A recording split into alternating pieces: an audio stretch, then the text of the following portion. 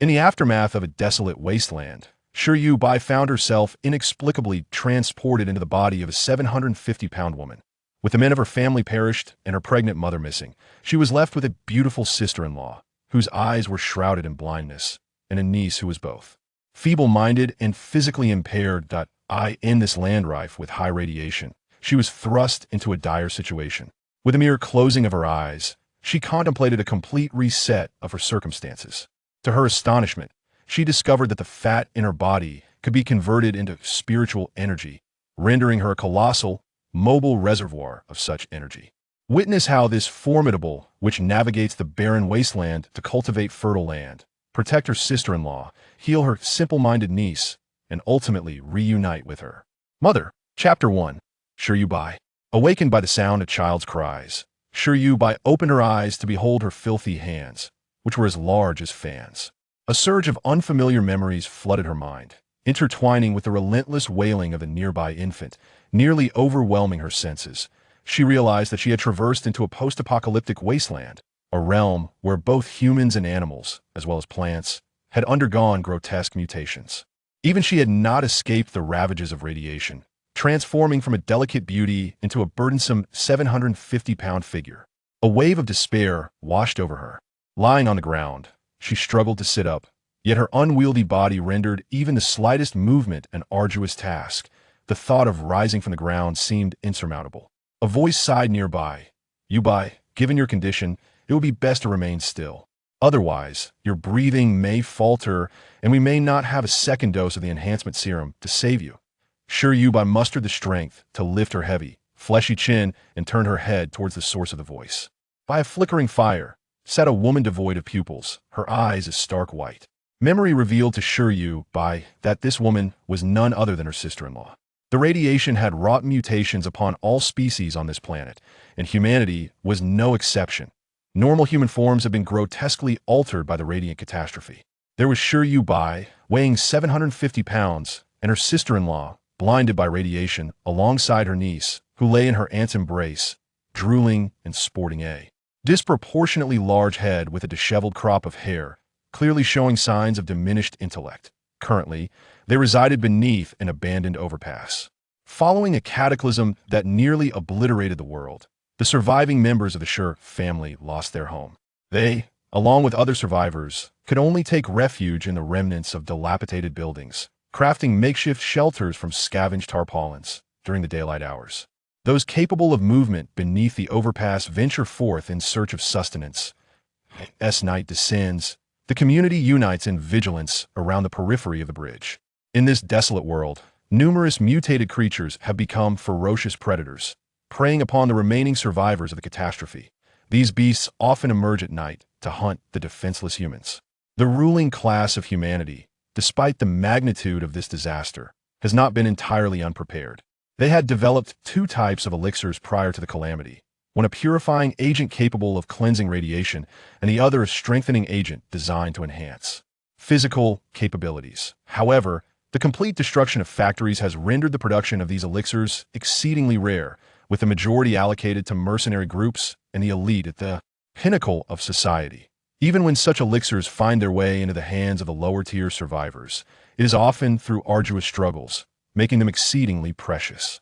In this instance, Yuebai, burdened by her corpulent form, found her internal organs under duress, leading to difficulty in breathing, ultimately resulting in her demise on the ground. The family produced the sole strengthening agent they possessed and injected it into Yuebai's body.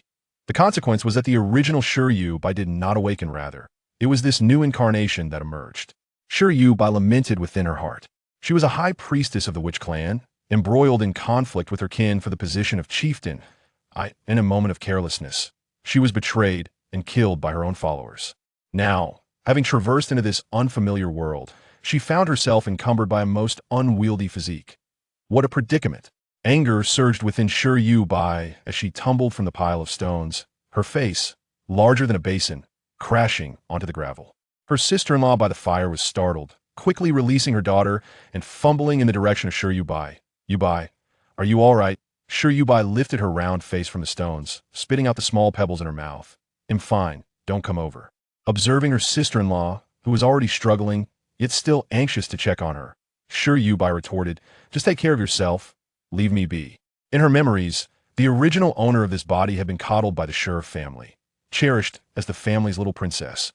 Thus, her character had developed numerous flaws, including, but not limited to, selfishness and arrogance. After the radiation exposure, her weight had uncontrollably soared. Even drinking water would lead to a few extra pounds of fat.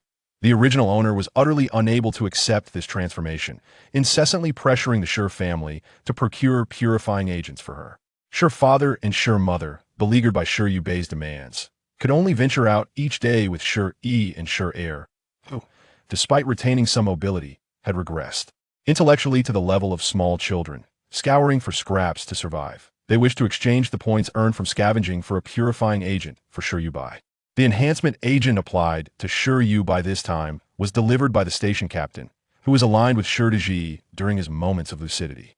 However, the world collapsed too swiftly, and the garrison had long since disbanded. Now, only mercenaries remained. The garrison was no more. Sure Yuebai laboriously lifted his hefty hand, brushing across his nose, which had been bloodied from a blow. Outside, surrounded by tarpaulin, several male voices echoed. That woman in this household isn't bad-looking. Though she can't see, it doesn't hinder our enjoyment. Most importantly, all the men in their family are on duty today, not a one is present. Sure Yuebai turned to glance at his second sister-in-law. Blind, and with only the whites of her eyes visible, his second sister-in-law displayed a face etched with terror. Cradled in her arms, her daughter babbled incoherently, words no one could comprehend. Shaking her head, she attempted to rise, yet her frail, emaciated legs lacked the strength to support her slender frame. Before Sure Yuebai could fully grasp the situation, several towering men, their bodies cloaked in thick hair, rudely tore aside the tattered tarp. Crouched in the corner, his second sister-in-law curled into herself, desperately shaking her head. Please, don't touch me. My husband will return soon. I'll go away. Leave me alone. Among the survivors gathered beneath the overpass, the Sure family stood out as the most intact. None of them had perished in the natural disaster. Yet, having survived the calamity, the Sure family was far from fortunate enough to evade the effects of radiation. All members of the Sure family were severely affected by the radiation. Cruelly, his second sister-in-law, though blind, retained her normal intellect. Unlike other girls who remained oblivious, she was acutely aware of the vile intentions harbored by these men. It was precisely this awareness, coupled with her normal cognitive abilities, that filled her with dread and revulsion. As screams erupted, Sure Yuebai's little niece joined the cacophony with her wailing cries. Lying on the ground, resembling a mound of flesh, Sure Yuebai furrowed his brow as he watched the men approach his terrified second sister-in-law with sinister grins.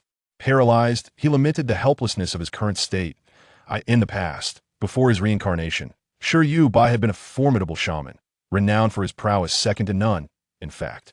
Now, however, he found himself ensconced in this grotesque form, a mound of flesh enveloping his frail bones, rendering him unable to stand. His second sister-in-law's voice, filled with fear, pleaded, "My husband will return soon. Sure E is a hero who fought against mutant beasts and zombies. You cannot treat me this way. No, you mustn't."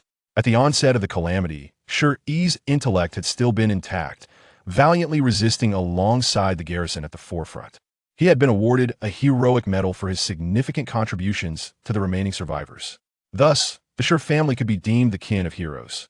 However now, the men who had torn aside the tarp could not help but laugh heartily.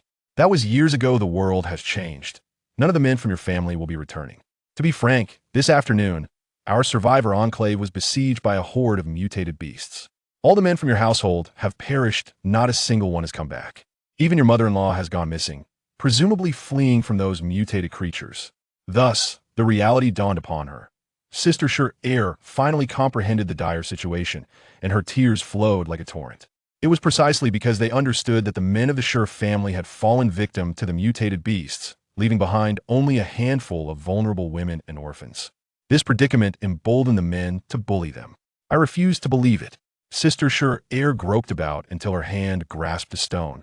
Brandishing it wildly, she declared, "My husband and elder brother are strong. How could they possibly have died so easily?" Sure Yuebai, lying on the ground, felt a mix of anger and helplessness. Rolling her eyes, she mused that perhaps it would have been better if she had perished in this alternate reality. Perhaps if she opened her eyes again, she might find herself in a more favorable position. Looking at her current hand of cards, she was a 750-pound behemoth, a woman who could swell by several pounds merely by drinking water. Accompanied by an unseeing beauty in Sister Air and a niece who was not only mentally impaired but also had 2 crippled legs. With all the men of the family dead and her mother missing, she was surrounded by a group of lascivious men who eyed Sister Air's beauty with greed. The likelihood of Yuebai turning the tide in her favor was non-existent. "Hey," she finally spoke up, struggling to turn her head, her facial flesh jiggling as she defiantly addressed the men before her. "Don't touch her." She was known for her cold-hearted selfishness, often oppressing the members of the witch clan. Yet she held one virtue. She despised men who resorted to force against women. Despite the bleakness of her situation, Yuebai provocatively beckoned the men, "Come find me. Come to me." The men approaching Sister Air paused, then erupted into laughter. One among them gasped for breath between guffaws. "What did you say? You, a great fat woman, are just inviting us? We find you repulsive. Have you lost your mind over men?" Beside Yuebai, her little niece picked up a handful of small stones and hurled them at the men, shouting, "Fight! Fight! Don't speak ill of my aunt." Frustrated and anxious, her head bobbed as her unfocused eyes suggested a lack of proper development. A man struck the little niece across the face, rendering the already delicate girl unconscious with a single blow. He raised his foot to kick her head, muttering, "Damn it, worthless creatures like this should die sooner. Their existence merely consumes the precious resources meant for survivors that in the wasteland. Survival resources were limited. Scavengers had to sift through the ruins daily, searching for usable materials to exchange for points, which could then be traded at the management office for scarce food. Supplies. Food is exceedingly scarce, and even if survivors possess points, it does not guarantee them sufficient sustenance. Consequently, to ensure their survival, many survivor groups discard the elderly, the weak, the ill, and the pregnant, viewing them as burdens. The Sure family, despite being intact, includes 3 incapacitated women and children, among them a heavily pregnant mother, who had long been marked for abandonment. This predicament is somewhat alleviated by the fact that He had previously served in the military and was a recipient of a hero's medal. The strength of Fu, E, and Air considerably surpasses that of the average individual. Thus, the survivor group has tolerated the Sure family up to this point. Yao Yao, suddenly realizing something, Air's sister-in-law shouted, brandishing a stone to prevent the approaching man from oppressing her. She tilted her head towards her daughter. Just as the man's large foot descended to crush little Yao Yao's head, a robust hand grasped his ankle. The formidable Yuebai, resembling a mountain of flesh, struggled to lift her heavy face, her eyes barely visible through the folds of fat. From those narrow slits, a chilling light emanated. "You dare to come after me? Do not bully these 2 frail ones. Not listening, are we? Having dominated the witch clan for a millennium, none had ever dared disregard her words." Anger coursed through Yuebai, causing her fingertips to tighten. She felt a heat rising from her back, as if a layer of sweat had formed. Initially, the man whose ankle she had seized felt no unusual sensation, merely thinking that this hefty woman possessed surprising strength. Gradually, a companion nearby shouted, "Your foot!" Ah, her fingers, they're digging in. It was difficult to fathom the scene before them. Yuebai's massive hand gripped the man's ankle, her fingers penetrating his flesh like they were compressing cotton. Soon, the man was struck by excruciating pain. He howled, collapsing to the ground. "Let go, you wretched woman, let go!" Struggling, he attempted to shake off Yuebai's grasp, but instead, he dislodged his own ankle. It was akin to removing a loose, disjointed component. Astonished, he stared at the severed foot she held, one he recognized all too well. Without a glance, Yuebai tossed the severed foot into the flames. Her fingertips were stained with blood, and without a moment's pause, she lunged towards the man, who sat on the ground, clawing at his leg. With a swift swipe, she tore his pant leg apart. A bloody imprint traced down his thigh, a mark that could not possibly be inflicted by an ordinary person. What kind of decent individual would attack in such a manner? "Ah, run, it's a zombie, a zombie!" The man's companions screamed as they tore away the tarp in panic. Air's sister-in-law, still in shock, frantically crawled on the ground until she reached Yao Yao, cradling her unconscious daughter in her arms. With her other hand, she reached toward Yuebai. Yuebai, what has happened? Is there a zombie approaching?" "Yuebai, speak up and respond to second sister." The zombies were approaching. And how could a blind woman manage to carry her daughter and the hefty Yuebai? Second sister was on the verge of panic. Yuebai seized the struggling man on the ground and swiftly incapacitated him with a few swift strikes, leaving him gasping for breath. She muttered, "There are no zombies, but this man is dying. Someone might come soon. Second sister, I can't move, you must drag the body away." Although second sister was blind, she was the most capable among the trio, which included her mentally challenged daughter and the plump Yuebai, who remained under the overpass. Typically, it was second sister who tended to the other two. Realizing the gravity of the situation, she felt her way and dragged the lifeless body from beneath the tarp. Under the cover of darkness, she pulled it away. Yuebai, being excessively overweight, was beyond second sister's ability to move. She remained sprawled on the ground, attempting repeatedly to roll her ample form over, but was unsuccessful. Frustration surged through Yuebai as adrenaline pumped into her veins. She clenched her fists, beads of sweat forming on her back. In this desolate world, a mere fraction of the population had mutated into superhumans, while the majority, like the Shurs, had been transformed into grotesque beings, their basic mobility severely impaired. During the brief moment of waiting for second sister's return, Yuebai meticulously reviewed her understanding of this world in her mind. Fortunately, even though this wasteland lacked spiritual energy, she retained a clear recollection of the sorcery of the witch clan. However, it proved to be of limited utility. To harness the sorcery, Yuebai needed to absorb the spiritual energy of the heavens and earth, transforming it into a substance known as soul force. Thus, from the outset, the absence of any spiritual energy in this wasteland rendered her as a fish stranded on land, left to languish in a slow demise. Why struggle at all? Yuebai ground her fists in frustration and struck the ground, creating a small crater. She paused, glancing once more at her fingers.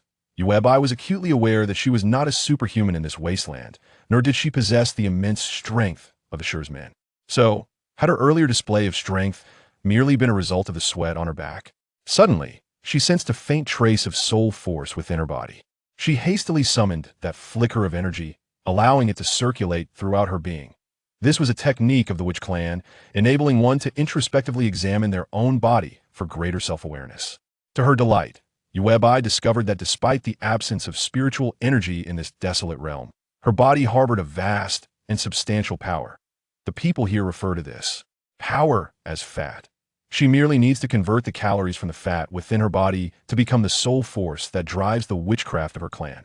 This process is exceedingly intricate, requiring multiple transformations of energy within her form. Nonetheless, a glimmer of hope surfaced for Shuri Yuebai. "Annie," a faint voice emerged. Shuri Yuebai turned her head to see Shuri Yaoyao, who had been knocked unconscious, regaining consciousness. Her head had been struck against a sharp stone, unnoticed by Shuri Seo. By the time Shuri Yuebai looked over, a pool of blood had already formed at the back of Shuri Yaoyao's head. Weakly, she lay amidst a pile of rubble. Raising her frail little hand toward Shuri Yuebai, on her dirty little face, an innocent and naive smile emerged. Yaoyao's Andy, the most beautiful in the world. Although the little girl possessed a low intellect, she still retained fragments of understanding from years past. Shuri Yuebai, the cherished jewel of the Shur family, the most beautiful little aunt. Her round face momentarily froze, unable to articulate the tumult of emotions swirling within her heart. Just as Shuri Yaoyao's little hand seemed on the verge of falling limp, Shuri Yuebai instinctively reached out with her plump fingers, grasping Shuri Yaoyao's small hand. "Yaoyao, you cannot sleep, awaken." As the little girl's eyelids began to droop, Shuri Yuebai hastily invoked the witchcraft of her clan.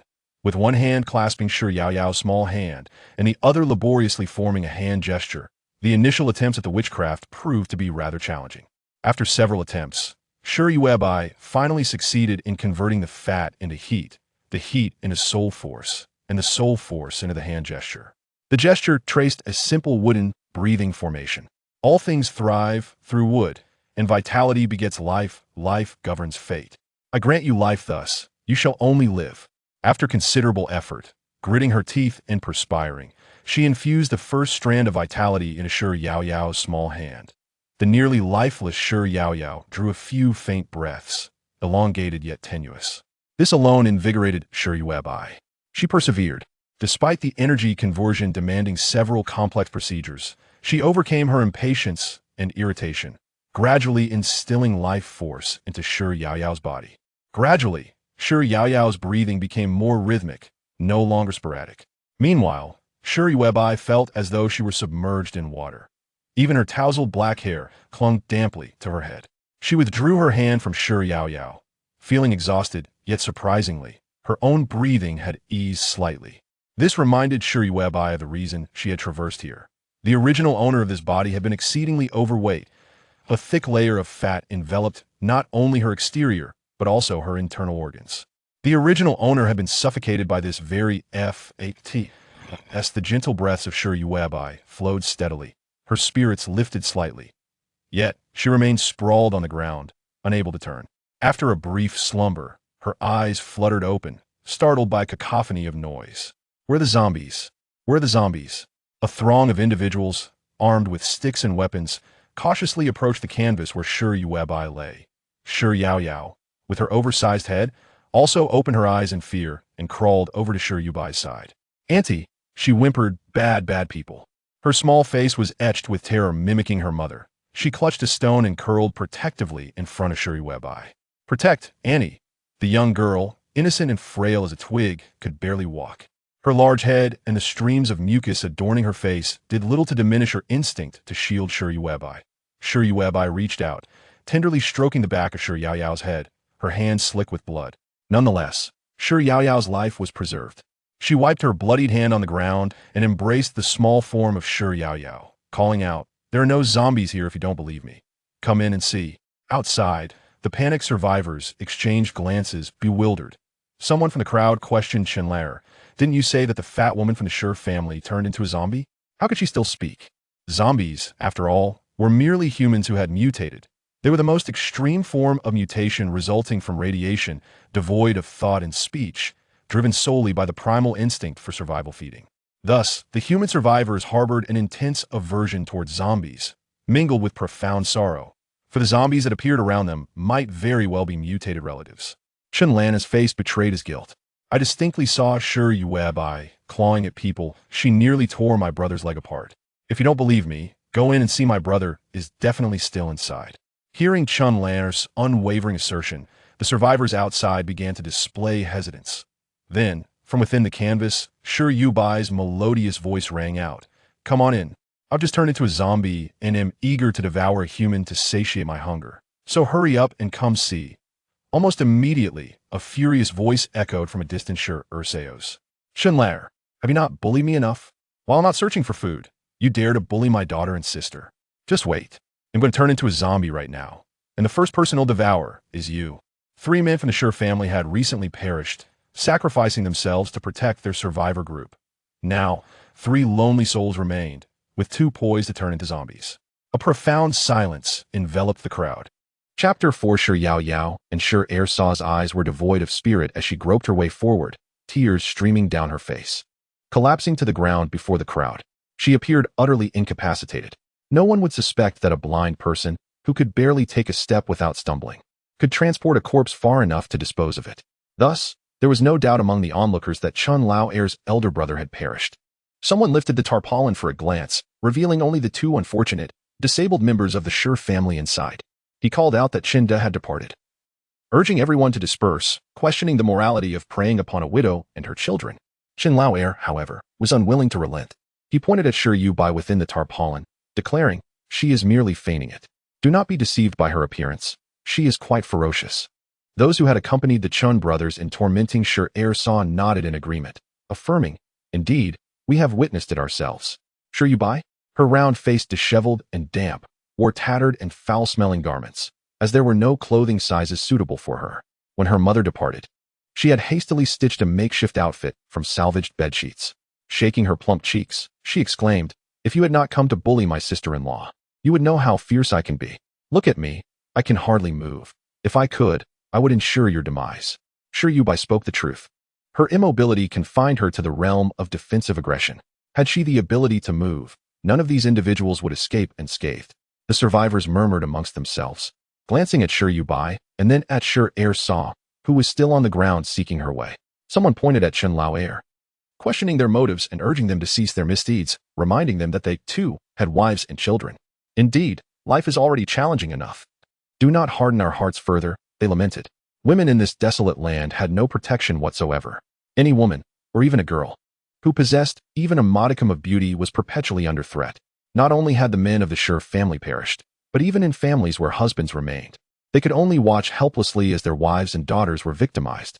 The underlying reason was painfully simple: weakness. Weak men could not safeguard their women and children, while weak women could not protect themselves. When the vulnerable suffer, there is nowhere to seek justice, neither among the survivors nor in the city. The dire circumstances of this wasteland had long since stirred discontent among many survivors. With the incident involving Sure today, it was only a matter of time before the Chun brothers would invade their shelters and target their wives and daughters. Thus, seizing upon this moment, the crowd collectively condemned Chun Lao and his companions. All they could do was voice their disapproval. Sure Yuebai observed coldly as Chun Lao found himself encircled by the crowd, fingers pointing in accusation, proclaiming that he should not bully women and asserting that such behavior had no place within their community of survivors. In a rather humorous tone, one might say that their words could genuinely invoke moral condemnation upon Chun Lao and his companions. Chun Lao remained silent, his eyes shadowed with melancholy, observing Sure saw as she groped the ground. Beyond the crowd, a blind man swiftly navigated his way into the Sure family's tarpaulin. Yao yao yao yao. On the path where Sure saw discarded the body, she was deeply concerned for her unconscious daughter. She had yet to examine the injuries on her daughter's body, fearing that her head might be hurt. Mother. The soft voice of Sure Yao Yao broke the silence as she sat on the ground, her hands pressing against the gravel. Crawling a short distance towards Sure saw, who then embraced her. Sure saw gently stroked the top of Sure Yao Yao's head, only to feel the dampness of blood. Startled, she brought her fingers to her nose to sniff, exclaiming, "Ah, blood. It's blood. Yao Yao, oh dear God. How are we, these few orphan mothers, to survive? This wasteland has not only transformed my once lively daughter into this state, but it has also taken away my husband and all the men of the Sure family. My vision has been ravaged by radiation, and now my daughter has been struck on the head by the Chun brothers. How can we endure? Ah, what is all this commotion?" Came the impatient voice of Sure Yuebai, icy and indifferent. "She is fine. Not a scratch on her head. Feel carefully." Always accustomed to a position of power, Sure Yuebai had little patience for weakness, which she now found herself embodying as a member of the most vulnerable. Her patience, constantly teetering on the brink of collapse, reflected her current state of despair. Sure had long grown accustomed to the haughty temperament of Sure Yuebai, who had always spoken with such bluntness. As she carefully examined Sure Yao Yao's head, she noted, it appears that aside from the blood, Yao Yao's head is unscathed, not even a bump. Drenched, Sure Yuebai remarked, "Chun Lao will not let this go easily. Help me up." Currently lying on the ground, her position was not conducive to vigilance. Beneath the abandoned bridge lay a chaotic assortment of stones, both large and small. These stones served as a makeshift shelter for the survivor group residing here. With each family isolated by tarpaulin, the Sure family's tarpaulin was situated far from others, nestled against a pile of gravel at the base of the bridge. This meant that as long as Sure Yuebai could sit up, leaning against the gravel behind her, she would only need to focus on what lay ahead. Wiping her tears, Sure saw urged Sure Yao Yao gently before crawling over to Sure Yuebai's side, exerting her strength to push her. Sure Yuebai also contributed effort, while Sure saw chanted a spell with her fingers. The calories within the fat coursed through the limbs and bones of Sure Yuebai, flowing into her fingertips. With a subtle transformation into a feeble strength, she successfully turned over with the assistance of Shire Saw. As her body shifted, Shire Saw lifted Sure Yuebai's legs, which resembled 4 hefty meat patties, with thick layers of fat on both her thighs and calves, each fold akin to a tabletop. The corporeal burden had become such that it was a wonder the original owner had endured to this day. After considerable effort, Shire Saw positioned Sure Yuebai's legs suitably. With renewed determination, Sure Yuebai braced herself against the ground, rising to a sitting position with Shire Saw's aid. Once settled against a pile of stones, a sheen of sweat coated her, leaving her hair damp and disheveled, accompanied by a pungent odor of sourness. Given her current plight, Sure Yuebai could not afford to harbor any expectations regarding her living conditions or environment. Taking a deep breath, she gazed at her abdomen, which had swollen into a large, round mass of fat. Goo goo, Shiyu approached with her grimy little body, undeterred by Sure Yuebai's overwhelming stench, and leaned against her ample belly. Just when Sure Yuebai had managed to catch a breath, she found herself nearly suffocating once more. "You little one, down," she gasped. Yet, Shiyu extended her small, thin, and dirt-streaked hand, clutching a sprouted potato. "Goo goo, eat, eat. This is what Daddy found while scavenging a few days ago." Shiyu, aware of her aunt's substantial appetite, sought to share her portion of sustenance with her. Chapter 5. I said it's enough to eat Yuebai bit her lip, silently observing Shiyu. In stark contrast to her imposing figure, Shiyu appeared frightfully petite, particularly her legs, which were as slender as those of a 2-year-old child. Despite being 8 years old this year, her innocent gaze, accompanied by 2 streams of mucus beneath her nose, displayed her determination as she lifted the potato high. In the wasteland, provided the soil was not heavily irradiated, even sprouted potatoes were consumed by survivors. Of course, there were times of dire hunger when even irradiated food was not entirely off-limits. However, consuming such food would accelerate physical mutations. For someone like Yuebai, a single bite of highly irradiated sustenance could add 100 pounds to her frame, posing a grave danger. Earlier, while tending to Shiyu's head injury, Yuebai had expended some of her fatty energy. Yet upon inspecting her body, she discovered that she originally weighed 750 pounds and had only burned off 2 pounds of fat. Now, she weighed 748 pounds. In the span of 2 hours, Yuebai had shed a mere 2 pounds, an inconsequential amount given her substantial physique. Yuebai pondered for a moment, then raised her plump hand to reach for Shiyu's head, gently caressing her short hair, which resembled a dog's chew toy. "You may eat, my dear, as I shall not," she uttered softly. She infused a trace of her spiritual energy into Shiyu's crown, probing the child's condition. After a brief interval, Yuebai withdrew her essence. Shiyu's legs had ceased to grow since the age of 2, when radiation began to permeate the wasteland. This stagnation extended to her brain as well. Thus, while her upper body grew with age, her legs and mind remained akin to those of a 2-year-old. She had not devolved into a simpleton due to radiation. Rather, her intellect was eternally fixed at that tender age. Shiyu remained obediently nestled against her aunt. At the same time, Shire saw, who was blind, relied on her hearing. A flicker of surprise stirred within her heart. In truth, Shiyu was easily soothed. Her affection for her aunt was profound. On days filled with shrieking and clamor, a single word from Yuebai would silence her. Yet, Yuebai had little inclination to tend to Shiyu. On the contrary, she often expressed disdain for the child's proximity, scolding her as a fool, warning that such closeness might render her simple-minded as well. With no choice, Shire Saw kept Shiyu close. However, the child's incessant screams heightened the difficulty of scavenging for resources. Beside the flickering fire, Shire Saw turned her head, wiping away her tears.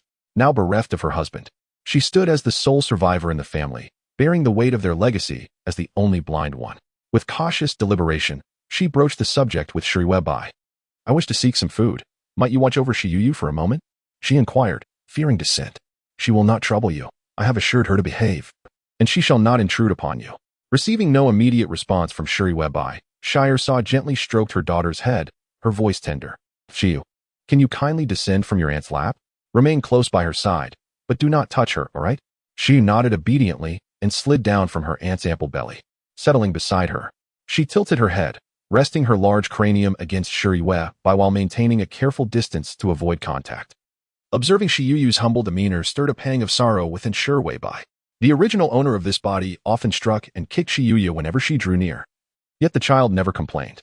After 100 blows, on the 101st occasion, she still joyfully sought closeness with her aunt. Shire Saw, upon not hearing Yuebai's customary wrath, felt a modicum of relief. The unbearable pain in her heart made her ponder. Perhaps all the men in the Shire family had perished, and Yuebai had finally matured and gained some understanding. She now comprehended the need to empathize with her sister-in-law. Just as Yuebai was about to turn and scavenge, Yuebai coldly commanded, "Stop. You blind fool. Do you not fear being skinned by Chenlanyo if you go out?" Yaoyao detected the displeasure in Yuebai's tone. Her small frame shrank slightly as she instinctively curled up to the side. Yuebai raised her hand, enveloping the little one in her embrace, gently stroking Yaoyao's head in a soothing manner. She then coldly addressed Yuebai, "You shall not scavenge today. The supplies are sufficient to last you several days." Yuebai hesitantly replied, "But it is not enough. The remaining stock would barely suffice for one meal for Yuebai." Since the arrival of the wasteland, Yuebai found herself both repulsed by and loathing her own grotesque form, while simultaneously indulging in gluttony. She could not control her appetite. Although she wrestled with the internal conflict of wanting to eat less, hunger would strike at the appointed time. Her self-discipline was insufficient to combat the physical mutations induced by radiation, nor the insatiable cravings for food. "I said it is enough," declared the great witch Yuebai, accustomed to issuing commands. Noticing the sorrow etched on Yueba's face, she softened her tone. She was now like a tiger fallen to the plains, though weakened. She needed to unite all available forces around her. Sister-in-law, times are different now. As a woman with impaired vision, your abilities are inherently limited. Rest assured, circumstances will turn in our favor. I will no longer seize your and Yao Yao's rations. Whenever her emotions stabilized, she would say such things. Sure Urseo was clearly unconvinced. Lowering her head to wipe away the tears in her eyes, yet she said nothing, planning to sneak out to scavenge once sure Yuebai had fallen asleep. After all, how could the three of them survive? They had to devise every possible means to endure. She even contemplated if she could find her husband's remains. Though this was but a lavish fantasy, people needed something to cling to in order to survive in this desolate wasteland. Sure Urseo obediently sat in place. Observing her anxious expression, Sure Yuebai understood the woman harbored ulterior motives. It was not that she wished to prevent Sure Urseo from scavenging, but rather that Sure Yuebai was acutely aware of the wickedness of human nature. With all the men of the Sure family gone, Sure Urseo was now merely a walking outlet for the frustrations of men. Should she stray from the survivor group and venture far to scavenge, she would either be dragged into some tent or meet a grim fate at the jaws of mutated beasts or desperate humans. Sister-in-law, come here, Sure Yuebai sighed. Waiting for Sure Urseo to comply, she placed a hand on Sure Urseo's shoulder, a surge of immense power coursing into her. Sure Urseo felt a warm current swiftly flow through her entire body. With a heavy head, before long, second sister Sure closed her eyes and fell asleep beside Sure Yuebai. As Sure Yuebai glanced up, he noticed the dazed expression on Sure Yao Yao's face. Yao Yao, you should rest as well. Let us gather our strength and venture out to scavenge together. Chapter 6. Truly boring, just like that.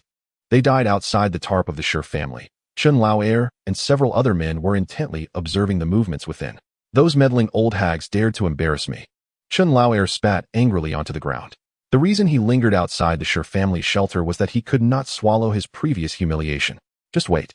The fat pig from the Sure family consumes enough to feed a mountain every day.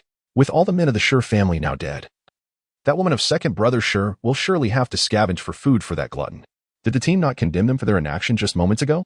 So, when she ventures out to scavenge, why not strip her of her trousers? After all, in this wasteland, women disappear daily.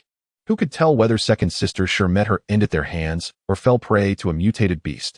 Chun Lao Er and his brothers gritted their teeth in anticipation, waiting until dawn, yet second sister Sure did not emerge to scavenge. The members of the team had begun to rise one by one. At night, they dared not venture out for fear of attacks from mutated beasts. Daylight offered slightly more safety, though it was hardly substantial. During the day, the survivors' vision was somewhat better than at night, allowing them to flee more swiftly upon sensing the presence of mutated creatures. One of the men beside Chun Lao Er yawned and pointed towards the dim light, remarking, "The Sure family's tarp hasn't moved at all. Could those burdens have already perished?" Upon hearing this, Chun Lao Er and the others considered the possibility. After all, with all the men from the Sure family dead, it was unlikely that a few helpless women could survive in this wasteland. Women in such dire straits often resorted to desperate measures. They understood that their futures could either involve being exploited or meeting a grim fate, be it through starvation, violence, or becoming prey for mutated beasts. Thus, they might prefer a swift death over prolonged suffering. Chun Lao Er could not help but chuckle at the thought. How dull, to die just like that. That second sister Sure was rather beautiful. It is said that before the wasteland, she was a well-known and stunning actress. The Sure family was also fairly well off, akin to the wealthy families one might see on television. It is uncertain how many in this team secretly admired second sister Sure. Initially, they had refrained from expressing their interest due to the formidable presence of the Sure men. Chin Lao spat on the ground, feeling utterly disheartened. After enduring a long night, the women of the Sure family had taken their own lives. The corpses were undoubtedly still warm. A few men were concocting schemes. Chen Lauer kicked one of them, saying, "Then you go." Some men wore a loathsome grin on their faces. The man who was kicked, however, clutched his belt and made his way toward the Sure family's tent. Gradually, the members of the team rose, having already formed groups to scavenge. Life in the wasteland was harsh. The supplies surrounding their survivor group had long been depleted. Thus, someone proposed venturing further afield to scavenge. With the deaths of the Sure family's men, the group's combat effectiveness and defensive capacity had significantly diminished. Consequently, this time, nearly all the men in the team set out to scavenge. The remaining women and children in the tent watched as a solitary man approached the Sure family's tent. Yet they remained silent. As someone drew near, Sure Yuebai had already awakened. She had spent the entire night adjusting her internal energy and, intermittently, expending some fat energy, which she transferred to Sure Yao Bao and Sure Urseo using a simple talisman. Although this energy could not satiate their hunger, It could sustain their physical energy requirements for a day's activities. Oh, it seems there is still one who has not perished. The man, entering the tent while unbuckling his belt, looked at the corpulent Yuebai with revulsion. He disregarded her, his gaze falling upon Urseo, who was resting her eyes against Yuebai. Still warm, I presume. The man reached out with his repulsive hand to seize Urseo. Yuebai, her expression devoid of emotion, extended her plump hand, and in an inexplicable manner, yanked the man's hand from his arm. Had yesterday's lesson not sufficed? She let go of the warm hand she held and slapped the man across the face with the severed hand. Still warm, do you want it? The man suddenly came to his senses, feeling a sharp pain in his arm.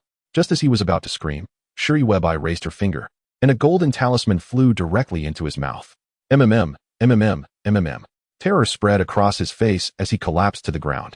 One intact hand pressed against the stump of his arm. Blood gushed forth, and his complexion grew increasingly pale. At that moment, Urseo was also roused by the commotion. And upon realizing someone had entered the tent, she shrieked, "Who are you? Who are you?" Hearing her anguish cries, Chen Lauer and a few others from the family tent exchanged glances. Urseo is not dead yet. Soon, ambiguous smiles reappeared on their faces. It seems that the second sister-in-law within the tarp is resisting vehemently. Yuebai reached out to tug at her, lowering her voice as she said, "He must not escape. There are his accomplices outside." When she had peered earlier, she had realized that despite delivering a substantial amount of fatty energy to the second sister-in-law and the youngest brother, she had only lost 4 pounds. Thus, she still weighed 744 pounds. This weight rendered Yuebai immobile, let alone capable of standing up to pursue the man. The second sister-in-law, still grappling with the situation, instinctively acted upon Yuebai's instructions. Swiftly, she rose to her feet and grabbed a nearby stick. Listening intently for the sounds of the man attempting to flee, she swung the stick downward. From her position nestled in a hollow of stones, Yuebai couldn't help but direct the second sister-in-law. "Your aim is too poor. Lower it a bit more." The second sister-in-law adjusted her aim and swung again, this time exerting all her strength. For reasons unknown, her previously feeble hands suddenly felt invigorated. As she wielded the stick, she marveled internally.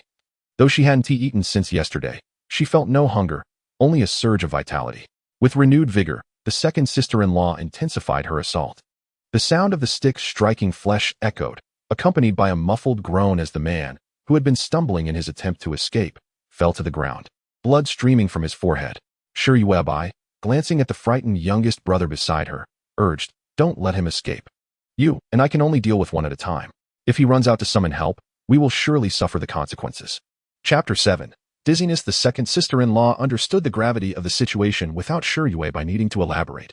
However, hearing such words from Yuebai filled her with a sense of joy, affirming that even though all the men of the family had perished, Yuebai had matured and begun to think strategically. Accordingly, she continued to strike the man's head with the stick, not stopping until she sensed no further breath from him. "What now, Yuebai?" The second sister-in-law's hearing was particularly acute.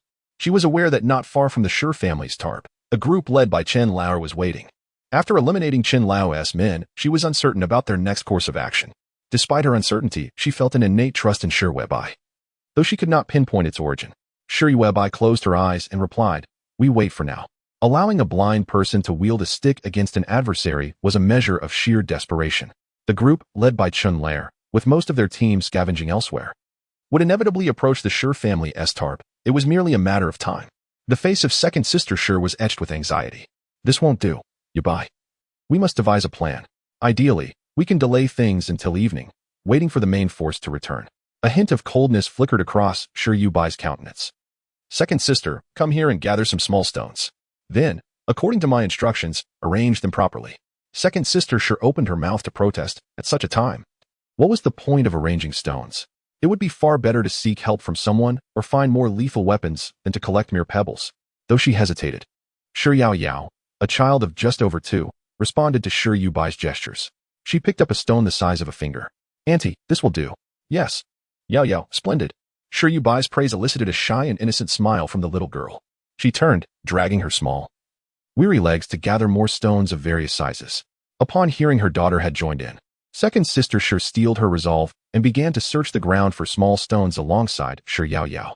Following Yuebai's guidance, she placed the finger-sized stones in different positions, although she remained uncertain of their purpose. Once a small disorientation array was set up, Yuebai began to draw upon her own fat reserves to infuse energy into the array. Second sister was drenched in sweat. Yuebai, let me find something for you to eat. Are you hungry? Yuebai's robust fingers were deftly weaving a spell, feeling the thickness of her reserves slowly transforming. Second sister's face was a mask of worry. I don't feel particularly hungry. I'm concerned for you, and Yao. Calculating the time. They had gone over 24 hours without food. In the past, Yuebai would have been restless, and Yao would have been inclined to cry out. It was precisely because of these two, who could create a ruckus at any time, that the team had chosen to keep them away from the main force. Residing beneath this pile of rubble, Yuebai shrugged, indicating her current state was manageable. Remembering that second sister could not see, she reassured her. I don't feel hungry, and Yao has tea cried. Please, don't go outside. Just as second sister was about to respond, she perked up her ears. Lowering her voice, she said, Chun Lao Air and the others are coming. Her complexion turned pale as she heard the footsteps of 3 men outside the tarp. Their voices laced with crude banter. They seemed to be discussing who would be the first to enter once they breached the tarp. Tears welled in second sister's hollow eyes as she choked out, I can't bear the thought of you and Yao. Otherwise, I would have ended it all by now. I can only hope that Chun Lao Air and his crew will spare her life, allowing her to survive in this desolate world, scraping by. Like most women stranded in this desolate wasteland, she was willing to barter her own body for a meager portion of sustenance for Yao and Yuebai. Yuebai furrowed her brow, casting a gaze filled with complexity upon Ersa. Throughout her lengthy existence, no one had ever shown such willingness to go to such lengths for her. Especially considering that Ersa shared no blood ties with her. If Ersa were to make such sacrifices for her daughter, Yao, it would be understandable. However, the extent of Ersa's selflessness towards her was perplexing. Yuebai, unable to restrain her harsh tone, exclaimed, You are perfectly capable. Just living for yourself is enough. I have treated you poorly in the past. There is no need for you to go to such lengths for me. Tears cascaded down Ersa's cheeks, her vacant eyes staring blankly in Yuebai's direction, devoid of focus. Yet, it was clear that her husband cherished Yuebai above all else. The entire family held Yuebai in the highest regard, lavishing her with affection akin to that of the moon in the night sky. Ersa genuinely adored Now that both and the other had perished, Ersa feared how she would explain Yuebai's potential demise to her husband in the afterlife. Moreover, should she manage to survive the clutches of Chun Lao Air and his men, her future would likely mirror the bleakness of this wasteland. Regardless of her feelings for Yuebai, Ersa's fate remained unchanged. Yuebai lowered her gaze, muttering under her breath, This is truly foolish. She had never encountered such a senseless woman before, a pang of inexplicable sorrow welling within her, leaving her at a loss for words. Are you finished? Chun Lao Air's impatient voice broke the tension, followed by the feeble, filthy tarp being lifted. Chun Lao Air, accompanied by 2 men, stepped into the dizzying realm before them. Sensing the imminent danger, Yao let out a piercing scream. Chun Lao Air shook his head, feeling an overwhelming dizziness upon entering the tarp, a sensation mirrored by the 2 men behind him. One of them, with a frail constitution, could barely maintain his footing. I feel quite unwell, he remarked, likely due to the tarp being too close to the pile of rubble. The confined, stagnant air was suffocating. One man even turned away, clutching his stomach and retching, a foul odor permeating the air. Yuebai frowned and urged, Sister-in-law, grab a stick. Strike fiercely. Ersa, initially engulfed in fear, swiftly regained her composure. Gripping the stick tightly, she swung it desperately at Chun Lao Air and the other 3 men, who were oblivious to the attack due to their disorientation. Though a single woman could hardly hope to contend with 3 men, their dizziness left them vulnerable and unguarded. Before long, Chun Lao was struck on the head by Ersa and fell unconscious. Gazing at the 4 men sprawled on the ground, Yuebai instructed Ersa, Search them for any food and dispose of their bodies. Chapter 8. Yuebai's weight had finally decreased to 740 g. In this desolate world, no one was spared. If one could crush an adversary without hesitation, it was imperative to eliminate any potential threats. Otherwise, allowing others to survive would ultimately lead to one's own demise. Ersa wasted no time, diligently scavenging the food and point cards from Chen Lauer and the others. She then carried the lifeless bodies of the men out from the family's tent. Fortunately, it was still daylight, and most of the team was out foraging. Only a few orphans and widows remained at a considerable distance from the family's tent. They were all aware that Ersa and the few lonely souls from the family were about to face dire consequences, yet no one dared to intervene. Even if they heard commotion from the family, none would venture out to investigate. Sure Urseo discarded the bodies of Qin Lauer and the others far away and hurried back to the Sure family tent, her hands searching as she asked, Yuebai, do you think the Chun family will discover that their two brothers have perished at our hands? If the Sure family had remained relatively intact after the apocalypse, the Chun family was the healthiest in the team. In this wasteland, few families were without their share of disabilities or mental challenges. Only the Qin family boasted members who were robust and capable. Apart from the two brothers, the Qin family included several uncles and siblings, all of whom were strong, sane, and agile, truly a formidable family within the team. Sure Yuebai was examining the point cards retrieved from Qin Lauer and the men when she interjected, Urseo. What nonsense are you speaking? How could we, a few lonely souls in this wasteland, possibly kill those strong men? They intended to bully you. But we are very close to the team's perimeter, where mutated beasts might attack us. Therefore, Qin Lauer took those men to confront the beasts. Sure Urseo paused for a moment, then nodded vigorously, affirming, indeed, that is the truth. Sure Yuebai sat in a crevice of rubble, scrutinizing the point cards once more. A fragment of knowledge belonging to the original owner resurfaced in her mind. In this wasteland, every individual could exchange scavenged goods in the city for points. Points were akin to currency from the world before the apocalypse, available in both named and unnamed forms. Named points could be traced within the city's trading system. The process is conducted legally. Should the owner of these points pass away, their points may be inherited by direct relatives. However, named points can only be stored within personal wristwatches, reminiscent of the electronic currency from the world before the wasteland. On the other hand, anonymous points circulate in various transactions, both legitimate and illicit, in the form of point cards. The point cards discovered on the men, including Qin Air, belong to the category of anonymous points, predominantly valued at 1 point, with a few cards valued at 5 and 10 points, though these are scarce. These men are indeed impoverished. Sure Yuebai, with a face full of disdain and devoid of any moral qualms, handed over a stack of points obtained through murder and theft to Sure Air Saw. As a member of the Witch clan, Sure Yuebai has adapted well to this wasteland, aside from her discomfort with the filth, foul odor, and excessive fat surrounding her. In fact, she has acclimatized better than many natives who have lived in the wasteland for years. It is merely a matter of survival of the fittest, killing and plundering, oppressing the weak. Air Saw, please keep these points safe. Later, find an opportunity to purchase some edible, normal food. There is still a heap of sprouted small potatoes stored beneath the tarpaulin, but they are all heavily irradiated without a doubt. A persistent sorrow etched itself upon Sure Air Saw's face. Although she had abandoned the bodies of Chun Air and the others, these point cards were essentially worthless. Despite their seemingly large quantity, the collective value of 1 or 2 points is negligible. In this wasteland, where prices soar, such points could only be exchanged for a few portions of moderately irradiated food. Furthermore, with so many men from the Qin family missing, the sudden appearance of the Sure family in the big city, attempting to trade point cards for a few portions of moderately irradiated food, would inevitably raise suspicions. Yet possessing points is better than being without. It is crucial to note that the Sure family, burdened by Sure Yuebai, an insatiable glutton, is unable to afford even a wristwatch, let alone a few point cards. A significant portion of the points earned by the Sure family has already been spent on food for Sure Yuebai. During such difficult times, the men of the Sure family have all perished. Sure Air Saw pulled out a filthy handkerchief, tears streaming down her face as she wrapped the stack of points within it. Let us rest for a moment before continuing to arrange the stones. However, at this juncture, Sure Yuebai displayed an extraordinary fighting spirit. The dizzying formation she had instructed Sure Yao Yao and Sure Air Saw to set up was merely a modest one. As the saying goes, how can one allow others to slumber beside them on their own bed? To ensure a peaceful sleep, Sure Yuebai must guard against potential ambushes while she rests. Currently, she lacks the capability to draw more intricate and complex talismans. One can only expand the area of this disorienting zone. In due course, I shall gradually introduce more lethal elements into this bewildering space. Sister Air's lips quivered, constantly enveloped by a sense of urgency regarding food, leaving her in a state of anxiety. She contemplated her remaining strength and resolved to scavenge promptly, seeking sustenance. Should her hunger intensify, she risked succumbing to hypoglycemia, rendering her immobile. As a blind individual, the prospect of foraging for food was exceedingly bleak. However, Sure Yuebai, having received an injection of a strengthening agent, exhibited an even more assertive demeanor than before. She possessed an innate power that compelled others to obey and trust her. Sister Air dared not voice her thoughts and instead obediently squatted beside Sure Yuebai, forcing herself to rest.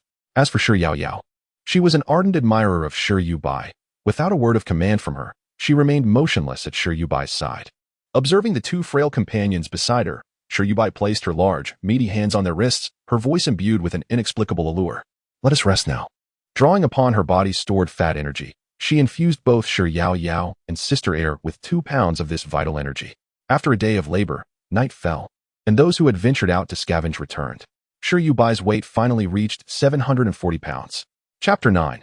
Discovery of a flatbed cart after the return of the team.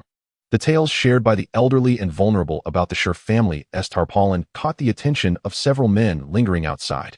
Just the day before, they had vocally condemned Chun Lao Air and his associates, accusing them of wrongdoing. Yet today, it seemed no one recalled their previous assertions. Yuebai sat behind the tarpaulin, her eyes, squinted and squeezed by layers of fat, coldly fixated on the grimy, placid tarpaulin. Beside her, Yao and Sister Air had already succumbed to sleep, their bodies replenished with abundant energy, a pure essence solely required for their bodily functions. This infusion brought immense comfort, akin to being submerged in amniotic fluid. After enduring prolonged radiation exposure in the Wasteland, the two women felt as if they were two sleepy piglets, one large and one small, indulging in restful slumber. Yuebai shifted her body slightly. However, for someone of her considerable weight, shedding 10 pounds over the course of a few days bore little significance. Her thick palm pressed against the gravel-strewn ground. She struggled to make even the slightest movement. The dense layers of fat cushioned her against the sharp stones, rendering her impervious to pain. She reached for the stick held by Sister Air, deftly manipulating the stones scattered across the ground in the darkness. Quietly, she pressed the pebbles on the ground into the earth, ensuring they would not be easily displaced. Once the stones surrounding her were secured, Yuebai leaned on her stick. Attempting to rise, she was unsuccessful, yet her spirits remained unbroken. Heaven knows the effort she exerted in her attempts to stand. Even though her body did not lift a fraction of an inch, she persevered tirelessly throughout the night, yearning to regain her mobility. Otherwise, this unfortunate beginning would continue to torment her. The men outside the tarp were oblivious to any sounds emanating from within the Shurjia shelter. There was not a whisper of intrigue to be heard. Finding it dull, they were reluctant to be the first to break the unspoken rule of their group, and thus departed, begrudgingly. With the break of dawn, Shiyu awoke refreshed, only to discover that her aunt had inexplicably moved to the top of the rocky depression. Shire saw, brimming with energy, began to search for Yuebai, calling out, "Yuebai, where have you gone?" Below her, Shiyu was already in motion. Following the path her aunt had created the previous night, she crawled with her tiny hands. This trail, forged by her aunt, bore faint traces of blood, evidence of the pebbles that had scraped Yuebai's skin and fat, leaving behind a crimson mark. Shiyu ascended to the rocky mound, calling Aunt. Today, her speech was slightly clearer than the day before, though the difference was minimal. Yuebai smiled fondly at the sight of the little girl, whose hands bore delicate scratches from her efforts to climb the pile of stones. Wonderful, Yuebai exclaimed, her heart swelling with encouragement as she gently patted Shiyu's head. You see, even if we cannot move freely, with a little effort, we can still behold different vistas. She pointed to the backside of the rocky depression, where an old flatbed cart, once used for transporting goods, lay abandoned. Though it was in a state of disrepair, it could still be salvaged for use. Currently, aside from this dilapidated cart, Yuebai could find nothing else to aid her and Shiyu in their quest for movement. Shire saw, feeling her way up the stone pile, heard the voices of Shiyu and Yuebai and followed their guidance. She carefully navigated the rocky terrain to retrieve the cart. All 4 wheels were broken. Shire saw, her eyes vacant, examined the cart and mused, we need someone to repair this. I know just the person. In the adjacent tarp, there resided a peculiar, eccentric individual. While others sought food and drink while scavenging, he was different. Only this peculiar individual frequently scavenges for bits of wire, coils, and an assortment of unusable, broken computers and motherboards. His emaciated form is gaunt, a mere shadow of a man, often stripped of dignity as he scours various makeshift shelters for scraps of food. The Sher family has offered him sustenance multiple times, yet with Yuebai being an insatiable abyss, the family struggles to feed themselves, let alone provide for this eccentric. Yuebai declared, if we give him the points card, he will undoubtedly assist us in repairing this flatbed cart. A look of compassion crossed the face of second sister-in-law Sher. The points cards obtained from Chun Lao were hard-won, and she had barely warmed them in her possession. However, with resolute conviction, Yuebai asserted, we must take a risk. If we do not invest in him, we cannot expect to reap the rewards. Second sister-in-law, hand over those points cards. If he can repair it, such a person will surely be of use to us in the future. We must nurture him. Left with no choice, second sister-in-law Sher gathered the broken flatbed cart, and the bundle of points cards wrapped in a soiled handkerchief and sought out the peculiar man in the neighboring shelter. His tarp was expansive, bulging with an array of components, including miscellaneous parts whose purposes were unknown, rubber bands, tattered books, and blueprints, all spilling out beyond the confines of his shelter due to the sheer volume of his refuse. His excessive collection had become unbearable for the team, and thus, like the Sure family, he was relegated to this remote area. Upon finding him and stating her intent, the peculiar man rasped, "I do not want points cards. They will bring me trouble." He was well aware of the origins of the Sure family's points cards, for he resided in close proximity to their shelter. Yet he remained silent. When the men in the team inquired about the happenings within the Sure family, he uttered not a word, omitting the sight of second sister-in-law Sure, a blind woman, disposing of the bodies of Chin's eldest and second sons elsewhere. Anxiously, second sister-in-law Sure pressed, "What do you want then?" The emaciated man chuckled hoarsely. "I want food, your family's food. I need to eat." Having gone days without sustenance, his singular desire was for nourishment. Furrowing her brow in concern, second sister-in-law Sure felt compelled to return and consult with Sure Yuebai. The small pile of potatoes in the corner of the Sure household had remained untouched for 2 or 3 days. In the past, this would have been unimaginable. Given Sure Yuebai's appetite, that mound of potatoes would barely suffice for a single meal. Nevertheless, Sure Yuebai promptly decided to give him one, stating, "We hardly have enough food for ourselves, but if he can reliably assist us in repairs, we shall ensure he is not deprived of sustenance." Chapter 10. Counteracting with a radiation detector, Sure Yuebai held a sprouting potato in her hand. Just as she was about to deliver it, she hesitated and withdrew her hand. Sure Urseo assumed that she was reluctant to part with it, considering Sure Yuebai's previous tendency to be protective of her food. Anyone who dared to snatch food from her would incur her wrath, leading to her incessant and furious tirades. The Sure family, particularly indulgent of her, would rather endure hunger than allow anyone to compete with Sure Yuebai for food. Despite the hardships they faced, they gritted their teeth, striving to bring her some semblance of happiness. Thus, no one in the Sure household would dare to contest her for sustenance. Sure Urseo was not at all surprised that Sure Yuebai would guard her potato. However, Sure Yuebai's decision to reclaim the potato was not born from a mere attachment to the food itself. She felt that it would be rather ungracious to accept a well-repaired handcart from someone and, in return, offer them a potato laden with high radiation. Although Sure Yuebai had often engaged in unscrupulous behavior during her time with the witch tribe, she held firm principles regarding such exchanges. She would never take advantage of anyone who bestowed upon her something of significant value. With the potato in her hand, she placed her other, plump palm over it and closed her eyes, channeling a modicum of fat energy for continuous transformation. A small purification spell materialized in her palm, and the soul power generated from the transformation of fat energy cleansed the high radiation from the sprouting potato. After a few minutes, Sure Yuebai handed the now purified potato to Sure Urseo. "Take it to him," she instructed. Sure Urseo, perplexed, could not fathom why Sure Yuebai had changed her mind yet again. She struggled to articulate her confusion, but complied nonetheless, taking the potato to the peculiar individual in the neighboring tent. Initially, the strange man said nothing and reached for the potato, ready to devour it. However, a coarse bracelet he wore suddenly emitted a warning sound. "Detection, 0 radiation pollution potato." A look of astonishment crossed Sure Urseo's face, and a wave of regret washed over her, leaving her at a loss for words. The Sure family lived in poverty and could hardly afford to be choosy. Upon finding food, they would accept it regardless of whether it was low or medium radiation, as long as it was edible. Moreover, the Sure family lacked the means to purchase devices that could measure the radiation levels of food. Such instruments were rarely worn outside the city. Little did they know that right next door, this eccentric figure whom no one in the team wished to engage possessed such a device capable of detecting food radiation levels. If the others in the team were to discover this, they would likely have made an attempt to seize it. The emaciated, bearded man paused in his actions, taken aback.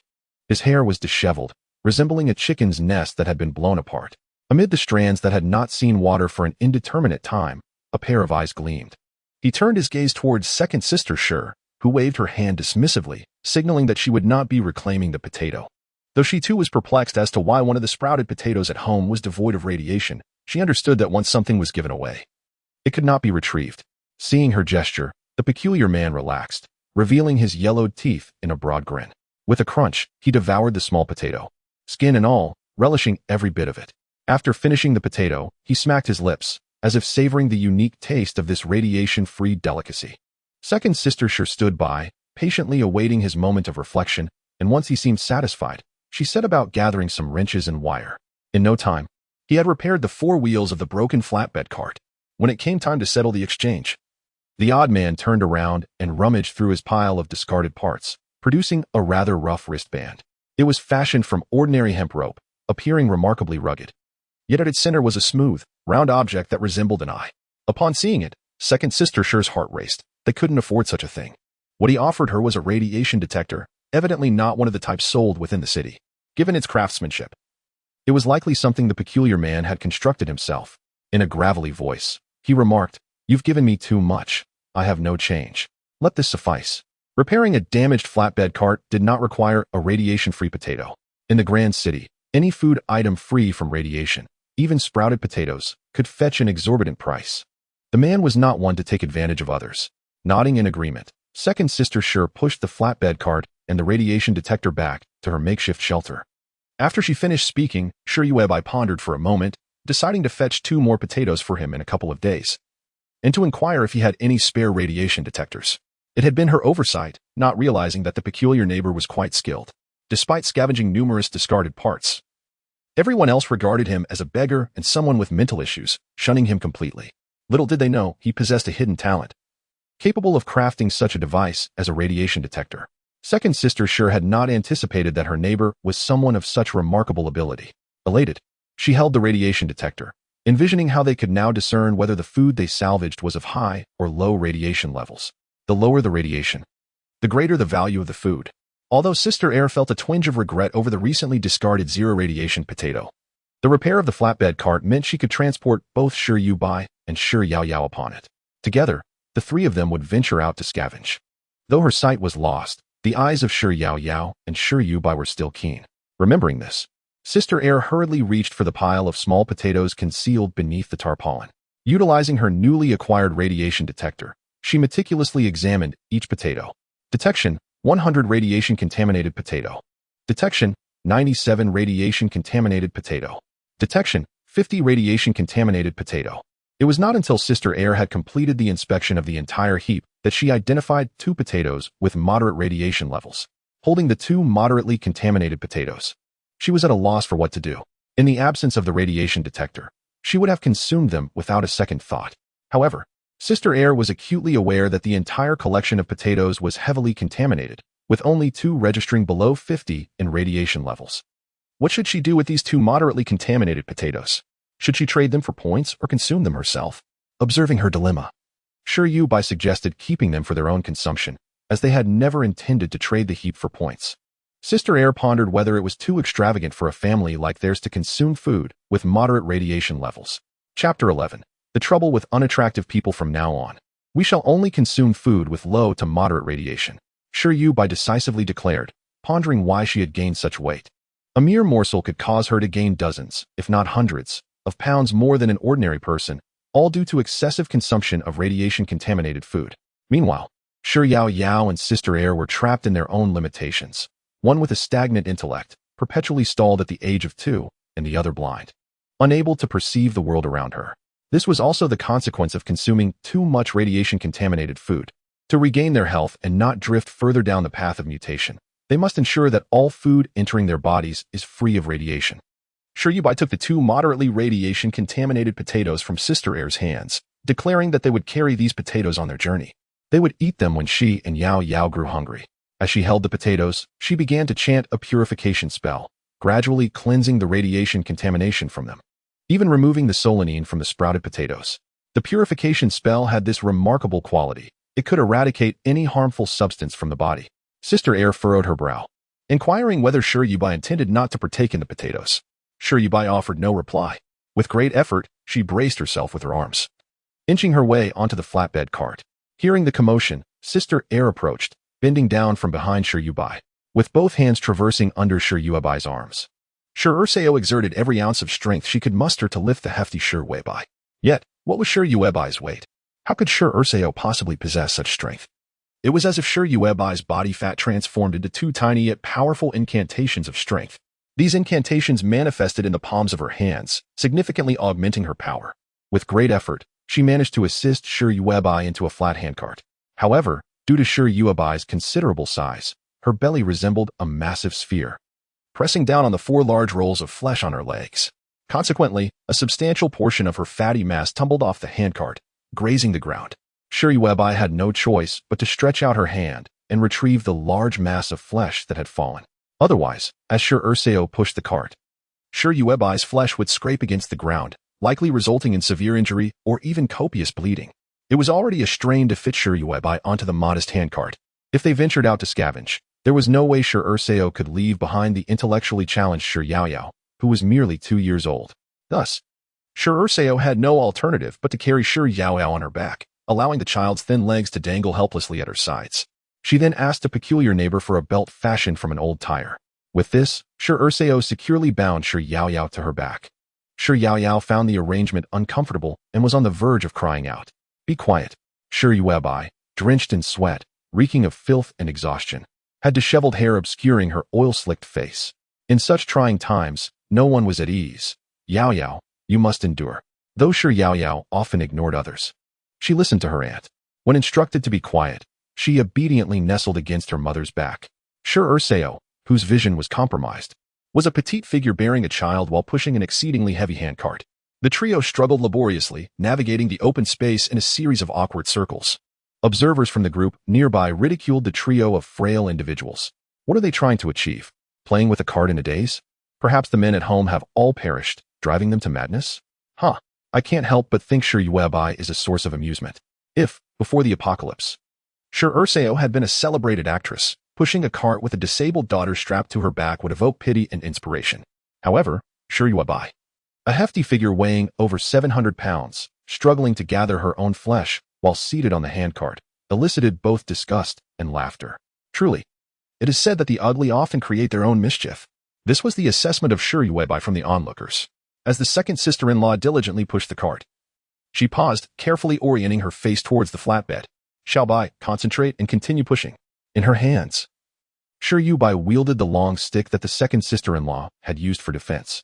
As the second sister-in-law propelled her forward, Yuebai skillfully cleared away the larger stones from their path, preventing herself from toppling over and alleviating the burden on her sister-in-law. Determined, the second sister-in-law bit her lip. Yuebai had always been sensitive to ridicule. Before the apocalypse, she had been a beautiful princess, cherished and pampered by her family. Now, reduced to this state, she could scarcely endure the thought of others mocking her. Thus, when confronted with comments about her figure, Yuebai would fly into a rage. "Dear sister-in-law, words and mockery from others inflict no physical harm upon us." She clumsily swung the stick, clearing the way ahead. "Today we shall practice how the three of us can scavenge together and become familiar with this cart. Tomorrow morning, we shall set out directly." At that moment, Yaoyao had already grown accustomed to the sensation of being tightly bound to her mother's back. She stretched out her small hand to wipe the sweat from her mother's forehead. Suddenly, in a soft voice, she encouraged, "Mom, keep going. Aunt, you can do it." The second sister-in-law felt a lump in her throat, astonished to hear such words from her intellectually 2-year-old daughter. An overwhelming surge of motivation coursed through her. With a determined exclamation, she poured her strength into pushing the flatbed cart. In front of the Shur family's tent, there was a vacant space. With Yaoyao on her back, the second sister-in-law pushed Yuebai in circles, continuing until the daylight faded into darkness. Throughout the evening, a peculiar figure, who had been silently observing the trio of frail beings from a nearby garbage heap, watched them intently. It was not until the clock struck 1 that the second sister-in-law began to feel fatigue. She was drenched in sweat. Yet her speed in maneuvering the cart had markedly improved since she first started.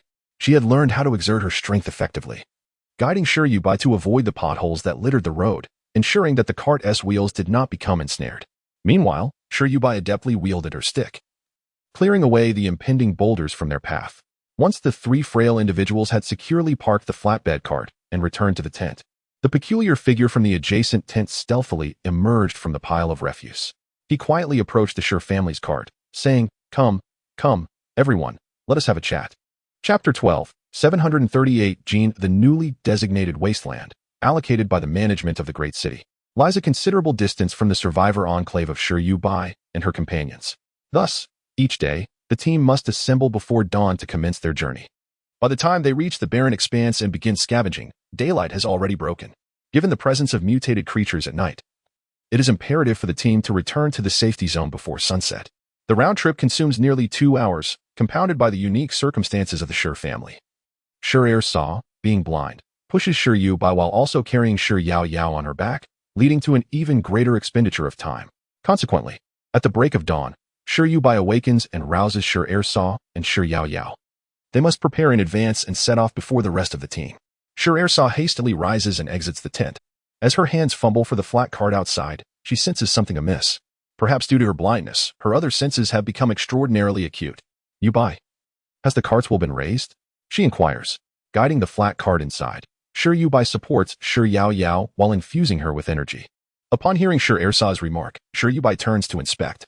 Indeed, the flat cart from yesterday has been fitted with 4 large wheels. These new wheels are omnidirectional and have elevated the entire cart, preventing Shi Yuebai from dragging her flesh on the ground while seated. Only the peculiar neighbor could have executed such a modification. If they find food today, they ought to share a portion with the neighbor. As she speaks, Shi Yuebai places her hands on the ground and maneuvers herself toward the flat cart. She has not consumed any food in recent days and has barely drunk any water, relying solely on the fat reserves of her body to sustain her functions. Simultaneously, Shi Yuebai continues to channel energy into Shi Ersa and Shi Yaoyao. Nevertheless, her current weight still stands at 738 jin. While abstaining from food has prevented any further weight gain, her loss is exceedingly gradual. Dieting in the wasteland yields no anticipated results. Shi Yaoyao carries a backpack filled with small potatoes. As the 3 members of the Shi family prepare to leave the tent, it becomes evident that their absence will render the tent vulnerable to looters. Therefore, Shi Ersa decides that Shi Yaoyao should bear the load of the potatoes, their family's most prized possessions. However, Shi Yuebai believes this is unnecessary, as her dizziness array resides within the tent. Any unauthorized individual entering their shelter would succumb to its effects. However, the intricate formation was beyond Shi Yuebai's ability to explain to her second sister-in-law. So they proceeded with their endeavors. As dawn had yet to break, the members of the team were gradually rising. Shi Ersa pushed Shi Yuebai, carrying Shi Yaoyao as they set off. The versatile wheeled cart proved exceptionally efficient. Apart from Shi Yuebai's considerable weight, they encountered no insurmountable obstacles along the way. Aside from the omnipresent debris, there seemed to be no food to be found here. As Shi Yuebai gazed at the desolate landscape in the dim light, her memories recalled a time when this world was steeped in advanced civilization and technological prowess. However, a cataclysmic disaster had shattered that high civilization, reducing it to barren wasteland. The road beneath their feet, once paved with cement, now lay cracked, revealing the yellow earth beneath. The wind stirred up clouds of yellow dust, where not even a blade of grass dared to grow. The sides of the road were littered with refuse, and the surrounding structures appeared unrecognizable, having collapsed significantly. The contents of those buildings had long since weathered away, rendered unusable, and any salvageable items had likely been claimed by scavengers. Shi Ersa pushed Shi Yuebai with determination, and upon hearing Shi Yuebai's remarks, she quickened her pace, propelling her forward. They were nearing the end of the old safe zone and approaching the new reclaimed land. Shi Yuebai glanced ahead at the fragile barbed wire marking the perimeter. The safe zone was not a fixed entity. Each month, the management of the large city delineated new boundaries based on the capabilities of the hired mercenaries to banish mutated creatures. If the mercenaries performed admirably, pushing the creatures farther away, the safe zone would expand accordingly.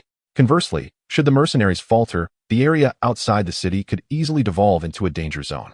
This month, the mercenaries had evidently excelled, not only securing the old safe zone, but also extending its boundaries significantly, thus forming new reclaimed land. Shi Yuebai used a stick to pry open the barbed wire ahead, and without hesitation, Shi Ersa, drenched in sweat, climbed over the ruins with Shi Yaoyao on her back. Following Shi Yuebai's indication, they discovered a fragment of a mirror, which appeared to be intact. The great witch Shi Yuebai had never encountered such a brilliantly reflective mirror before. She received the intact little mirror from the hands of second sister Shi, and upon gazing into it, she was overwhelmed with the urge to cast it aside. While she had never placed much importance on her appearance during her time with the witch clan, valuing strength above all, the visage reflected back at her was simply too unappealing. Her round, dark, and oily face was marred further by a substantial double chin. The small mirror could hardly encompass her countenance. Without hesitation, Shi Yuebai handed the mirror to Shi Yaoyao, instructing her to play with it, cautioning her not to break it, as it could be traded for points. Shi Yaoyao was overjoyed. Having been strapped to her mother's back, she had been quite bored. Now, with a little mirror in hand, she found a companion within its reflection. She had discovered her friend and no longer felt alone. Second sister, look, there's a basin of water here. Shi Yuebai, wielding a long stick, sat on the flat cart, turning over the clods of earth before her. It was evident that this newly cultivated land bore no edible plants or fruits. Before the apocalypse, this area was likely part of the urban landscape, filled with numerous ruins. Amidst the debris, the scavengers had unearthed only mundane necessities. Second Sister Sure rummaged through the concrete blocks and unearthed a sizable basin, large enough to accommodate an entire adult seated within. Her face betrayed a hint of disappointment. Yet, Sure Yuebai couldn't help but smile, exclaiming, "I think it's quite good. We've made a fruitful find. We can use this basin to wash ourselves once we return. Have you missed me?" Chapter 13. A foolish addition is needed. Second Sister Sure was far from as optimistic as Sure Yuebai. She desperately wished to convey to her that their collective rations consisted solely of the small bag of potatoes strapped to Sure Yao's back. The realization struck her. Since receiving the grim news of the mishap that befell the men of the Sure family, neither she, Sure Yao, nor Sure Yuebai had partaken of any food. The day had brightened considerably, although the sun remained cloaked behind dark gray clouds. Visibility had improved significantly compared to a few hours prior. Many scavengers had arrived at the new clearing, some of whom were from their own team. Upon seeing the frail figures of the Sure family, they exchanged ambiguous greetings. Second Sister Sure, should you require any assistance, do not hesitate to seek us out. If hunger strikes, feel free to approach. You are always welcome, as long as you wish it. After delivering their message, the men shared an inscrutable smile with Second Sister Sure from afar. Sure Yuebai's expression darkened, and Second Sister Sure furrowed her brows tightly. She refrained from responding, aware of the dangers that a beautiful woman faced in the wasteland, particularly one without a man to rely upon, which made her situation even more perilous. Sister Air was compelled to lead Sure Yuebai and Shiyu back to the pier beneath the bridge, refraining from retorting to the banter of the men around her. Fortunately, it was broad daylight, and the men, wary of crossing the line, dared not overstep their bounds. Sister Air paused momentarily, striving to quell the tumult of anger and fear within her. "Yuebai, shall we perhaps find another location? Change to where?" "This place is perfectly fine," replied Sure Yuebai, casting her gaze down upon the long stick in her hands, then beckoning to Shiyu, who was sitting beside her. "Do you remember what your aunt instructed you? The stone she asked you to find?" Shiyu nodded obediently. "From this moment forth, you have a new task, to gather as many stones of that size as you can. No matter how many, bring them all here." Shiyu promptly stowed away her precious little mirror and began searching through the debris for the stones her aunt desired. Sister Air privately mused that there was likely no food to be found in this area. However, when she suggested moving, Sure Yuebai declined, leaving Sister Air with no alternative but to inquire, "Yuebai, would you care for something to eat?" Sure Yuebai shook her head, "Not hungry." "Very well," Sister Air responded, feeling no hunger herself. She then turned her attention to Shiyu. By the natural flow of time, one would expect Shiyu to be quite hungry by now. Perhaps in her preoccupation with mourning her husband, Sister Air had overlooked Shiyu's needs. Was the little one truly so famished? If so, she might as well take out the 2 moderately radiation-contaminated potatoes from her backpack and eat them. Sure Yuebai turned around, sitting on the flat cart while continuing to sift through the stones before her with the long stick. Although she found no food, she unearthed an array of miscellaneous bottles and jars. After much internal hesitation, Sister Air finally retrieved one of the moderately contaminated potatoes from her pocket. Suddenly, the radiation detector on her wrist emitted a beep, announcing, "Detection, 0 radiation contamination potato." Sister Air glanced down in astonishment. Despite seeing nothing, she was bewildered. "Yuebai, how can this be? The potatoes I had were confirmed to be moderately contaminated. How could they have transformed into potatoes with 0 radiation contamination after just one night?" Sure Yuebai turned back, her impatience evident. What is there to be surprised about? Food can undergo changes over time, either intensifying or diminishing its radiation contamination. This is common knowledge. Even the wasteland dwellers understand this. Sister Air opened her mouth to protest, but the examples she had witnessed were of food left exposed to sunlight or open air, where radiation contamination only increased. She had never encountered food that could lose its radiation contamination. Moreover, how much time had truly passed? Yet, Sister Air dared not press further, for Sure Yuebai had unmistakably conveyed her unwillingness to elaborate. She feared that her incessant inquiries would provoke Sure Yuebai's ire. Since the potato in her possession had been confirmed to possess 0 radiation contamination, it was impossible for her to allow Sure Yao to consume it. Sure Urseo retrieved another potato from her pocket, which also tested negative for radiation contamination. Unable to comprehend this anomaly, she decided to dismiss her confusion. As Sure Urseo pondered, she whispered to Sure Yuebai, suggesting that they venture to the big city tomorrow to sell these 2 potatoes devoid of radiation. In return, They could procure 200 potatoes with low to moderate radiation levels, perhaps even more. Sure, Yuebai hummed in acknowledgement, rummaging through the debris to unearth a towel, still sealed in its packaging. As you wish. With Sure Yuebai's consent, Sure Urseo joyfully secured the precious potatoes. She turned and gently placed her hand on Sure Yaoyao's head, saying, "Yao Yao, you should eat this." Suppressing her heartache, she retrieved a highly contaminated potato from Sure Yaoyao's backpack. As a mother, she understood the grave danger of feeding her daughter such hazardous food, which could severely harm Sure Yaoyao's health.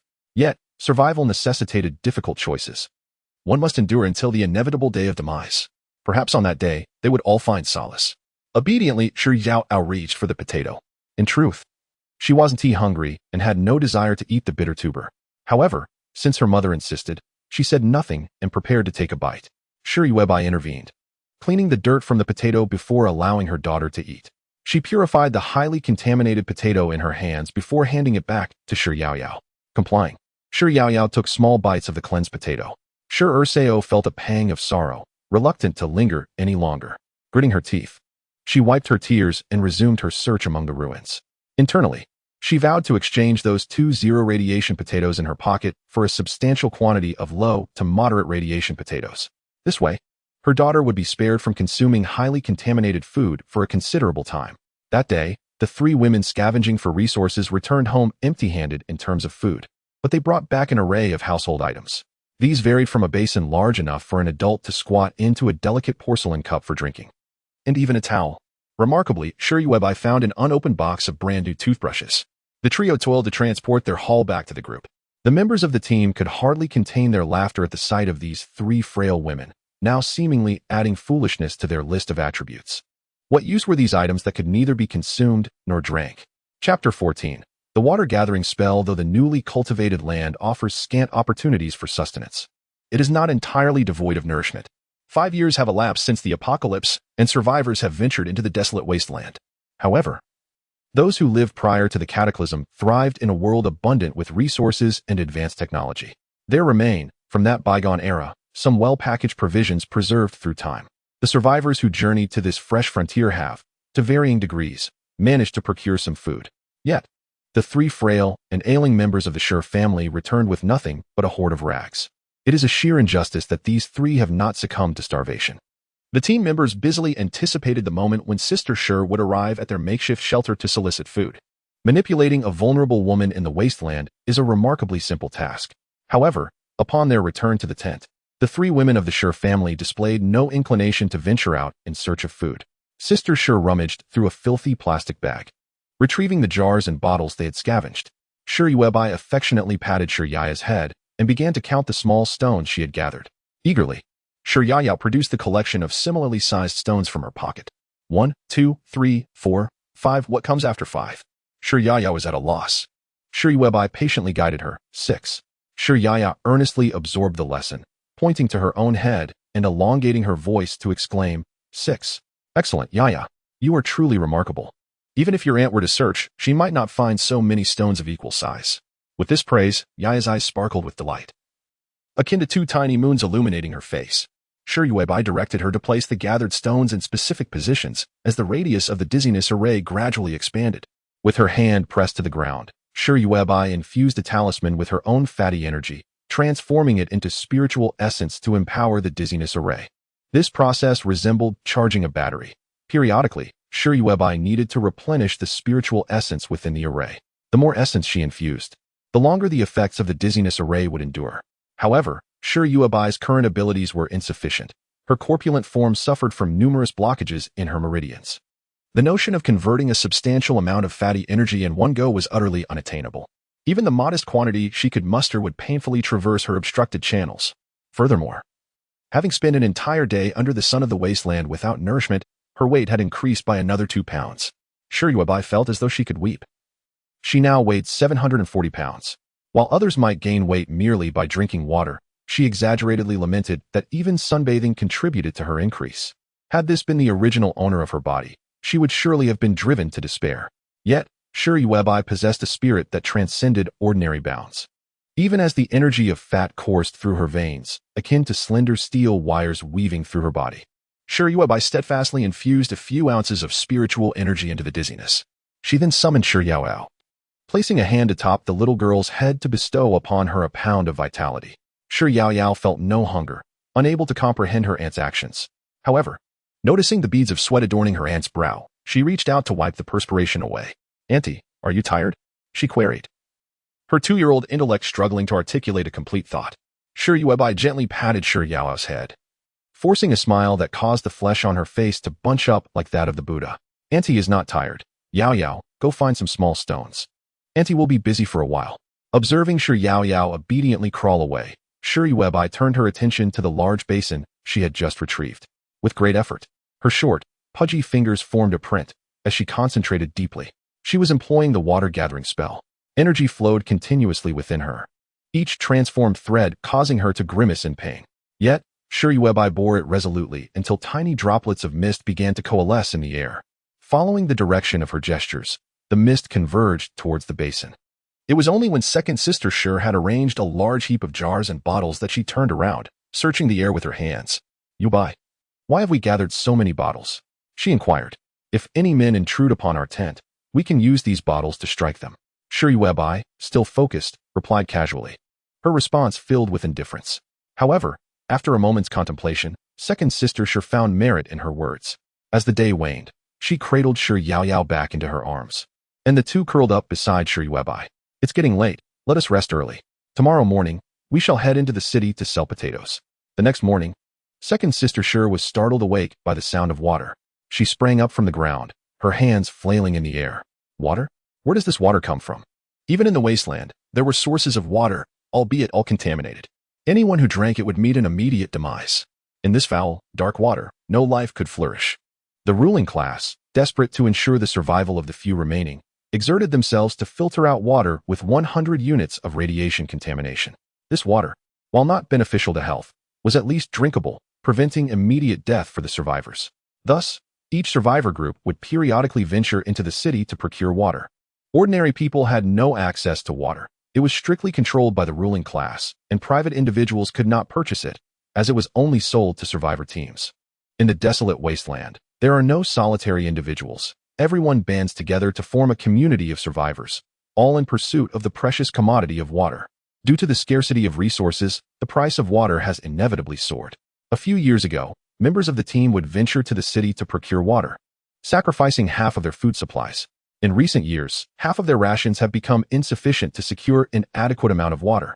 The meager provisions that the survivors manage to gather are predominantly expended on purchasing water.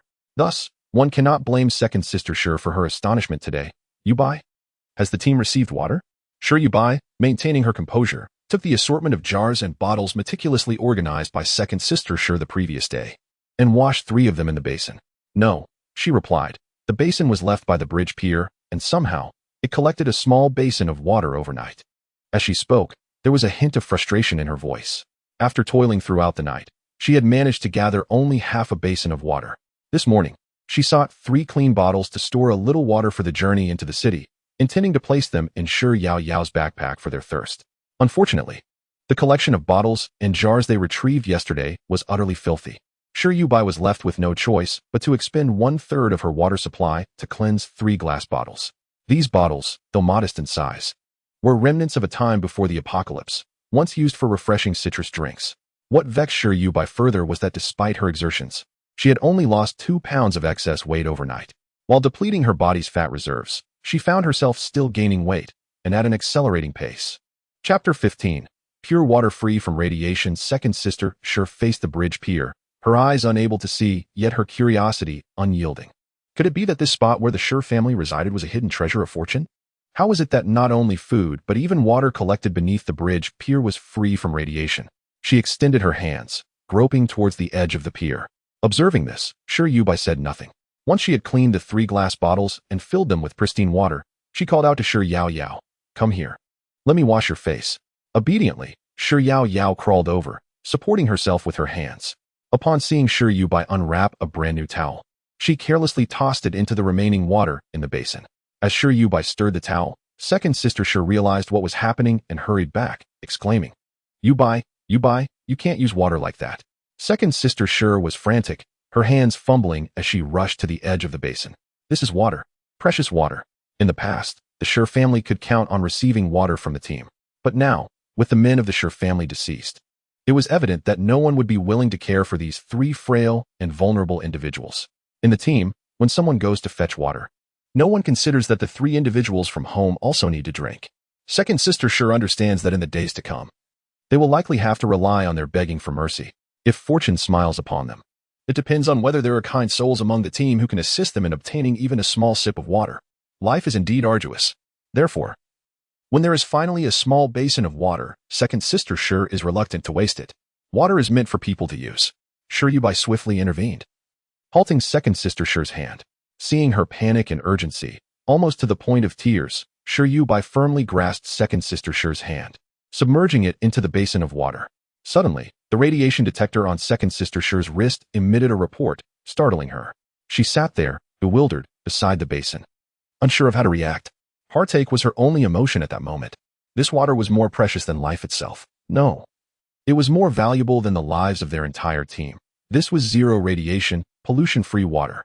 And yet, it was used by her and Sure Yao Yao to wash their hands and faces. This could be the most surreal experience second sister Sure had ever encountered. Even more shocking than the sudden news of her husband's demise. In contrast, Sure Yuebai smiled cheerfully, drying second sister Sure's hands with a towel. She then washed Sure Yao Yao's face. Satisfied, she gazed at Sure Yao Yao's fair face, noting how clean she looked, a truly beautiful and adorable little girl. Sure Yao Yao, beaming with pride, shook her big head, exclaiming, "Pretty little girl, pretty." Second sister Sure, still in a daze, looked down at her now pristine hands, her eyes welling with tears. This moment brought back memories from before the apocalypse when many jewelry companies sought her to promote their products. It was not just her beauty that drew attention, but also her exquisitely lovely hands. Any piece of jewelry donned upon them appeared exceptionally elegant. Pour out the water. Sure Yuebai instructed Sure Yao Yao, pointing to a small patch of ground within the dizzying array. Last night, out of boredom, she had buried several sprouting potatoes in that very spot. Sure Yao Yao, swaying slightly, leaned down to push the basin. The water in the basin had become murky from washing their faces and hands. Suddenly, second sister Sure snapped back to reality. Don't pour it out. This water is still drinkable. Despite the basin's contents being darker than ink from washing hands and faces, it remained zero radiation, pollution-free water. Even if they sold this basin of dark water, it could still yield a considerable amount of points.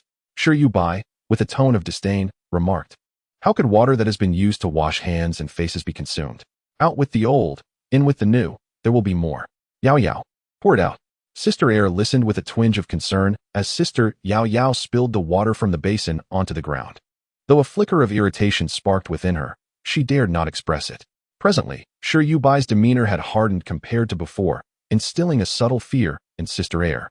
The three frail members of the Sure family, burdened with their backpacks and yesterday's gear, stepped out from beneath the family's canvas shelter. Before departing, Sure Yuebai retrieved a glass bottle filled with water from Sister Yao Yao's backpack. She observed the peculiar individual outside their tent, diligently repairing some parts. Subsequently, Sure Yuebai tossed her glass bottle towards the stranger. Confused, the stranger gazed down at the transparent liquid within the bottle. Under the sun's rays, the liquid shimmered enticingly. The radiation detector on the stranger's wrist emitted a sound, causing his expression to shift from initial bewilderment to shock and fear, ultimately culminating in disbelief. Panicked, the stranger sprang to his feet, glancing in the direction the frail members of the Sure family had departed. He took a couple of hurried steps forward before his gaze shifted to the group of surviving team members beneath the bridge. Due to the considerable distance between the Sure family and the strange individual, no one heard the alarm from the radiation detector. However, the three frail members of the Sure family had set out early, prompting laughter among onlookers. These three persisted in their futile efforts. After all, they had no choice but to scavenge, lest Sure Yuebai, the glutton, consume the family's provisions entirely. Aware of the many eyes that scrutinized the weak members of the Sure family, the stranger's eyes brimmed with tears as he clutched the glass bottle tightly and retreated into his own tent. Throughout their journey, Sure Yuebai remained oblivious to the sneers, doubts, and ridicule directed at them. Sister Air, though visually impaired, maintained her composure. Carrying Sister Yao Yao and guiding Sure Yuebai, they headed towards the greater city. Not long after they had slipped from the team's sight, a troop of mercenaries approached, clad in black combat uniforms, tattered and dust-laden. Each one exhibited a robust physique and an upright posture, evidencing their rigorous training and formidable presence. Sure Yuebai cast a glance at the leader, feeling a faint sense of familiarity. Unexpectedly, the leader's sharp gaze fell upon her, scrutinizing her intently. The captain raised a hand and greeted Sister Air. Sister Air. She paused, tilting her head in confusion. Who are you? We are from the Xiangqing Mercenary Corps. The leading captain approached with several mercenaries. I was once a fellow soldier stationed with Shuri. I attended your wedding when you married Shurair. We have come specifically to find you today. Chapter 16. Exchange for 1,000 medium-low radiation potatoes. Though the handsome man had introduced himself, Shurair's sister-in-law remained tense, refusing to lower her guard. In this desolate wasteland, it is impossible to discern who is human and who is not. As a delicate and beautiful woman, Shurair's sister-in-law was right to be cautious in the presence of mercenaries who were solely driven by monetary gain. Simultaneously, she felt a tinge of relief that Yuebai had not washed her face this morning, as the dirt on her face provided a certain degree of concealment for her beauty. Do not be afraid, second sister-in-law, Ija said hastily, sensing her unease. We are here because Aunt Shur is currently with our brigade. As he spoke, Ija furrowed his brow, glancing at Shurair's sister-in-law, who was carrying Shur Yao, and at Yuebai, whom she was pushing along. I'm very sorry, second sister-in-law. By the time my brothers and I arrived, Shurair, and Uncle Shur, the men of the Shur family, had perished during a night raid by mutated creatures. Outside the city, mutated animals congregated at intervals to launch attacks on survivor teams living in the wasteland. Consequently, each survivor group would send out members to keep watch during the night. That night, many lost their lives, and numerous survivors were left disfigured by the creatures' attacks. When Ija and the mercenary team dispersed the mutated beasts and returned to assess the situation, they discovered Shur Mu hiding in a large iron barrel, surrounded by the skeletal remains of 3 men, which were likely the bones of the Shur family men. For several days, Ija had been leading his group in battles against mutated creatures, leaving him no time to escort Shur Mu back home.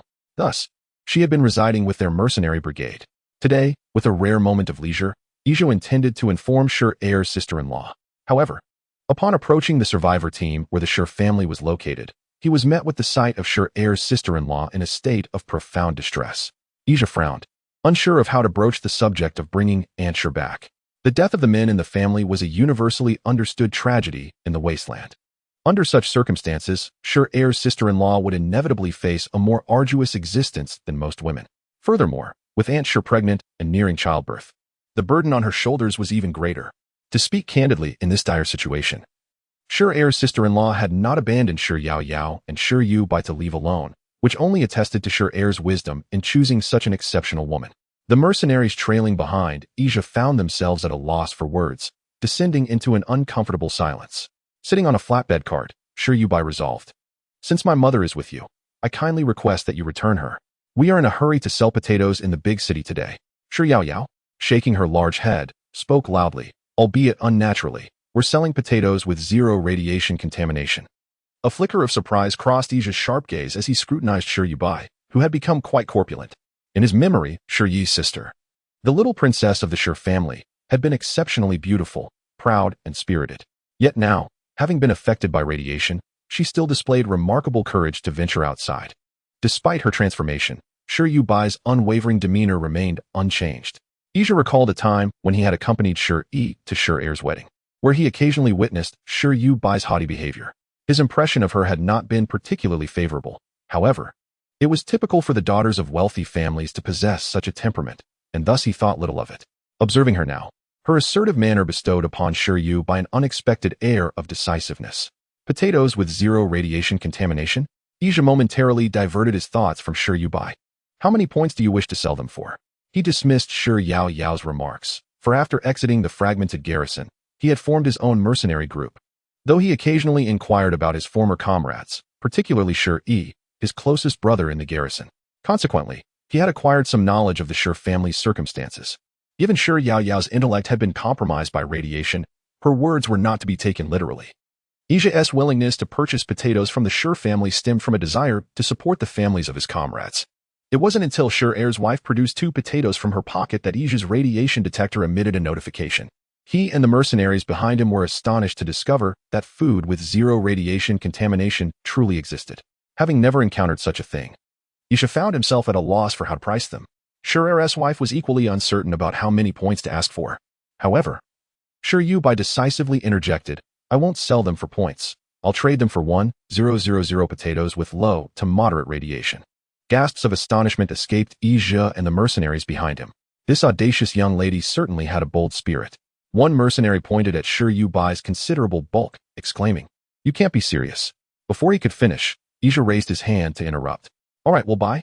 However, we do not possess 1,000 low to moderate radiation potatoes. Can we exchange for other food?" Yuebai nonchalantly waved her hand, indicating that it was fine, as long as the food was sent over along with her mother. Now that the potatoes had found a buyer, she felt there was no need to make a special trip to the big city. She instructed her second sister-in-law, "Let us continue our scavenging. Today, let us find more bottles and jars. It would be splendid if we could uncover some toothpaste." Her memories reminded her that the survivors of this wasteland had used toothpaste and toothbrushes for dental hygiene. She had never had the opportunity to use such luxuries. Just yesterday, they had discovered a box of brand new toothbrushes in the newly opened area. Thus, today, Yuebai fervently hoped for a stroke of luck that would lead her to a tube of toothpaste for brushing her teeth. Her second sister-in-law's legs trembled slightly. She was still recovering from the shock of Yuebai's bold demands. Instinctively, she followed Yuebai's orders, pushing Yao and changing direction toward the newly opened area. Ija glanced down at the 2-0 radiation polluted potatoes in his hands. Should one call Yuebai naive or generous? She had not even asked for a deposit from Ija, but had simply walked away. Did she not fear that Ija might backtrack, refusing to provide them with food and not even returning Shermu to them? "Captain, how do we eat these 2 potatoes?" a curious mercenary asked, eyeing the potatoes in Ija's hands. It had been 5 years since anyone had eaten 0 radiation polluted potatoes. Ija tucked the potatoes into his pocket and shot a glance at his subordinates. "What are you staring at? We'll take them to the big city and sell them to the affluent. We'll trade for 2,000 medium to low radiation potatoes in return. Enough for our team to eat for several months. How do you plan to celebrate the festival?" Chapter 17. A mattress. Yuebai instructed her second sister-in-law to push her while carrying Yao as they ventured back to the newly opened area to search for more. The limitation of pushing Yuebai outside lay in the uneven terrain that the flat cart could not traverse. However, the well-trodden paths yielded no food for scavenging. Having already been visited by other survivors, there was no chance left for Yuebai and her companions to scavenge there. After rummaging through the ruins for several hours, her second sister-in-law felt a sense of despair. She looked up to feel the sun overhead, which was particularly fierce today. The temperature in this wasteland was unpredictable, as were the weather and seasons. What might have been bone-chilling one day could turn into unbearable heat the next. No one could say for certain. After all, no one in the wasteland had the leisure to monitor weather changes or provide forecasts. Moreover, the inhabitants understood that the stronger the sun, the greater the radiation. Recently, after being exposed to the sun, her second sister-in-law had experienced dizziness. Before Shir's death, she had suffered from nosebleeds on a few occasions. At that moment, second sister Shir felt an overwhelming sense of unease. She feared that she had been afflicted by some terminal illness due to radiation. However, the family was neither foolish nor entirely unhinged, although there was a touch of madness in their mother. Only she and Yuebai possessed minds that could be deemed somewhat stable. How could second sister Shir possibly convey to her family that her days might be numbered? Feeling the warmth of the sun upon her face, her head throbbed as if something were about to burst forth from her mind. "Yuebai, the sun is growing increasingly intense. Should we seek refuge in a shaded place?" A sense of urgency welled within her. She could not afford to falter now. Their mother was soon to return. Yuebai was incapacitated, and little Yao was still so young. She was the only one with a sound mind and the ability to act. What would become of them if she were to perish? Yuebai, too, found the sun unbearable, feeling as though she might wither under its relentless rays. Just a brief exposure to its heat was enough to send her weight soaring alarmingly. She clutched Yao's tiny hand tightly, pouring her energy into her. She even filled 2 glass bottles from Yao's backpack with water, urging her to drink until her little belly was round and taut. Upon hearing second sister Shir's voice, Yuebai acknowledged her and pointed towards the ruins ahead. "There's a partially collapsed house over there. Let us seek shelter there." Following Yuebai's guidance, second sister Shir carefully maneuvered both her and Yao to the front of the half-collapsed structure. Fortunately, the building was situated conveniently by the roadside, and with minimal effort, she was able to push Yuebai inside using a simple cart. No sooner had they entered than Yao, perched on her back, began to voice her urgent need. "I need to pee. I need to pee. Wah, I need to pee." She had never articulated her desires so clearly before. In fact, prior to this, she had been incapable of managing her own bodily functions, often soiling herself, leaving the air within their makeshift home permeated with the stench of waste.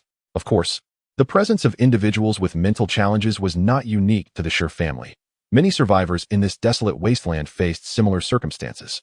Yet, the Sher family's plight was particularly dire. The mentally impaired, the unhinged, and the disabled were all too prevalent. Mama, I need to pee. Sher Yaoyao was growing increasingly desperate. The water her aunt had made her drink was now too much for her to bear, and she felt she could no longer hold it in.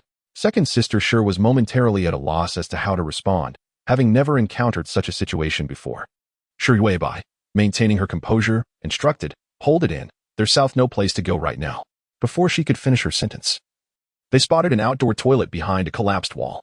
This room had once been a bathroom, but the roof had been blown away. The toilet itself remained intact. In the pale light of the moon, there stood a toilet nearby, prompting Sister Air to hastily navigate her way, carrying Sister Yao Yao to the open-air latrine. Sher Yuebai, comfortably perched on the cart, instinctively turned to survey the surroundings, ensuring that no indiscreet onlookers would intrude upon Sister Yao Yao's moment of privacy. Her gaze fell upon a slingshot nestled in the corner of the ruins. With great effort, she crawled over, her hands scraped by the rough stones, to retrieve the slingshot. At that precise moment, a foul odor wafted through the air. Sher Yuebai turned to witness Sister Air bending over, retching at the edge of the crumbling wall. Meanwhile, Sister Yao Yao sat on the toilet, her face flushed with embarrassment. Noticing Sher Yuebai's glance, she sheepishly exclaimed, "I've made a mess, Auntie." Unfazed, Sher Yuebai reassured her. "It's all right, it's just a detox." Both Sister Yao Yao and Sister Air were burdened with significant radiation exposure. Moments ago, Sher Yuebai had given Sister Yao Yao several bottles of purified water, free from radiation, which would surely have a positive effect on her health. As long as the influence was not detrimental, there was little to worry about. Encouraged by her aunt's understanding, Sister Yao Yao beamed, her previously washed face now adorned with a rosy hue. Sister Air, unable to see what her daughter had produced, was nonetheless astonished. Her daughter could now articulate full sentences, a stark contrast to her earlier days of mere shrieks and fragmented words. This newfound ability to describe the color of her excrement was a rare sign of progress. As the daylight began to fade, Sher Yuebai pointed towards a few dilapidated beds within the collapsed structure, suggesting, "Let us retrieve one of those mattresses." She had previously counted 3 broken beds, each with a mattress. Although worn, they could still be cleaned and reused. Far preferable to a family forced to sleep upon the unforgiving stones. Moreover, their mother was soon to be returned, and memories reminded Sher Yuebai that their mother was not only deranged but also heavily pregnant, likely to give birth in the coming days. In such a desolate wasteland, it was unrealistic to expect a robust child to emerge. Yet, a baby was still a baby. It could not simply be abandoned upon the stones. Human infants, unlike those of the witch clan, were fragile, easily extinguished by the gentlest of breaths. Sister Air, overwhelmed by the stench, was rendered nauseous, though blind due to radiation exposure. Her other senses were acutely heightened. While Sher Yuebai perceived only the odor, Sister Air's sensitivity compelled her to retch. She carefully secured her daughter once more upon her back and, following Sher Yuebai's direction, proceeded to drag the mattress. As the sun dipped below the horizon, a few individuals, stumbling and struggling, finally managed to drag a mattress back to their team after several arduous hours. Inevitably, the entire group erupted into laughter. What a spectacle! How could the frail members of the Sher family manage to bring back a mattress? Were they planning to feast upon it? The Mid-Autumn Festival was approaching, after all. Chapter 18. The Good Samaritan card. Before the laughter at Sher Yuebai and her companions had subsided, Sher Mu, the ailing matriarch, was unexpectedly returned. The ones responsible for her return were the mercenaries from Xianqing. To instill a sense of intimidation, Ija had brought along all his mercenaries, each armed to the teeth. The burly men escorting Sher Mu into the gathering immediately captured everyone's attention, particularly when their weapons came into view, instilling a palpable fear in the onlookers. Someone whispered in disbelief, "I didn't expect Sher Yi's influence to extend this far." Even in death, there remained some connection with the mercenary group. Indeed, it was rumored that Sher Yi shared a profound bond with the leader of the mercenaries. The sentiments within the team varied. Those who had previously regarded Sher Urseo with disdain now tempered their gazes upon the arrival of Ija and his mercenaries. In that instant, Sher Yuebai comprehended Ija's ostentatious intent. He sought to convey to the survivor team that the frail Sher family had the backing of a formidable mercenary group. Oh dear, what a good person, Sher Yuebai mused, mentally granting Iju a Good Samaritan card, before turning her attention to the returned Sher Mu, her mother in this desolate land. "Ha! Yuebai? Sher Mu exclaimed, dashing towards her daughter, her joy evident as she jumped and called out, "Have you seen your father? Where has he gone?" Without waiting for a reply, she spun around, eager to wander off. Ija, witnessing her impulsiveness, skillfully restrained Shermu, saying, "Auntie, didn't we agree? I will find Uncle. You must stay here and not run off." He had always held a favorable impression of Shermu, remembering how she would send food not only to Sher-E but also to him, an orphan. Thus, he felt a sense of affection for her. Shermu nodded, her bewildered expression tinged with urgency. "You must hurry. Yuebai's father hasn't returned in days. He's not off chasing some vixen, is he?" "Never. If Uncle were to stray, I would vanquish that vixen," Ija reassured her, leading Shermu to Sher Urseo. He then glanced back at Sher Yuebai and Sher Yaoyao, letting out a sigh. The Sher family was truly something else. The mercenaries behind him observed the eccentricities of the Sher family, the old, the foolish, the portly, and the blind, all rendered speechless. They gazed at the mattress placed outside the Sher family's tent with an expression of sympathy. Sher Yuebai surmised that, like the others in the team, they were pondering the purpose of bringing a mattress back to the Sher household. However, she felt no inclination to offer an explanation. Instead, she pushed the handcart with a nonchalant air and called out to the peculiar neighbor, requesting a piece of iron chain. Shermu was in a state of frenzy, nearing the time of her delivery, and a moment's inattention could lead her to wander off. Sher saw, being blind, would find it nearly impossible to pursue Shermu, rendering her incapable of attending to any other matters. Ija furrowed his brows disapprovingly at Sher Yuebai. His lips moved slightly, but Sher Yuebai shot him a fierce glare. The mercenary team had far more pressing matters to attend to and could not afford to waste time monitoring Shermu. This was precisely why Ija had insisted on returning Shermu to them. Since he and his team could not manage her, they ought to refrain from meddling in the affairs of the Sher family. For now, it was imperative to handle matters in the manner dictated by Sher Yuebai. Ija ultimately said nothing, letting out a sigh as he retrieved a stack of point cards from his pocket, glancing at Sher Saw. While it was true that Sher Saw was the only one in the Sher family with clear thoughts and the ability to act, it appeared that Sher Yuebai was calling the shots.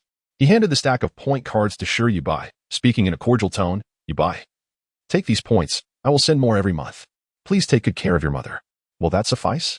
He hoped that Sher Yuebai, considering the worth of these point cards, would treat Shermu with a bit more kindness. Without hesitation, Sher Yuebai accepted the point cards, responding, "All right. You are welcome to come." Her demeanor exuded an air of entitlement. The mercenaries behind Ija felt a flicker of discontent.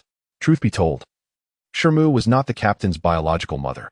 She was merely the mother of the captain's former comrade. The captain's willingness to provide points to the Sher family did not warrant such an attitude from Sher Yuebai. Oblivious to the mercenaries' dissatisfaction, Sher Yuebai patted Ija's shoulder.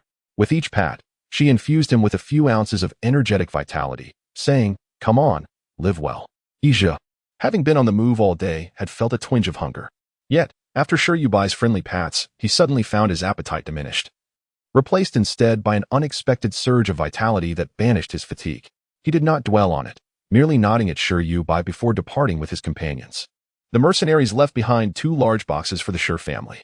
The team members craned their necks, curious to discover the contents of those boxes. However, Sher Yuebai cast a sharp gaze around, tugging at the iron chain attached to Sher Mu, commanding, "Mother, Guai Guai, come help move the boxes inside." Guai Guai was the name she had affectionately given to the peculiar neighbor. The gaunt figure glared at Sher Yuebai with evident displeasure, his voice coarse as he admonished. "Do not call me randomly. I have a name." "What is it?" Sher Yuebai inquired eagerly. The peculiar individual promptly sealed his lips, refusing to divulge any information about his name. "Very well, then, you shall assist in moving the items," Sher Yuebai commanded those from the Sher family. Sher Urseo joined in the effort, and together, the group managed to transport the 2 boxes into the family's tent.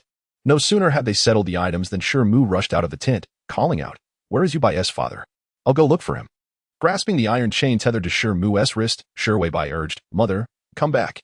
You are on the verge of giving birth. Do not wander off." The strange individual had mysteriously returned to his own tent, while Sher Yuebai guided her mother to sit by the fire. Sher Urseo began inspecting the contents of the 2 large boxes and suddenly exclaimed in delight, "Yuebai, we have 300 small potatoes and 700 small loaves of bread. Each loaf is individually packaged and contains a tiny desiccant. All of it is from before the apocalypse." However, Sher Yuebai's expression soured as she remarked, 700 loaves past their expiration date? They are not as valuable as the small potatoes. At least I can use a purification spell to cleanse the radiation from the potatoes. But how can I purify 5-year-old expired bread? It's a dilemma. One cannot say it is inedible, as it hasn't spoiled, merely expired. Such individually packaged bread could last indefinitely. Yet, it is still past its prime. For Sher Yuebai, this trade seemed rather unfavorable. Let us sell them. Tomorrow, we shall set up a stall outside, allowing the team to exchange goods or purchase with points. Happy Mid-Autumn Festival. Chapter 19. Exchanging bread for diapers. Urseo was reluctant to part with the precious 700 loaves of bread, but she could not oppose Yuebai's resolute nature, as she would not tolerate dissent. Thus, the following day, Urseo found herself setting up a stall in the open space in front of the family's tent. 1 loaf for 100 points? Survivors gathered around, watching as Yuebai inscribed the prices on the ground. That's quite expensive. Who would buy it? We thought your family was too frail to afford anything beyond mattresses. Most were merely intrigued spectators. For them, 100 points represented an exorbitant sum. If they possessed the means to earn such points, why would they still reside outside the city? Those with resources lived in the grand metropolis. Yuebai, your pricing for the bread is excessively high. A few hopeful individuals sought to negotiate, suggesting, if you lowered it to a penny or two, we might be inclined to support your business. Yuebai sat on a flat card, a cold smile gracing her lips as she wielded a slender stick to inscribe the words, "No bargaining." Just as she completed the final stroke, she flicked the stick upwards with a sharp crack, striking the hand of a team member, the hapless survivor, who had been attempting to stealthily pilfer a couple of loaves amidst the crowd, let out a pained scream, clutching their bloodied hand. The surrounding survivors immediately turned their ire towards Yuebai, chastising her for her aggression towards a fellow team member. Indeed, we are all part of the same team. How could you resort to violence? Yuebai rolled her eyes, brandishing the stick with a flourish, her tone dripping with sarcasm. Her demeanor elicited a desire among the others to retaliate, yet thoughts of her family's connections to the mercenary leader, Ija, quelled their anger. Sister-in-law felt a twinge of unease and discreetly moved behind Yuebai, whispering, "Yuebai, perhaps we should refrain from inciting further animosity. What is there to fear? If they come for me, I'll take one down. If 2 come, I'll take them both." Yuebai had fallen to this state.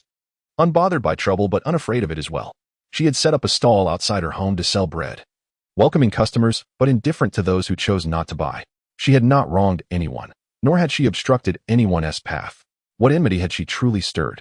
Her brazen declarations carried an aura of defiance, reminiscent of one untroubled by the burdens of life. After all, the family had already descended into such chaos.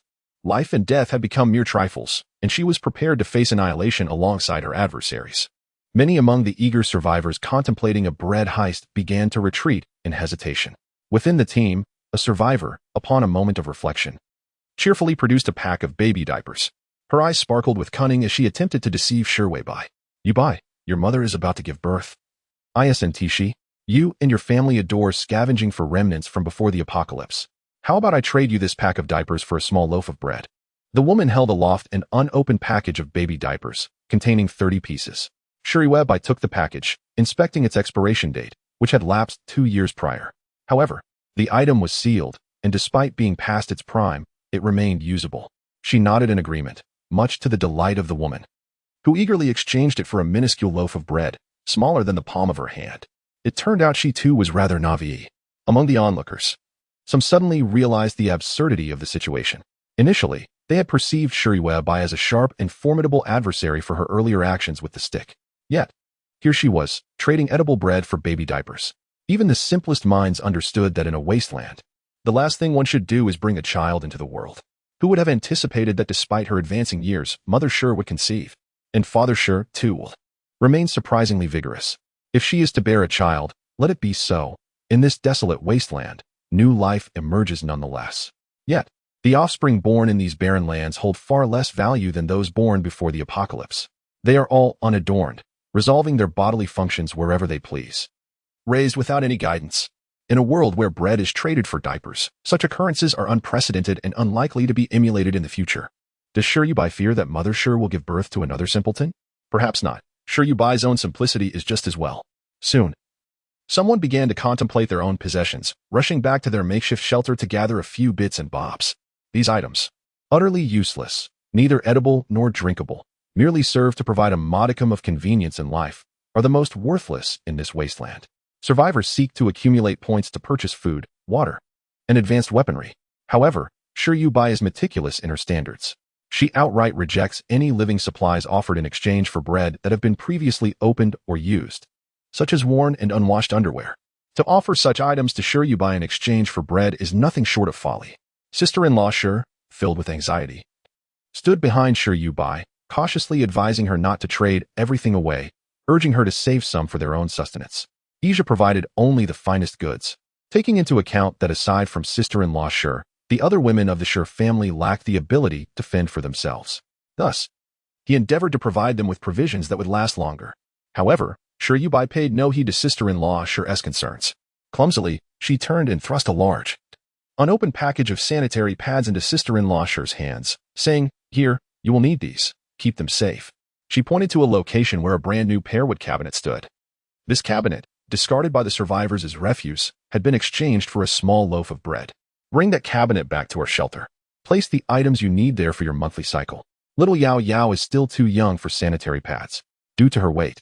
Yuebai had already experienced hormonal imbalances and entered menopause at a young age. As for Mother Shi, she had long since lost her monthly cycle. Yet, for reasons unknown, possibly due to the effects of radiation, she is now pregnant at such an advanced age. Thus, when all is considered, the only individual in the Shi family who will utilize the sanitary pads is sister-in-law Shi, along with the diapers that will be needed once the baby arrives. Sister-in-law, you should take them back. Just then, the family that had come to trade diapers for bread returned once more, bringing their children along. They might have discovered a factory that produced diapers before the apocalypse amidst the ruins. This family vanished for a while, only to return jubilantly with 100 packs of diapers, sizes for every age, including adult sizes, entirely unopened, seemingly stored for an extended period. Chapter 20. Look how handsome your father was in his youth. Yuebai cast a glance at the mischievous faces of this family, likely considering her the foremost fool. They pushed over 100 packs of diapers in one go, essentially providing enough diapers for the unborn child of the Shi family for a lifetime. Nearby, someone couldn't contain their displeasure, exclaiming, "Hey, how can you behave this way? Your actions are nothing short of cheating. Everyone knows food is scarce." The 2 large boxes left by the mercenaries for the Shi family were filled with an unknown quantity of food.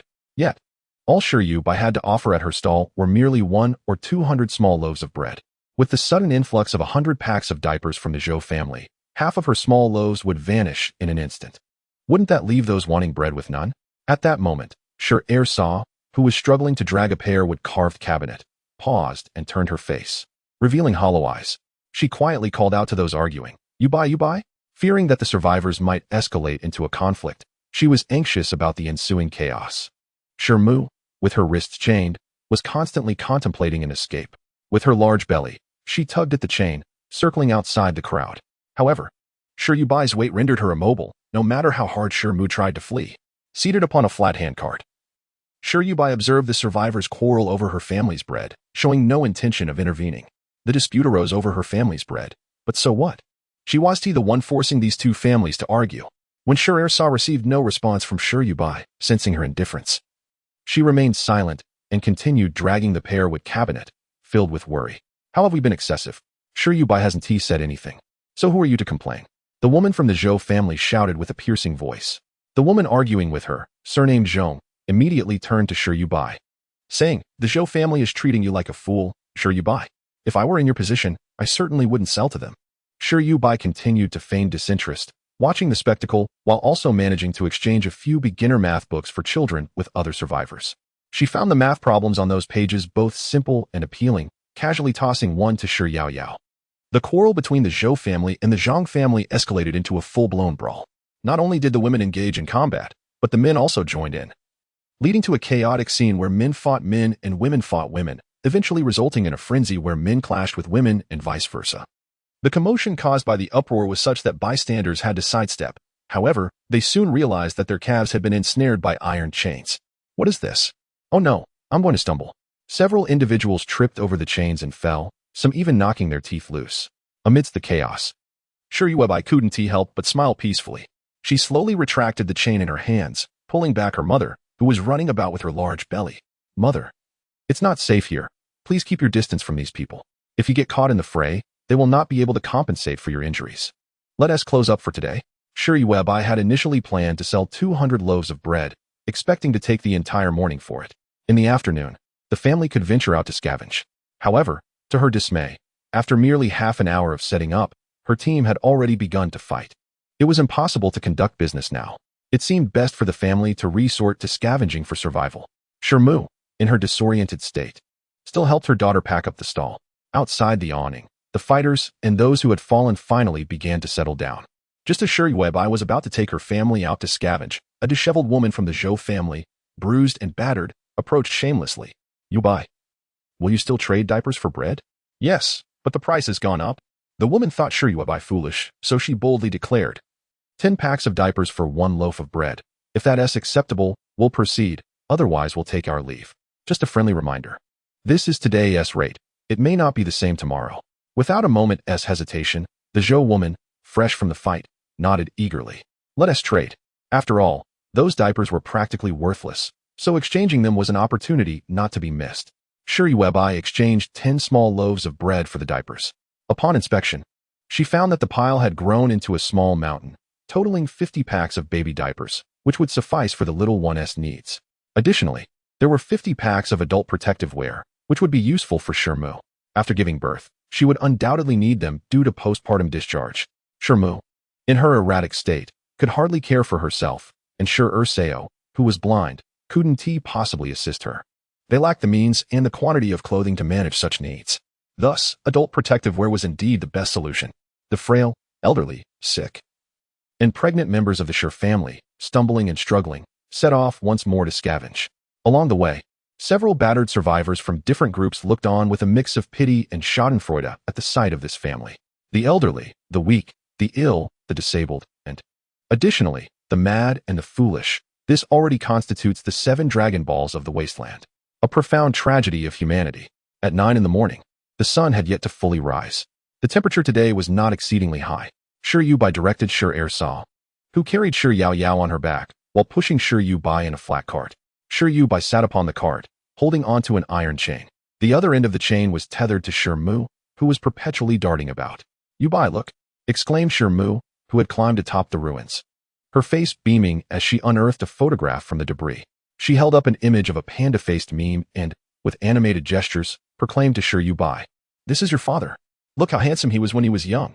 As they passed the collapsed house with an outdoor toilet from yesterday, Yao, clutching a mathematics book, nestled on Saw's back, cried out, "Mom, I need to use the toilet."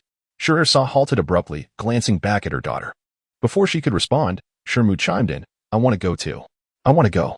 Last night, Yuebai had placed a water bucket by the bridge pier and filled a large basin with clean water.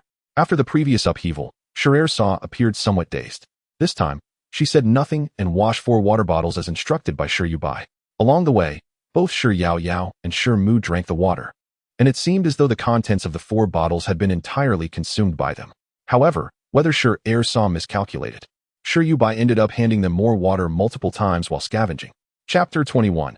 Her weight had decreased to 735 pounds.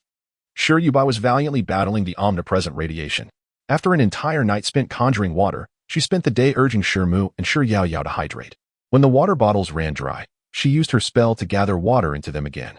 Yuebai had yet to assess the condition of Mu and Yao's health, but she busied herself, and her weight had, to her delight, reduced to 735 pounds. Although challenges loomed ahead, as long as Yuebai continued her endeavors, there remained a chance for her to rise again. Watching Yao seated upon the toilet while Mu patiently queued outside the door, Yuebai handed another water bottle to Saw. Initially, Saw intended to decline, wishing to conserve the resource for the others. However, recalling the basin filled with water that morning, she cautiously took the bottle, lowered her head, and took a sip. How to describe that sensation? It was akin to drinking ambrosia. "Yuebai, this water is exquisite. Have you tried it?" After taking a small sip, Saw returned the bottle to Yuebai, who pushed it back toward her, her gaze lingering on the desolate landscape. She spoke to Sister Air, assuring her that there was ample water and to not be stingy with it, suggesting that Yao should take a bath upon returning home. That evening, Yao would lean against her while sleeping, and Yuebai often found herself awakened by the sense of both herself and Yao. However, Sister Air was taken aback by Yuebai's words, stammering, Yuebai, what kind of family do we belong to that bathes with water? Especially such delicious water, which even possesses a hint of sweetness." Sister Air felt as if a dark cloud loomed overhead, fearing she might be struck by divine wrath. "There is still enough water," Yuebai succinctly reiterated. If it were insufficient, she could always employ the water-gathering spell. Though the spiritual energy, soul power, and fatty energy continuously cleansed her congested meridians, it was undeniable that after using the water-gathering spell persistently for around 20 hours, Yuebai's ability to gather water was accelerating. Hard work yields results. Even if the pain endured does not proportionately match the rewards reaped, it is all worthwhile. This time, Yao Yao had produced a half toilet's worth of waste. Shirmu pinched her nose and shouted in exasperation, "If you don't flush the toilet, I will tell your grandfather." She brandished a meme of a panda face at Yao Yao, saying, "Look, your granddaughter hasn't flushed the toilet." Sister Air, in a panic, instinctively stood and rushed to flush. Surprisingly, there was still water. Although the water that flowed out was black, the city's sewage system beneath this wreckage was still operational. At least for now. Sister Air carried Yao Yao out of the open toilet and placed her on the bed frame beside Yuebai. The little girl's cheeks flushed as she cautiously glanced at her aunt, fearing that she might disdain her for not flushing. Yet, Yuebai felt no such emotion. She pondered aloud, "Let us move this desk and chair back." She pointed to the set of children's writing desks and chairs in the room. The previous owner, prior to the apocalypse, must have just purchased this set, as the plastic wrapping had yet to be removed. Yuebai swept away the debris on the desk and unexpectedly discovered an unopened set of pencils and an electric sharpener. "Yao Yao, you will have pencils to write with from now on." Seated on the plain cart, Yuebai continued to rummage and unearthed a stack of draft paper and a pile of graph paper notebooks. Sister Air approached from the crumbling wall, her face alight with anticipation. "Can Yao Yao write?" What she truly wished to inquire was whether Yao Yao was capable of writing. Sister Air had witnessed her daughter's transformations over the past few days. But the ability to articulate her bodily needs was a concept entirely different from the ability to write. Sister Air's hopes in life were modest. She merely wished to leave the wasteland alongside Yao Yao without suffering before her own demise. To that end, she harbored a rather helpless plan deep within her heart. She sought to find a type of medication from before the apocalypse that could allow Yao Yao to simply drift into slumber. Certainly, it is only when her brain condition has deteriorated to the brink of death that second sister Sure would act in such a manner. How else could Yao Yao survive? How could she endure? A daughter with intellectual disabilities, bereft of her sole protector and support. Who can fathom the perils that await in the wasteland? In second sister Sure's hollow gaze, tears suddenly welled up.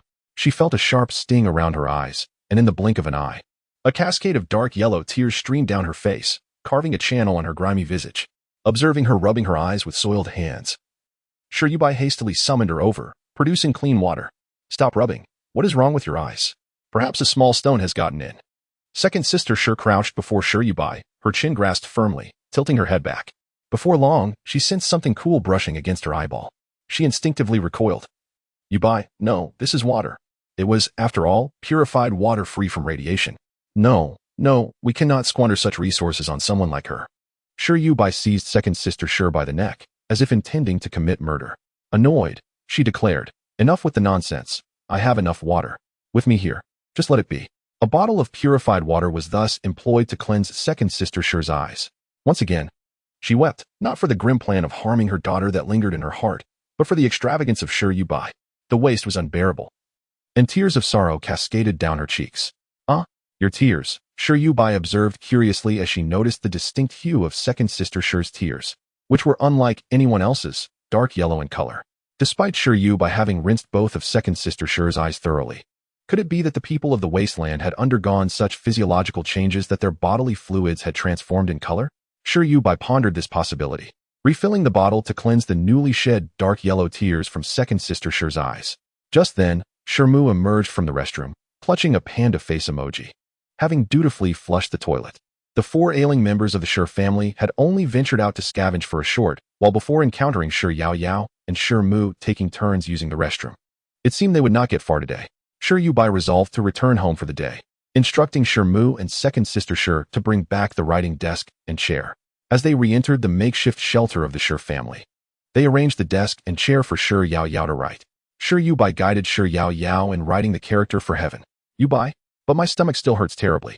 Shirmu leaned in, gently touching her taut belly. "Auntie." Sure Yao Yao looked fearfully at Shirmu's feet. Grandma Yuebai's gaze shifted downward. A pang of dread struck her heart. Trouble was brewing.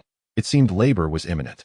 She, a young woman who has lived for many years, though theoretically knowledgeable, found herself at a loss in such a situation. What to do? Chapter 22. Sure Yuebai threatens. Mastering the art with ease.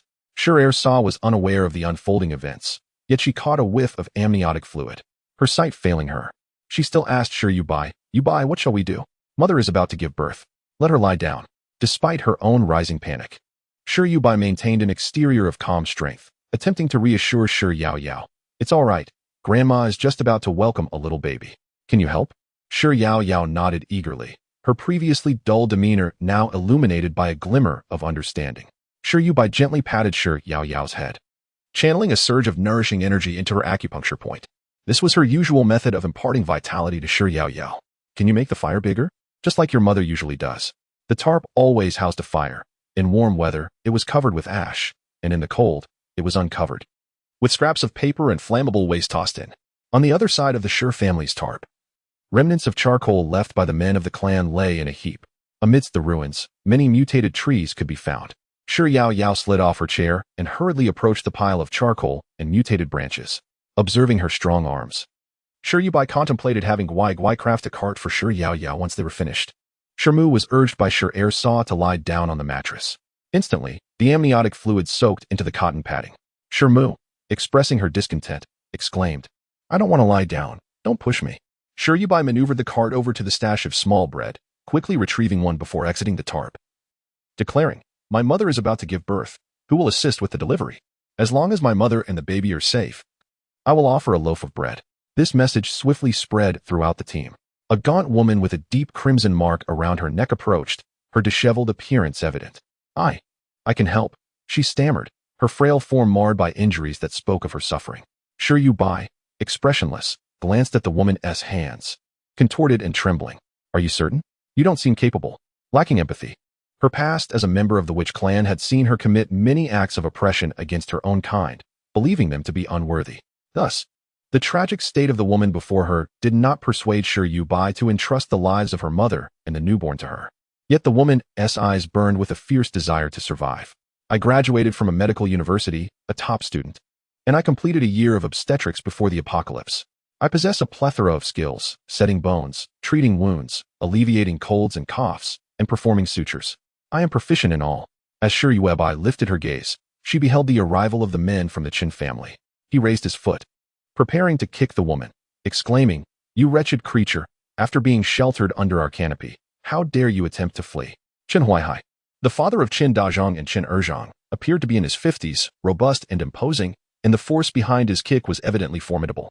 Yuebai swung the long stick in her hand, striking Qin Huaihai on the calf. What the hell do you think you were doing?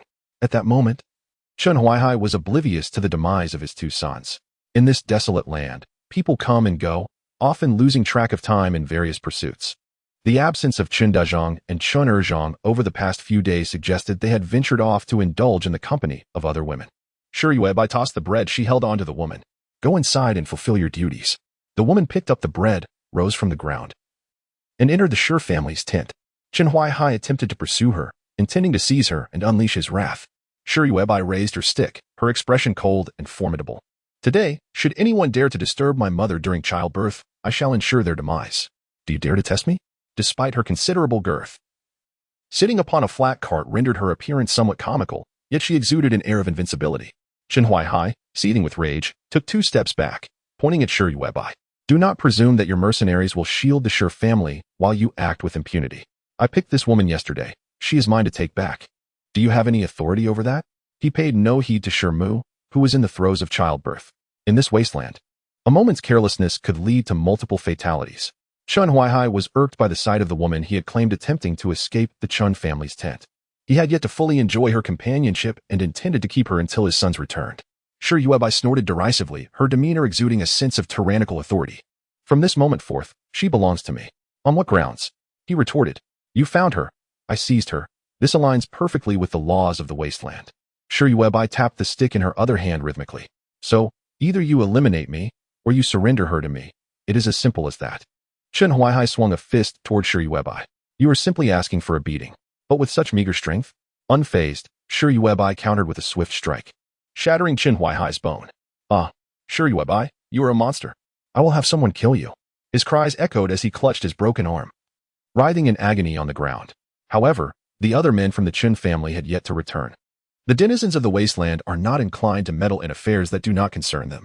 Moreover, when Yuebai struck with her stick, it carried a forceful wind. The sound alone was enough to evoke pain. The men of the Shur family are known for their strength. Perhaps Yuebai has inherited this formidable power? Only Qin Huaihai remained, howling in despair. Soon, a pain cry from Mu reached Yuebai's ears. Yuebai, it hurts so much. Why has your father returned? The air was filled with anguished shouts. Yuebai, feeling as though she were trapped in a realm rife with suffering, dug her fingers into her ears. She turned her head and called out loudly to her mother. Mother, conserve some strength. Unable to enter the tent, she remained outside, occasionally striking the ground where Chun Huaihai lay with her stick. Why are you silent now? You were so loud before. Yuebai reveled in the sight of his helplessness. Knowing that no one would come to his aid, no matter how much he screamed, a woman rushed out in a flurry, her body haphazardly wrapped in a piece of fabric scavenged from the Shi family's tarpaulin. Her original clothing had been stripped away by Chun Huaihai.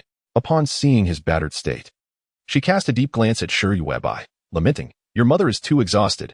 She doesn't even know what she is doing anymore. No matter how hard she tries, it won't matter. Raising an eyebrow in exaggerated disbelief, Yuebai replied, and what do you propose I do about it? I cannot assist her in exerting more effort. She threatened, if you don't find a way to help my mother, I assure you, I will send you back to the Chin family. Once I have children of my own, you will not go without your share. Yuebai was adept at intimidation. Nong Yasi furrowed her brow, observing Yuebai. This unusually overweight girl exuded an indescribable aura that compelled others to heed her. Defiance could lead to dire consequences. Nong Yasi's lips moved slightly. Your mother is going to have a difficult delivery. You must prepare some nourishment for her, or she won't endure. Childbearing in the wasteland is already fraught with peril. And in conditions rife with radiation, one can only speculate what kind of being might emerge. Yet, in such harsh environments, women often find themselves in compromising situations, frequently unaware of their own pregnancies, as was the case with Mu. With another strike, Yuebai hit Chin Huaihai once more. Let us go. I shall impart some spiritual strength to my mother. Upon entering the tarpaulin, Mu was drenched in sweat, restrained on the bed by Seo. Even at this critical juncture, she still yearned to rise. Perhaps if she stood up and changed her posture, the pain she felt might lessen somewhat. Yuebai, your second sister-in-law is unfilial. She wishes to end my life. Quickly, help me deal with her. Mother Shi had never held a fondness for her second sister-in-law, primarily due to the societal distinctions that existed prior to the apocalypse. The Shi family had enjoyed considerable wealth before the world descended into chaos, and the second son was the heir to a prosperous family business. His second sister-in-law was a once popular movie star, making this a tale of a celebrity marrying into affluence. Mother Shi, with her lofty self-regard, naturally disdained a woman she perceived as being drawn solely to her family's fortune. Consequently, the new daughter-in-law faced numerous trials at the hands of Mother Shi. However, when the apocalypse struck, the second sister-in-law did not abandon the Navi Shi heir. Unlike many vain women, by that time, Mother Shi had been driven to madness by the radiation of the wasteland. And the story of this star marrying into wealth never progressed further. Yuebai maneuvered her wheeled cart closer. Mother, the second sister-in-law is not unfilial. Once you give birth, the pain will subside. Mother Shi, albeit reluctantly, could still heed Yuebai's words, for she was her most cherished daughter. She ceased her commotion. Although her effort was half-hearted, Yuebai grasped Mother Shi's hand and turned to Nong Yasi, saying, I can assure you she has sufficient strength. Please act swiftly. Nong Yasi glanced at the frail women and girls of the Shi family. Though they were all sheltered under the same canvas, the atmosphere was remarkably comforting. Gritting her teeth, she knelt upon the mat and pushed against Mother Shi's swollen belly. Mother Shi emitted a wailing cry akin to that of a slaughtered pig. At the same time, Yuebai shut her eyes, beads of sweat forming on her forehead. Enduring the agony coursing through her veins, she concentrated on compressing the fat within her body, transforming it into energy that flowed into Mother Shi. To withstand and resist such excruciating pain required the consumption of her entire energy reserves. Furthermore, these past few years had seen Mother Shi living in a state of madness amid the wasteland. Yet, despite her insanity, she always managed to save a portion of her rations to nourish her beloved daughter. Her body, already frail and emaciated, bore the burden of a large belly. One could scarcely imagine her suffering. To combat this pain and grant Mother Shi the strength needed to give birth, Yuebai had to provide double the energy derived from fat. This doubling did not refer to the mere quantity of fat energy, but rather to the output of that energy itself. Her current body was riddled with blocked veins, and the fat energy coursing within could only traverse through minuscule pathways, thinner than a strand of hair. The released fat energy was consequently limited and slow. Yet, Mother Shi's demands were great. To ensure that Mother Shi possessed the vigor required, Yuebai had no choice but to double her output. She found herself in a predicament. The meridians were inherently fragile, and reckless actions would only lead to their severance. posing a perilous risk of complete bodily collapse. Yuebai could only hasten the circulation of her fat energy, doubling its speed from before. The accompanying pain was equally amplified. Gritting her teeth, she held her mother's hand tightly amidst Mu's cries of agony, continuously channeling energy into her. At the pinnacle of her suffering, Yuebai could not help but curse inwardly. What nonsense is this? She, a grand witch, had always acted out of self-interest. Why must she sacrifice herself for such a multitude? It infuriated her. Yuebai felt her temperament nearing that of a saintly figure. Yuebai? Her mother's voice resonated. Lying on the mattress, tears welled in the corners of her eyes, although she was in excruciating pain. Upon seeing Yuebai drenched in sweat, biting her lip in silence, Mu cried out, "Yuebai, are you in pain? Mama is here. Oh, Mama is here." It doesn't hurt. It doesn't hurt. A pang of sorrow struck Yuebai. Perhaps her mother wasn't an ideal mother-in-law, but she was undoubtedly a wonderful mother. Taking a deep breath, she steadied her voice as much as possible. "It's all right, Mom. It will stop hurting soon." The original host had consumed her mother's sustenance, and Yuebai was now utilizing the body of that host. She would repay this debt of gratitude. Clenching her teeth fiercely, she once again summoned her body's fat energy at an accelerated rate, now 3 times faster than before. The pain in her meridians was nearly numbing. This all-encompassing agony, where not a single part of her was spared, was a torment that rivaled the pain of her mother's labor. It's out. With a face that had been taut and weary, Nong Yasi suddenly broke into a smile. A spark of vitality illuminated her features as she exclaimed, "It's a girl." Saw's face mirrored her excitement as she eagerly inquired about the faint cries of the newborn. "How's the child? Is there anything amiss?" "The child appears to be perfectly formed," Nong Yasi reassured, passing the bloodied infant to Saw before attending to Mu's postpartum complications. At that moment, Yuebai finally released her mother's hand. The pain that had enveloped her dissipated, and she sat silently on a flat cart, gazing at the newborn cradled in Saw's arms. Yao crawled over from the fire, unbothered by Yuebai's sweat-drenched state. She nestled into Yuebai's embrace. "Annie, be good. Yao, please hand me that water jug." The jug had been salvaged during their escape. A new aluminum kettle. With a resigned acceptance, Yuebai employed the water-summoning spell, filling the jug to the brim. As the industrious Yasi busied herself, Yuebai took the opportunity to gather a few pieces of charcoal from the fire, placing them at the bottom of the kettle. This outdoor kettle was ingeniously designed. The charcoal not only retained heat but also warmed the water. Yuebai instructed Yao to fetch a small plastic basin, into which she poured the warm water. "Sister-in-law, please bring the baby over for a quick wash." Yasi gazed in astonishment at the steaming basin of water. What kind of household is this, possessing such clear water, capable of bathing a newborn? Chapter 24. They now have firearms. Noticing the astonishment in Yasi's eyes, Yuebai remained silent. After ensuring the baby was clean, Yasi licked her parched lips, gazing longingly at Yuebai. Yao, give doctor some water to drink," Yuebai ordered, and Yao promptly retrieved a small bottle of water from her backpack. Yasi, filled with excitement, reached out to accept it. However, Yuebai raised her stick, pressing it down onto Yasi's hand. With a cold gaze, she spoke softly, "From now on, follow my lead. Know what to say and what not to say, understood?" She possessed the ability to protect herself. Even if others discovered the presence of water in Shur's tent, she could extricate herself unscathed. But those who dared to spill secrets would meet a dire fate. Yasi nodded eagerly. She was intelligent. Having witnessed Yuebai nearly kill Hai, she understood clearly whom she needed to follow to survive. Yuebai lowered her stick, satisfied as she watched Yasi grasp the water bottle, her eagerness to drink evident. "Rest assured, as long as you fulfill your duties well, you shall have plenty to eat and drink."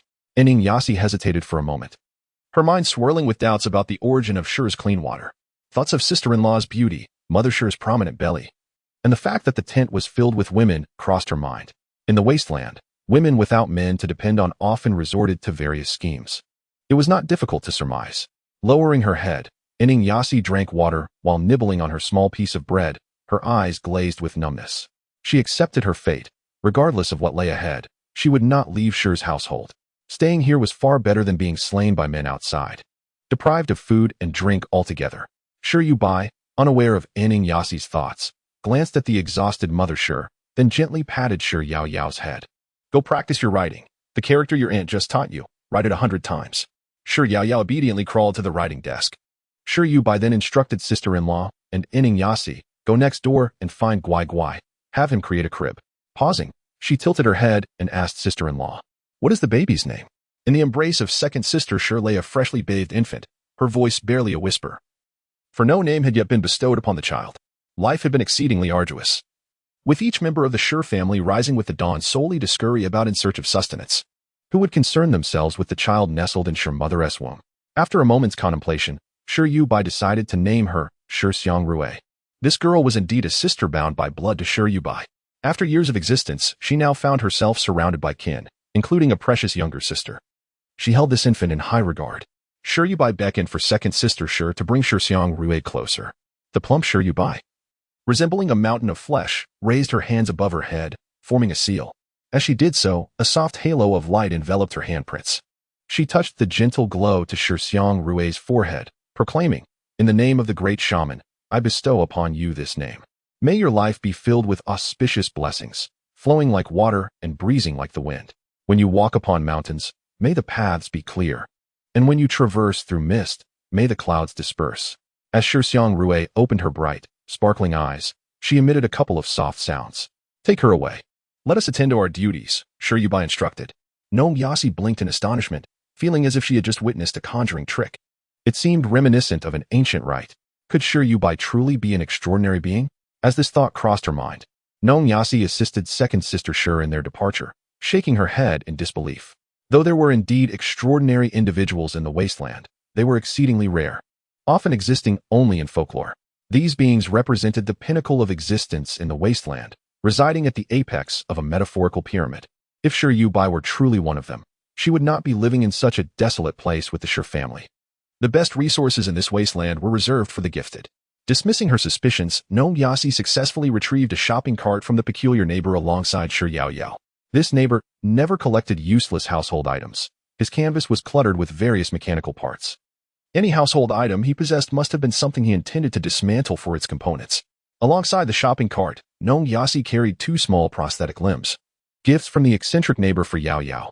Whenever the Sure family scavenged, second sister Sure would carry Yao Yao on her back. It was exhausting for her, and Yao Yao was equally uncomfortable. Sure Yuebai, observing the situation with delight, hastily urged Gnome Yasi to fit Yao Yao with the new limbs. Finding satisfaction in the neighbor's apparent utility, she promptly instructed the overjoyed second sister Sure to deliver 10 bottles of water to the neighbor. Furrowing her brow, second sister Sure queried, "Yuebai, do we truly possess 10 bottles of water?" In her heart, she genuinely wished to know if their household had such an abundance. Having just utilized a kettle of purified water to cleanse Shixiang Rui, I am now, in accordance with Shiyubai's plan, preparing to bathe Shiyu shortly. But is there still water to be delivered to Gigu? Shiyubai, growing impatient, insisted you should go. Is it not worth 10 bottles of water for your daughter, who can stand, run, and jump? Those bottles were scavenged, requiring no investment, merely accumulating in a heap within the tarpaulin of the Shurjia. Shiyubai expressed disdain.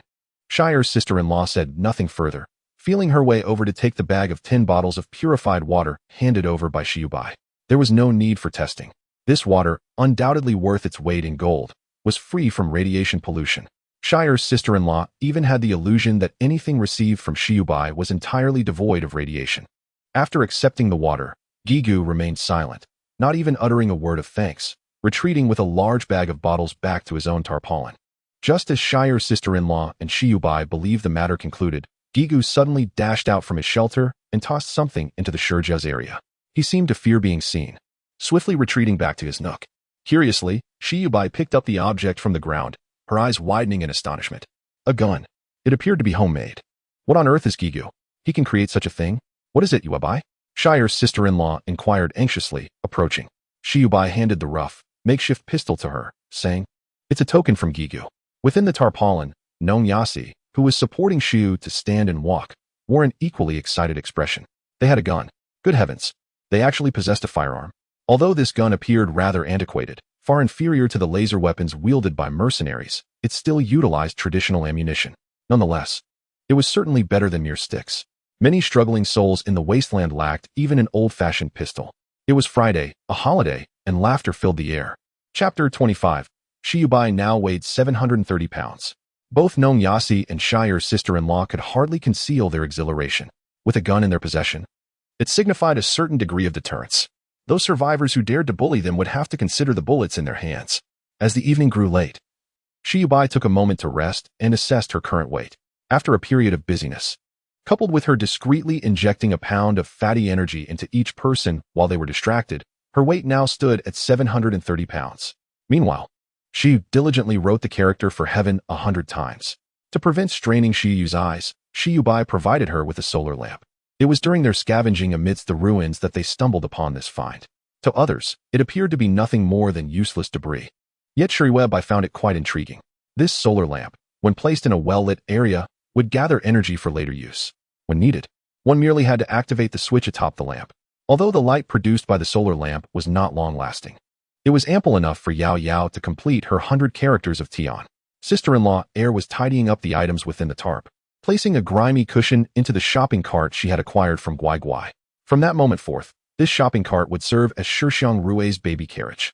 While Nong Yasi attended to Shixiang Rui and their mother, Yuebai utilized a water-gathering spell to fill a basin with a generous amount of water. Yao Yao, come here. Just in time, Yao Yao had finished writing her 100 characters. She was not accustomed to standing up from the chair, appearing as if she intended to sit on the ground instead, moving herself with her hands. Yao Yao, come over here. Yuebai's tone was slightly stern. You must adapt quickly, for no one has the luxury of time to teach you. Yao Yao looked at Yuebai in alarm, fearing her aunt's ire. Having crouched down, she slowly rose, taking hesitant steps toward Yuebai. Sister-in-law Air, tending to the shopping cart, listened intently, anxious about Yao Yao's footsteps. Nong Yasi, cradling Shixiang Rui, also stood up, ready to assist Yu Yao at a moment's notice. Yuebai, after all, Yao Yao has just received her prosthetic limb. Nong Yasi thought Yuebai's demands were rather harsh. Many individuals with disabilities take a considerable amount of time to acclimate to using prosthetics. For Yao Yao to stand and find her balance so soon after receiving her limb was already impressive. Seated on the flatbed cart, Yuebai cast a glance at Nong Yasi. There is no time. She had no opportunity to instruct Yao Yao. Sister-in-law Air was already quite busy, and Nong Yasi had to care for both Shixiang Rui and their mother simultaneously. Thus, Yao Yao fell solely under Yuebai's purview. However, Yuebai was not particularly patient. If she were to oversee Yao Yao, her management style would be as such. Fortunately, Yao Yao was very obedient to Yuebai's commands.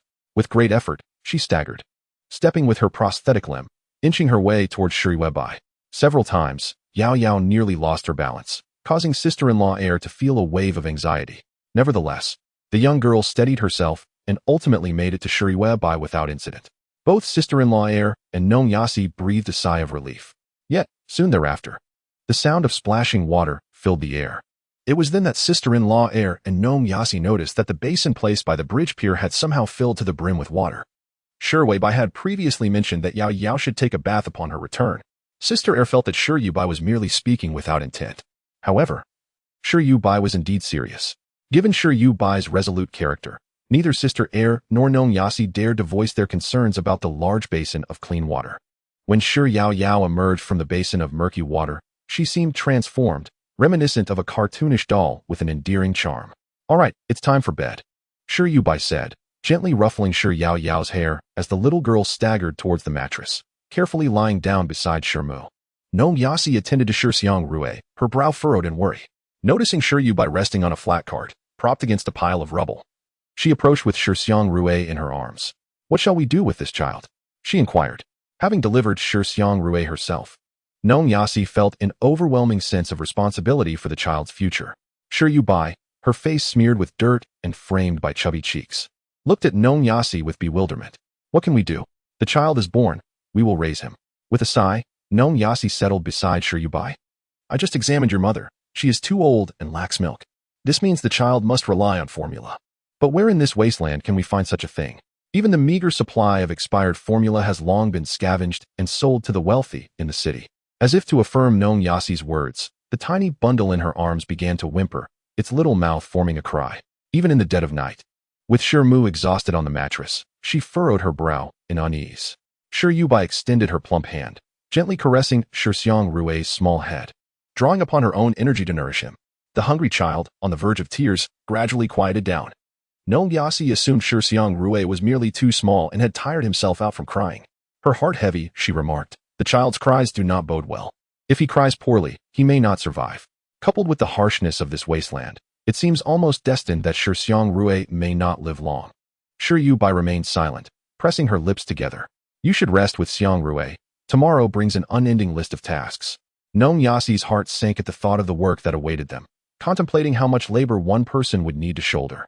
Yet, she found solace in the fact that the Shi family was her best option at present.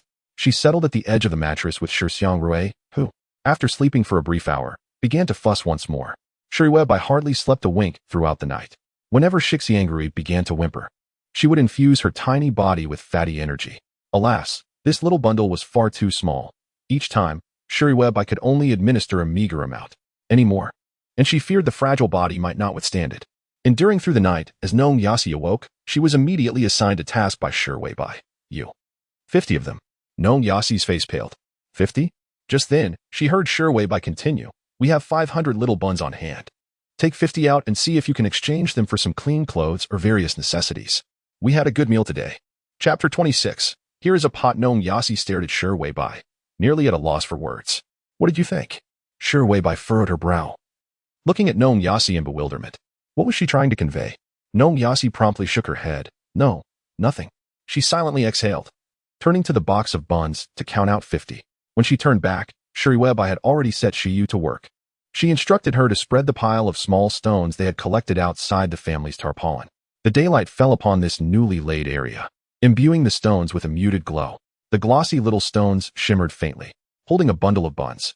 Nong Yasi suddenly noticed that these stones appeared to form an intricate and mysterious pattern.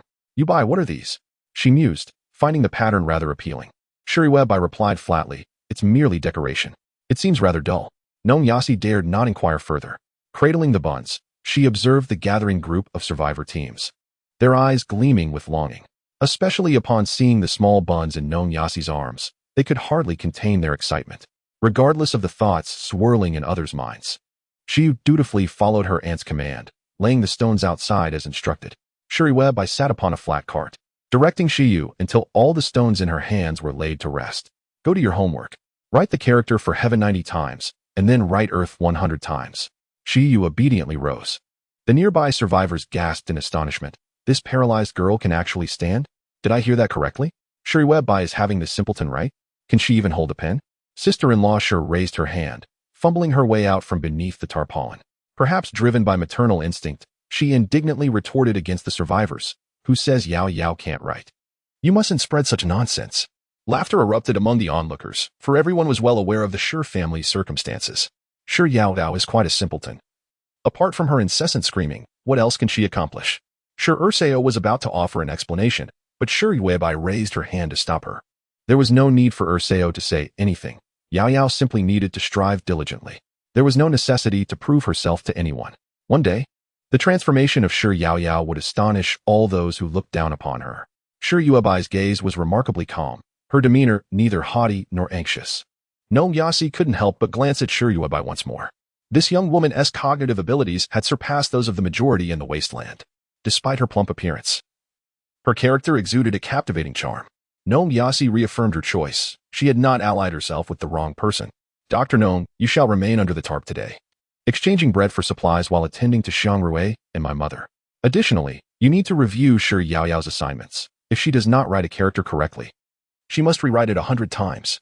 Yuebai handed the chains that bound Shi's mother to Nong Yasi, having only taken Urseo out to scavenge. Newly integrated into the frail and ailing team of the Shi family, Nong Yasi felt an overwhelming sense of responsibility. She incredulously asked, do you truly trust me this much? Yuebai gently patted Xiang Rui's small head, infusing his little body with energy. Do you see the decorative stones laid on the ground? You must not step outside this boundary. Those individuals cannot enter either. Of course, Yuebai could not extend her trust so easily. No one in this world was worthy of her confidence. She delineated a boundary, ensuring that the survivors within this team could not intrude, nor could Nong Yasi escape. Shi Urseo carried 2 bottles of water in her backpack as she pushed Yuebai, preparing to leave. Nong Yasi immediately inquired, are there specific requirements for the supplies we exchange? For instance, are there particular areas of focus? Aside from clean clothing, these 50 small loaves of bread should yield even more goods. Without turning her head, Yuebai waved her hand dismissively. You can decide the rest for yourself. As they navigated the bumpy path, Shi Urseo anxiously asked Yuebai, while we scavenge, do you think the others in the team will attempt to seize the bread from Dr. Gnome? In the past few days, Yuebai had sufficiently demonstrated her fierce and dominant nature. Initially, Urseo was quite distressed by Yuebai's harshness. However, when such severity was directed outward, it served as an effective deterrent. There is no need for concern, Yuebai replied nonchalantly, her staff continually stirring the rubble ahead. However, we must return early today. Xiangrui cannot endure for long, at most 2 hours, for at the most, and I must hurry back. She feared returning too late, lest Xiangrui might perish from hunger. Urseo also harbored concerns for Xiangrui, sensing that the farmer doctor did not hold much hope for the child. This little one, it seemed, was destined to depart this world sooner rather than later. In truth, an earlier departure might be preferable, sparing Xiangrui from enduring the harshness of this cruel wasteland, which would surely lead to immense disappointment. The two women scavenged along the way, though they had not traveled far. Without Yaoyao's frequent restroom breaks and the erratic movements of Mu, their pace of scavenging had significantly increased. Urseo had nearly relinquished her search for anything edible or drinkable, as such items were virtually non-existent. Even if found, it would hardly bring Yuebai any joy. Yuebai preferred to seek out useful household items, such as various jars and basins. Yuebai, look, I found a pot, Urseo exclaimed, uncovering a flat-bottomed pan from beneath a large stone. Yuebai's face lit up with delight. Wonderful. Tonight, we can fry some potato slices. Although Yuebai and those around her could survive on her fat reserves without food or water, the occasional indulgence in culinary desires was still necessary. She and Urseo, using the burlap sacks they had collected, dragged back a considerable haul of jars, plastic basins, and metal bowls, along with the frying pan, to the makeshift shelter of the family. Upon their return, they noticed several individuals collapsed near the stone-patterned edge. Nong Yasi, oblivious to everything else, stood at the entrance of the shelter, cradling the wailing Xiangrui, who had been crying for over an hour, his cries growing louder with each passing moment. He appeared desperately hungry. Seeing Yuebai and Urseo return, Nong Yasi rushed forward with Xiangrui in her arms. However, as she neared the patterned edge, she collided with an invisible barrier, which pushed her back a few steps. Without a second thought, she anxiously shouted, "Did you find any milk powder?" The child's cries suddenly improved. She was healthy, and she could survive. Where's the vote? Chapter 27. Exchange more cement and repair the road. Yuebai shrugged her shoulders. Their scavenging expedition had yielded no food whatsoever, let alone expired milk powder. Nong Yasi hurriedly followed behind Yuebai, fretting, "What should we do? Perhaps we could make some paste with bread and water?" She had seen the food available in the family's shelter, a large pile of sprouted potatoes and several hundred small loaves of bread. These were their only edible options. The small loaves, when dissolved in water, could be turned into a thin paste suitable for infants. Though Nong Yasi knew that newborns should not consume such fare, it was the only desperate measure they had left. Yuebai resolutely declared, "No way." Nong Yasi's lips quivered slightly, and upon noticing that second sister remained silent, she hesitated to voice her objections. In the household, any utterance from Yuebai was regarded as the family's decree. Prior to the Wasteland, her family had indulged her. After the Wasteland, it was as if everyone's intellect had diminished. Currently, it was due to Yuebai's domineering personality, which had grown even more formidable than before. Nevertheless, under her leadership, no harm had befallen the few remaining members of the family. Thus, second sister now adhered to Yuebai's every word and action. "Hand me the auspicious one," Yuebai commanded. She took Xiangrui into her arms, frowning at the small bundle. It was flesh, and it was indeed flesh. Yet, within her heart, Yuebai felt an uncommon tenderness towards this little mass. How tiny it was. She lifted her plump hand and gently patted Xiangrui's small head. Observing the infant's heart-wrenching cries, she realized that the nourishing energy could only trickle into this little body in minuscule amounts. Soon, Xiangrui quieted down, drifting into a slumber punctuated by hiccuping sobs. How embarrassing to witness such a display of sorrow for the sake of sustenance. Yet it could barely sustain even a meager ounce of fat. Yuebai voiced her disdain while returning Xiangrui to the dazed Nong Yasi. "Xiangrui, what is wrong with her?" Nong Yasi inquired, gazing at the peacefully sleeping infant. Yuebai grinned mischievously. Perhaps she fainted from hunger. She turned her attention to the cart filled with garments that Nong Yasi had procured in exchange for 50 loaves of bread. The clothes were all intact, including several new items. Yuebai unwrapped one of the dresses, furrowing her brows as she shook the chiffon fabric. It was no wonder they had opted to trade these new garments for bread. Which woman in the Wasteland dared to wear a dress outdoors? Surely, it would invite trouble. Nong Yasi carefully placed the sleeping Xiangrui into the shopping cart, wearing an expression of guilt. "Yuebai, I fear I have not managed this well. In truth, she had intended to select clothing and other necessities thoughtfully. However, the scarcity of resources in the wasteland was utterly appalling. She had said she would exchange bread for clothes, preferably new ones. A multitude of people had approached her with heaps of garments to trade. Initially, she had been discerning, willing to exchange one loaf for 10 pieces of clothing. But eventually, she found herself overwhelmed. Inevitably, some had mixed impractical items into the bundles, with so many pressing in, some even attempting to encroach upon the designated area. Nong Yasi recalled this and opened her mouth, pointing towards the scattered small stones outside the tarpaulin. Yuebai, I've noticed something peculiar. It seems that those outside cannot breach our stone perimeter. Sure, Yuebai did not respond to Nong Yasi. Her silence indicated that the matter would be left unaddressed, and Nong Yasi refrained from further comment. These exquisite dresses are to be reserved for me. I shall wear them in the future. Sure, Yuebai harbored no blame towards Nong Yasi. It is only human to err, and Nong Yasi was not at fault. Although Sure Yuebai was a formidable and domineering figure, often exerting pressure on the members of the witch clan, she also possessed a fondness for beauty. She tossed a chiffon skirt to Sure Yao Yao and instructed, fold it neatly and place it in that Wang Wali cabinet. Yao Yao, there is a set of children's clothing. Go and change into it. Sure Yuebai shook a pink shirt and blue jeans in her hands. Upon checking the size, they were perfectly suited for Sure Yao Yao. Accompanying the outfit was a pink butterfly hairband, freshly cleaned for Yao Yao. The fragrant little girl was most befitting of her clean new attire. Obediently, Sure Yao Yao took the new clothes to change, while Sure Yuebai rummaged through items and suddenly halted. Her gaze fell upon several bags of cement in the corner. Nong Yasi hurriedly explained, this morning, while exchanging bread, someone brought a few bags of cement. I feel increasingly ashamed, she murmured, lowering her head. In truth, she observed that the Sure family appeared to live in a state of tranquility and unity. Nong Yasi could not help but fantasize about repairing the collapsed public restroom among the rubble, for it was unsanitary for their family to continue living under the tarp. Moreover, Sure Mu had a penchant for roaming about, oblivious to stepping in filth. With her head bowed and cheeks flushed, Nong Yasi voiced her thoughts softly. After a pause, she received no response from Sure Yuebai or Sure Ersa.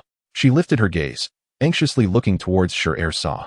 The latter's eyes were hollow, with a faint shadow of black amidst the whites, her face directed towards Sure Yuebai. Clearly, everything hinged on Sure Yubai's disposition. Nong Yasi turned her attention back to Sure Yuebai, who appeared to be frowning deeply.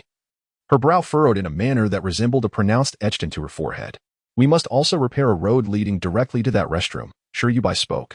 Yet, her words were not a rebuke towards Nong Yasi for exchanging bread for cement. Instead, she regarded Nong Yasi with appreciation, stating, you have done well. But the amount of cement exchanged was insufficient. Even if the restroom is repaired, it will only serve those of you who are able-bodied. What about me and Sure Yao Yao? She recalled her last descent onto the rubble, where she beheld the scenery beyond. The collapsed restroom was not far from their tarp.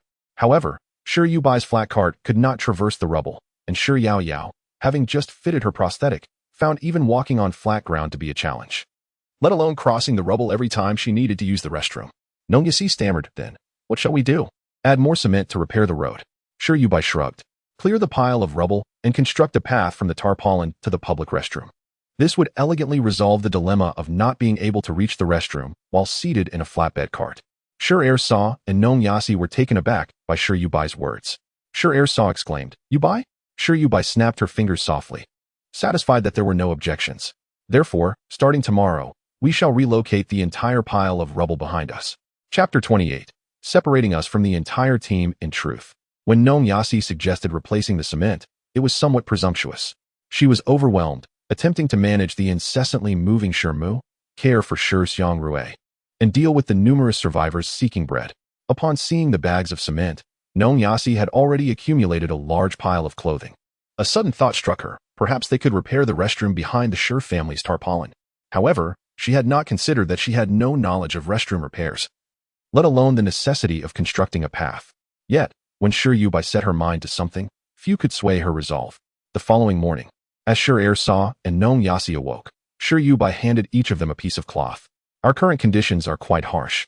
We have neither shovels nor carts to transport stones. Thus, we must use our hands to place the stones into the cloth and then carry the rubble forward. Sure Yuebai gestured towards the direction they needed to take. The location of the Sure family's tarpaulin was situated beneath the collapsed pier of a bridge. This area was the dirtiest and most chaotic, laden with garbage and rubble, making it undesirable for the team to reside there. They had banded together, forcing the Sher family and the peculiar individuals to settle in this location while they themselves occupied the cleaner, more spacious riverbed beneath the bridge. The public restroom was above the pier, partially collapsed and buried. According to Yuebai, they needed to manually clear the mountain of rubble beneath the pier to create a path. The stones they transported would be piled in front of the Sher family's tarpaulin, forming a natural barrier. This would effectively separate them from the rest of the team. Nong Yasi glanced outside the Sher family's tarpaulin. Yuebai nodded, nonchalantly stating, "It is essential to create this separation. Otherwise, the restroom we have painstakingly organized would be available to them for free. How delightful that would be. Henceforth, anyone wishing to use the restroom at the Sher residence must pay a fee." Nong Yasi looked at Sher Saw, who had already turned to begin moving stones. After all, Yuebai's words were not to be ignored, so it was better to complete the assigned task promptly. Nong Yasi hurriedly followed suit, placing the stones onto the cloth one by one. Grasping the four corners of the cloth, they transported the rubble to the designated location indicated by Yuebai. Yao wobbled to her feet, eager to assist. Yuebai raised the long stick in her hand, assuming the demeanor of a foreman, and began to write. The character for heaven was inscribed 80 times, earth 90 times, and human 100 times. After completing these tasks, she proceeded to solve 100 addition problems within 5 before returning to work. After ensuring Yao was settled, she turned her gaze to Mu. Despite having given birth, Mu seemed oblivious to her maternal state. Upon waking, she dashed about in a frenzy, neglecting to even glance at Xiangrui. Among the members of the Sher family, only Mu obediently listened to Yuebai. When Mu noticed Yuebai's gaze, her instinct to flee paused. She sat still, managing a crooked smile at Yuebai. "Mother, you've started a fire. Be sure it doesn't spread to anything else, and heat some water for a bath." Yuebai instructed, pinching the bridge of her nose while pointing at the pile of embers. Mu was far dirtier than Yao or Saw, having neglected her hygiene since giving birth. Although Nong Yasi had provided her with adult sanitary pants to manage her lochia, Mu was unaware of the need to change them. Consequently, her condition had reached a level of uncleanliness that was quite appalling. She was a mother who indulged her children, particularly Yuebai. Upon hearing Yuebai's words, Mu immediately settled by the fire, tending to the glowing coals. Today's weather had suddenly turned cold, causing the survivors in the group to huddle and don long sleeves and trousers as they stepped outside the Sher family's tent. In front of the tent, a narrow line of rubble had been meticulously laid out. The survivors who had fainted near the patterned edge yesterday had been dragged back by their respective families. Everyone was aware of Yuebai's rules, which prohibited entry into the area paved with stones. Consequently, some stood at the edge of the stone pattern, shouting, Yuebai, Yuebai? Is there any bread for exchange today?" Yuebai maintained a stern expression, seated within the confines of the tent, remaining silent. Before her lay a large basin of water. Nong Yasi, who was clearing stones behind the tent, upon hearing the commotion, quickly grabbed several small loaves of bread and called out to the crowd. "Yuebai says today we are exchanging for cement, 10 bags of cement for 1 loaf of bread. Bring as much cement as you have for trade." Outside, a group of survivors clutching garments immediately voiced their discontent. "Why is it only cement being exchanged? We know you need clothes. We gathered plenty of new ones while scavenging yesterday. How can new clothes be deemed less valuable than cement? Why this discrimination?" Nong Yasi's lips quivered slightly before she ultimately declared, "If we are to exchange, then let us do so. Once the cement arrives, we shall proceed with the trade." She turned and re-entered the canvas tent, clutching the loaves of bread. Today, her tasks were numerous, leaving her no time to linger with this group of companions. Wait. A survivor raised a box of disinfectant. "What about this?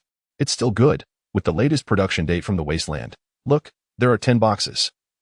I will trade it for 60 loaves of bread." The survivor appeared anxious, desperately pushing forward. Each box contained 6 large bottles of disinfectant. His feet tread upon the patterned gravel, and though he felt dizzy, he still held the box aloft. Nong Yasi instinctively glanced back, hesitating. Yuebai, seated within the tent, spoke up. "Let us go ahead with the exchange. Dr. Nong, we will trade for all medical supplies they bring. No haggling. Medical supplies are in high demand everywhere. Survivors outside the city, if they happen upon medical supplies, will mostly bring them in for food. However, prices within the city are steep. 60 bottles of disinfectant may not necessarily secure 60 small loaves of bread. For the survivor bringing the disinfectant, obtaining 60 loaves from Yuebai is already a profitable deal." Without hesitation, Nong Yasi reached out, accepting the box of disinfectant and handing over the bread to the survivor.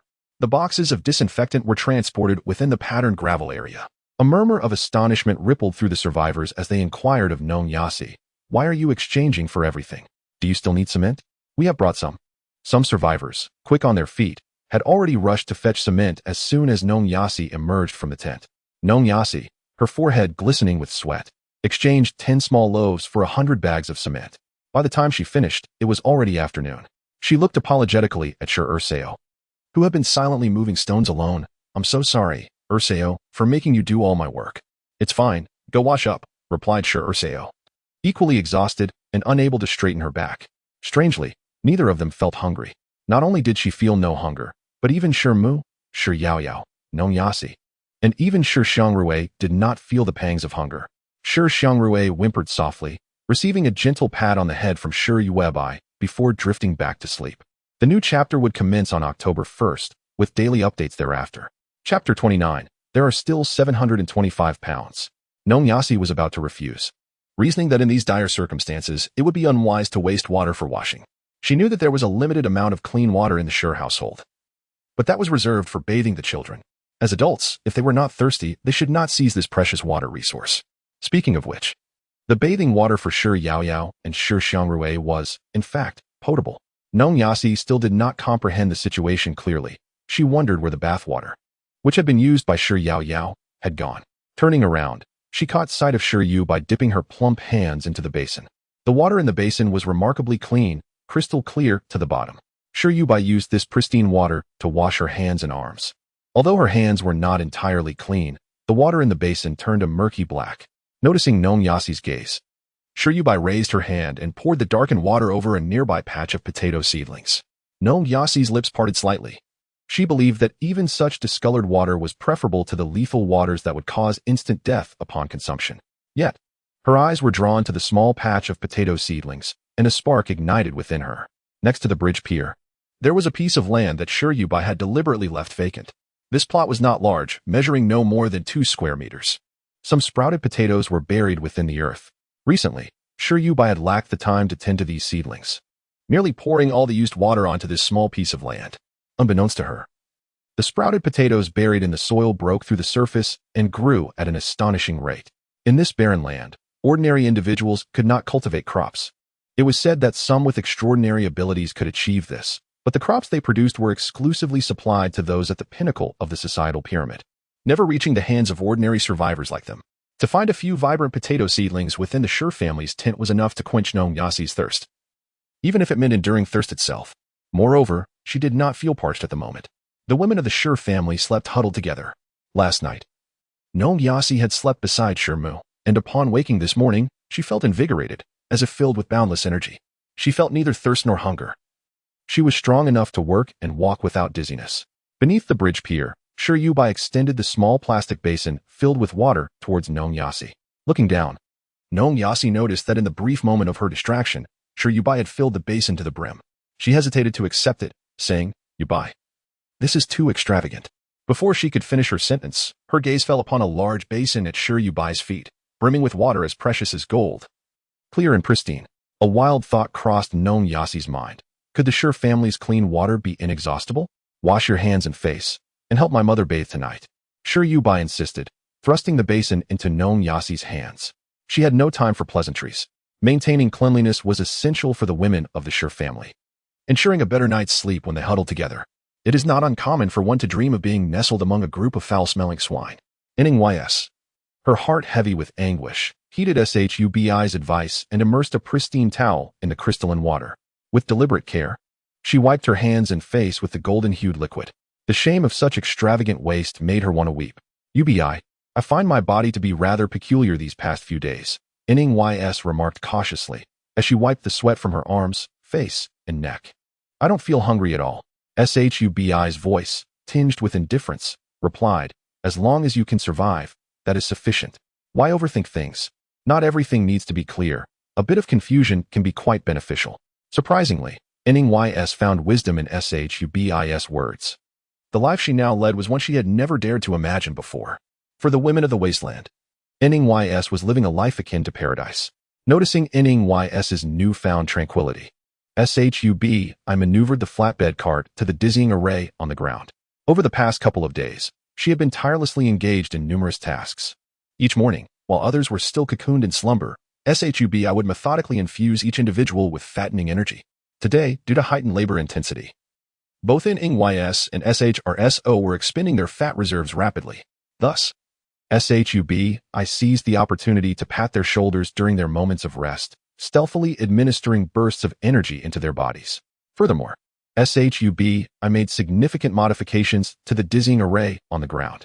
Not only did she amplify the disorienting effects, but she also added a layer of restriction. Outsiders could enter the dizzying array, but upon entry, they would be met with vertigo. Should they venture further in, they would succumb to unconsciousness. NYS, however, was unable to exit. Should she attempt to leave the dizzying array, she would encounter a transparent barrier.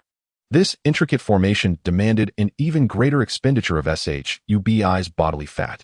Consequently, her fat reserves fluctuated, now totaling 725 pounds. The struggle to lose weight was indeed arduous. As night fell, the bread for supplies exchange event within the SH family's canopy had concluded.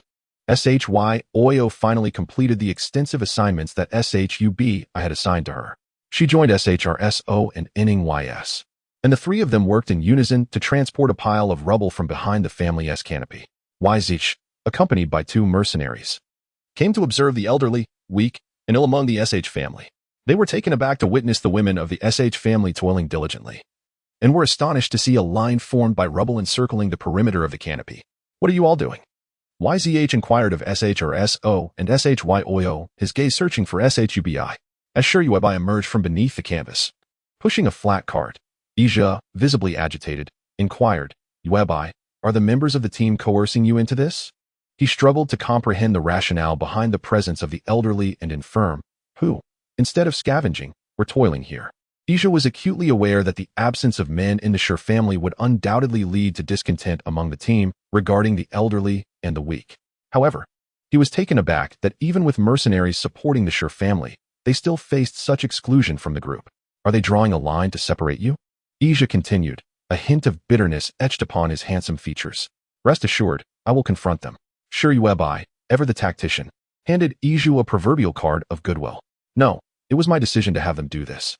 With that, she gestured towards Ija and the two mercenaries, declaring, "I intend to construct a wall to separate the Sure family from the others in the team. It is fortuitous that you have arrived. Your strength will aid in moving a large stone." Her words brought Ija to a halt, surprise gleaming in his deep-set eyes. It was not only him. Even the mercenaries he had brought along wore expressions of disbelief. They were curious to pry open Sure Yuebai's mind, eager to uncover her thoughts. Given the hardships faced by the elderly and infirm, should they not seize every moment to scavenge diligently? For the past few days, Ija had been patrolling the area where the Sure family operated, a subtle display of favoritism towards them. After all, it was undoubtedly inconvenient for the Sure family to venture out to scavenge. If he could encounter Sure Yuebai and her kin during his patrols, he could lend a helping hand. Yet, to his chagrin, Sure Yuebai and her family rarely ventured out, making his concerns for their well-being linger. When he could no longer contain his curiosity and decided to check on them, he was astonished to find Sure Yuebai had organized them to undertake laborious tasks. In a fit of frustration, Ija led the two mercenaries into the Sure family's canvas shelter, assisting in the relocation of a substantial stone. It was indeed a hefty boulder, justifying Sure Yuebai's request for their assistance. Ija maintained a stern expression as he rallied the other two mercenaries to join him. The trio rolled up their sleeves, also moving several other larger stones out from beneath the canvas. Sure Yuebai observed the benevolent Ija, pointing out specific locations with a long stick. The stones in question were far too cumbersome for Sure Urseo and Nong Yasi to manage alone, given her current capabilities. It was already a formidable challenge for Sure Yuebai to sustain the few women within the canvas. As she continued to move the large stones, her abilities were somewhat strained. Ija truly lent her a great hand. Henceforth, it would be prudent to refrain from causing too much trouble for those few individuals in your household. Ija set down the stone he was holding, pressed a hand against his shoulder, and shook his arms a few times. He glanced toward the tarp, where only a few fragments of stone remained. Subsequently, Ija picked up a cardboard box and placed it before Sure Yuebai. "This is some milk powder I exchanged with my points." With his family lost to death or disappearance, he was now left alone. Despite possessing a considerable number of points, they held little practical utility. Thinking of the child in Sure Mu's womb, Ija felt a pang of concern. Thus, he used his points to procure some milk powder and a few small packets of biscuits from the city. He squatted in front of Sure Yuebai, observing her ample figure, and spoke earnestly as an elder might. Should anything arise, do not hesitate to seek me out. I will endeavor to patrol this vicinity more frequently. Yuebai, you were always the one Shi cherished most. Take care to continue your scavenging without causing further mischief. Yuebai pursed her lips. Initially disinclined to engage with Ija, however, she caught a whiff of blood emanating from him. Turning, she retrieved a bottle of disinfectant, insisting, "Let me clean your wounds first." Ija was momentarily taken aback, gazing down at the disinfectant bottle nestled in his embrace. Yet, Yuebai had already turned her attention to the fragmented stones, inspecting the pile behind the tarp. She entrusted Ija to Saw and Nong Yasi. For as a great witch, she excelled in combat but was not adept in social interactions. It must be said that spending an entire day clearing the rubble yielded some results. At least a substantial area within the Shi family's tarp was now free of debris. Surprisingly, this space was adorned with flagstones. Yuebai looked up at the towering heap of stones, realizing that beneath it lay a pathway paved with stones, leading directly to the public restroom. Beyond that, there was the bridge. Yuebai, I must take my leave. Tomorrow, I shall return to assist you in scavenging. Ija's voice echoed from outside the tarp. Yuebai waved her hand dismissively, not bothering to turn back. In the wasteland, aside from mercenaries and those with abilities, individuals not scavenging appeared exceedingly out of place. Thus, Yuebai did not refuse Ija's assistance. Concerned, Ija approached. Glancing at the pile of stones that loomed above him, furrowing his brow, he inquired, "Yuebai, what else do you intend to undertake?" Saw stepped forward cautiously, apologetically stating, "Yuebai intends to clear a path for us, to facilitate access to the public restroom for the elderly and infirm. She has always been considerate of us all. Captain E, it is not that we refuse to scavenge, but the provisions you provided last time are sufficient to sustain us for quite some time. In a certain book, it is noted that the second sister-in-law is quite protective of Yuebai, wishing to prevent any misconceptions about her. However, she refrains from disclosing to Ija that during this period, they have consumed nothing at all, and curiously, they do not feel any hunger." Ija remained silent, casting a deep glance at Yuebai, while the two mercenaries behind him scoff. "Second sister-in-law, your young lady seems to be somewhat oblivious to the hierarchy of matters. Those familiar with financial news would recognize the Shi family. Shi's father rose from humble beginnings to become one of the wealthiest individuals in just over 20 years. Shi may have endured some hardships in his youth before becoming a soldier, which aligns with his character. However, Yuebai has been coddled since birth, raised in luxury, and her personality has been shaped to be rather self-important by her family. As a result, she often faces ridicule from the Wasteland dwellers, who comment on her inability to change her spoiled demeanor. At present, Ija, as the leader of the mercenary group, is evidently taking care of the Shi family.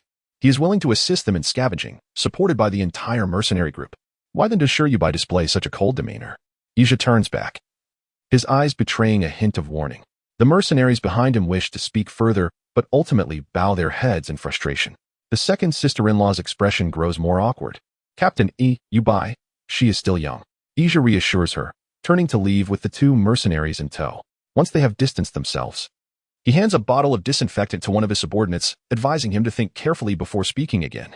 Qin Yong, still feeling disgruntled, is about to express his thoughts about Yuebai when he notices the unopened bottle of disinfectant in his hands. "Huh?" Qin Yong's eyes widen in surprise. "Disinfectant? And still within the expiration date."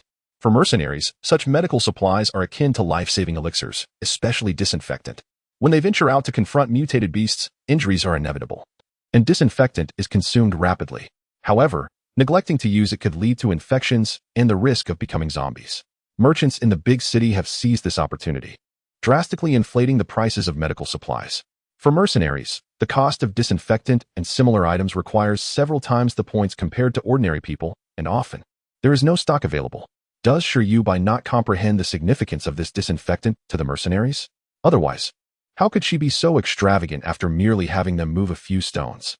On National Day, the narrative progresses to Chapter 31, where it is finally revealed that the weight has decreased to 718 pounds.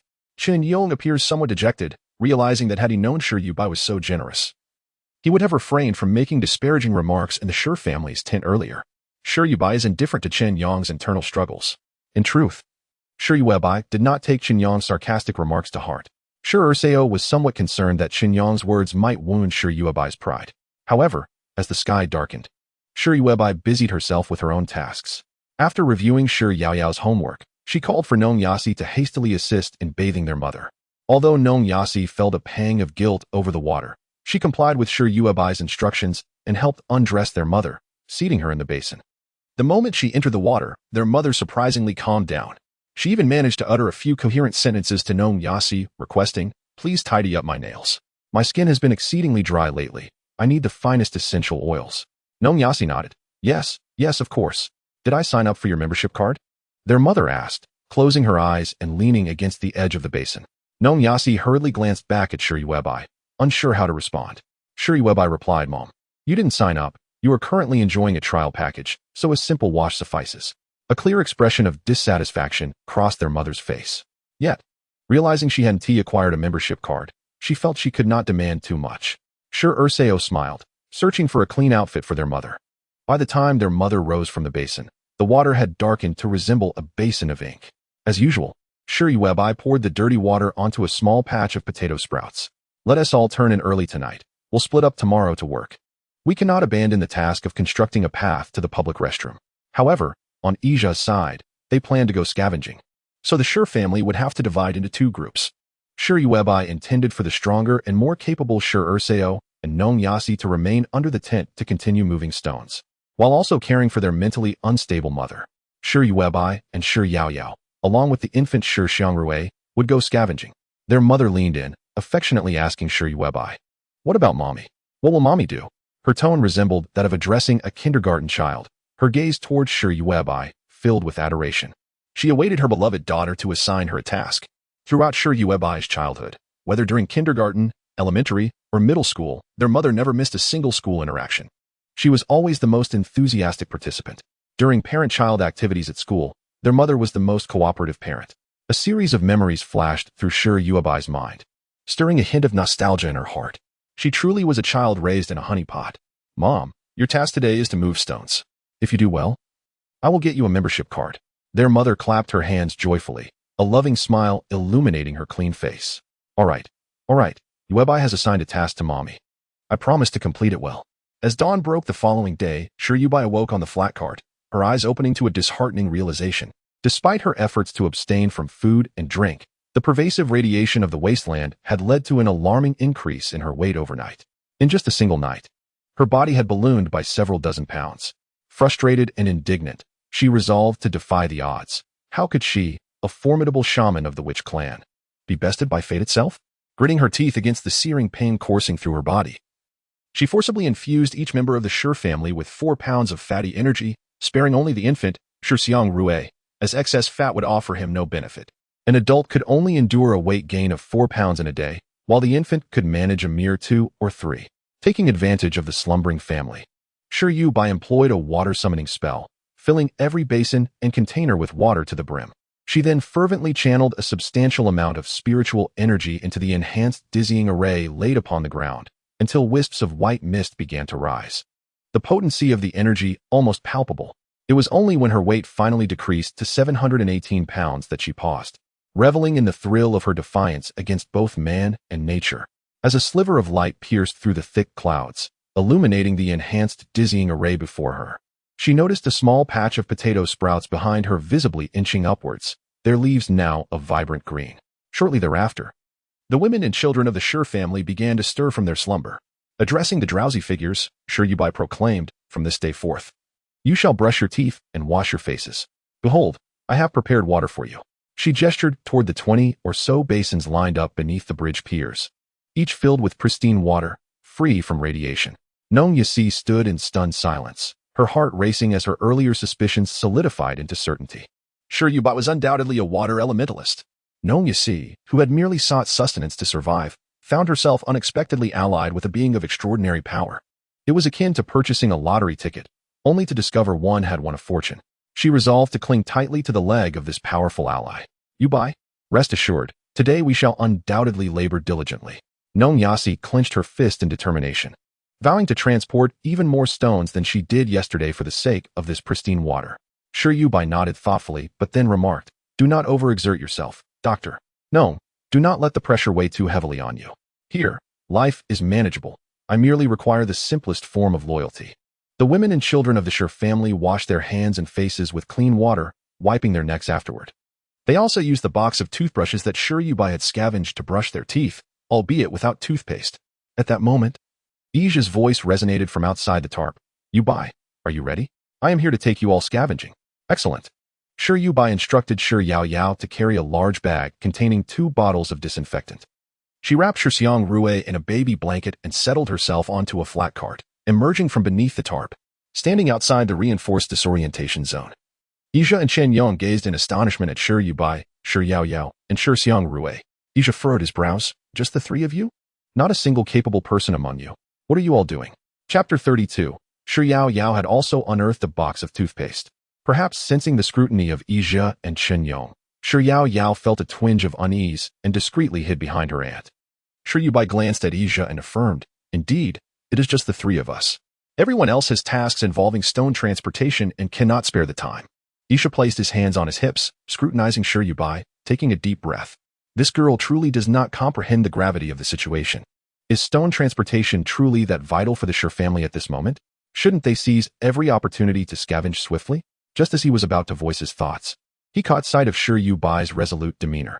Ija felt a sense of powerlessness wash over him. Very well, if it is just the 3 of you, then so be it. He waved his hand, finally conceding to Yuebai. He observed Yao, delicate and frail, struggling with the large bag on her back while cradling a baby in her arms. Even walking unassisted, she swayed precariously, her movements starkly uncoordinated. The thought of having Yao push Yuebai to scavenge was utterly implausible. Resigned, Ija grasped the handle of the cart on which Yuebai sat, exhaling deeply as he began to push her forward.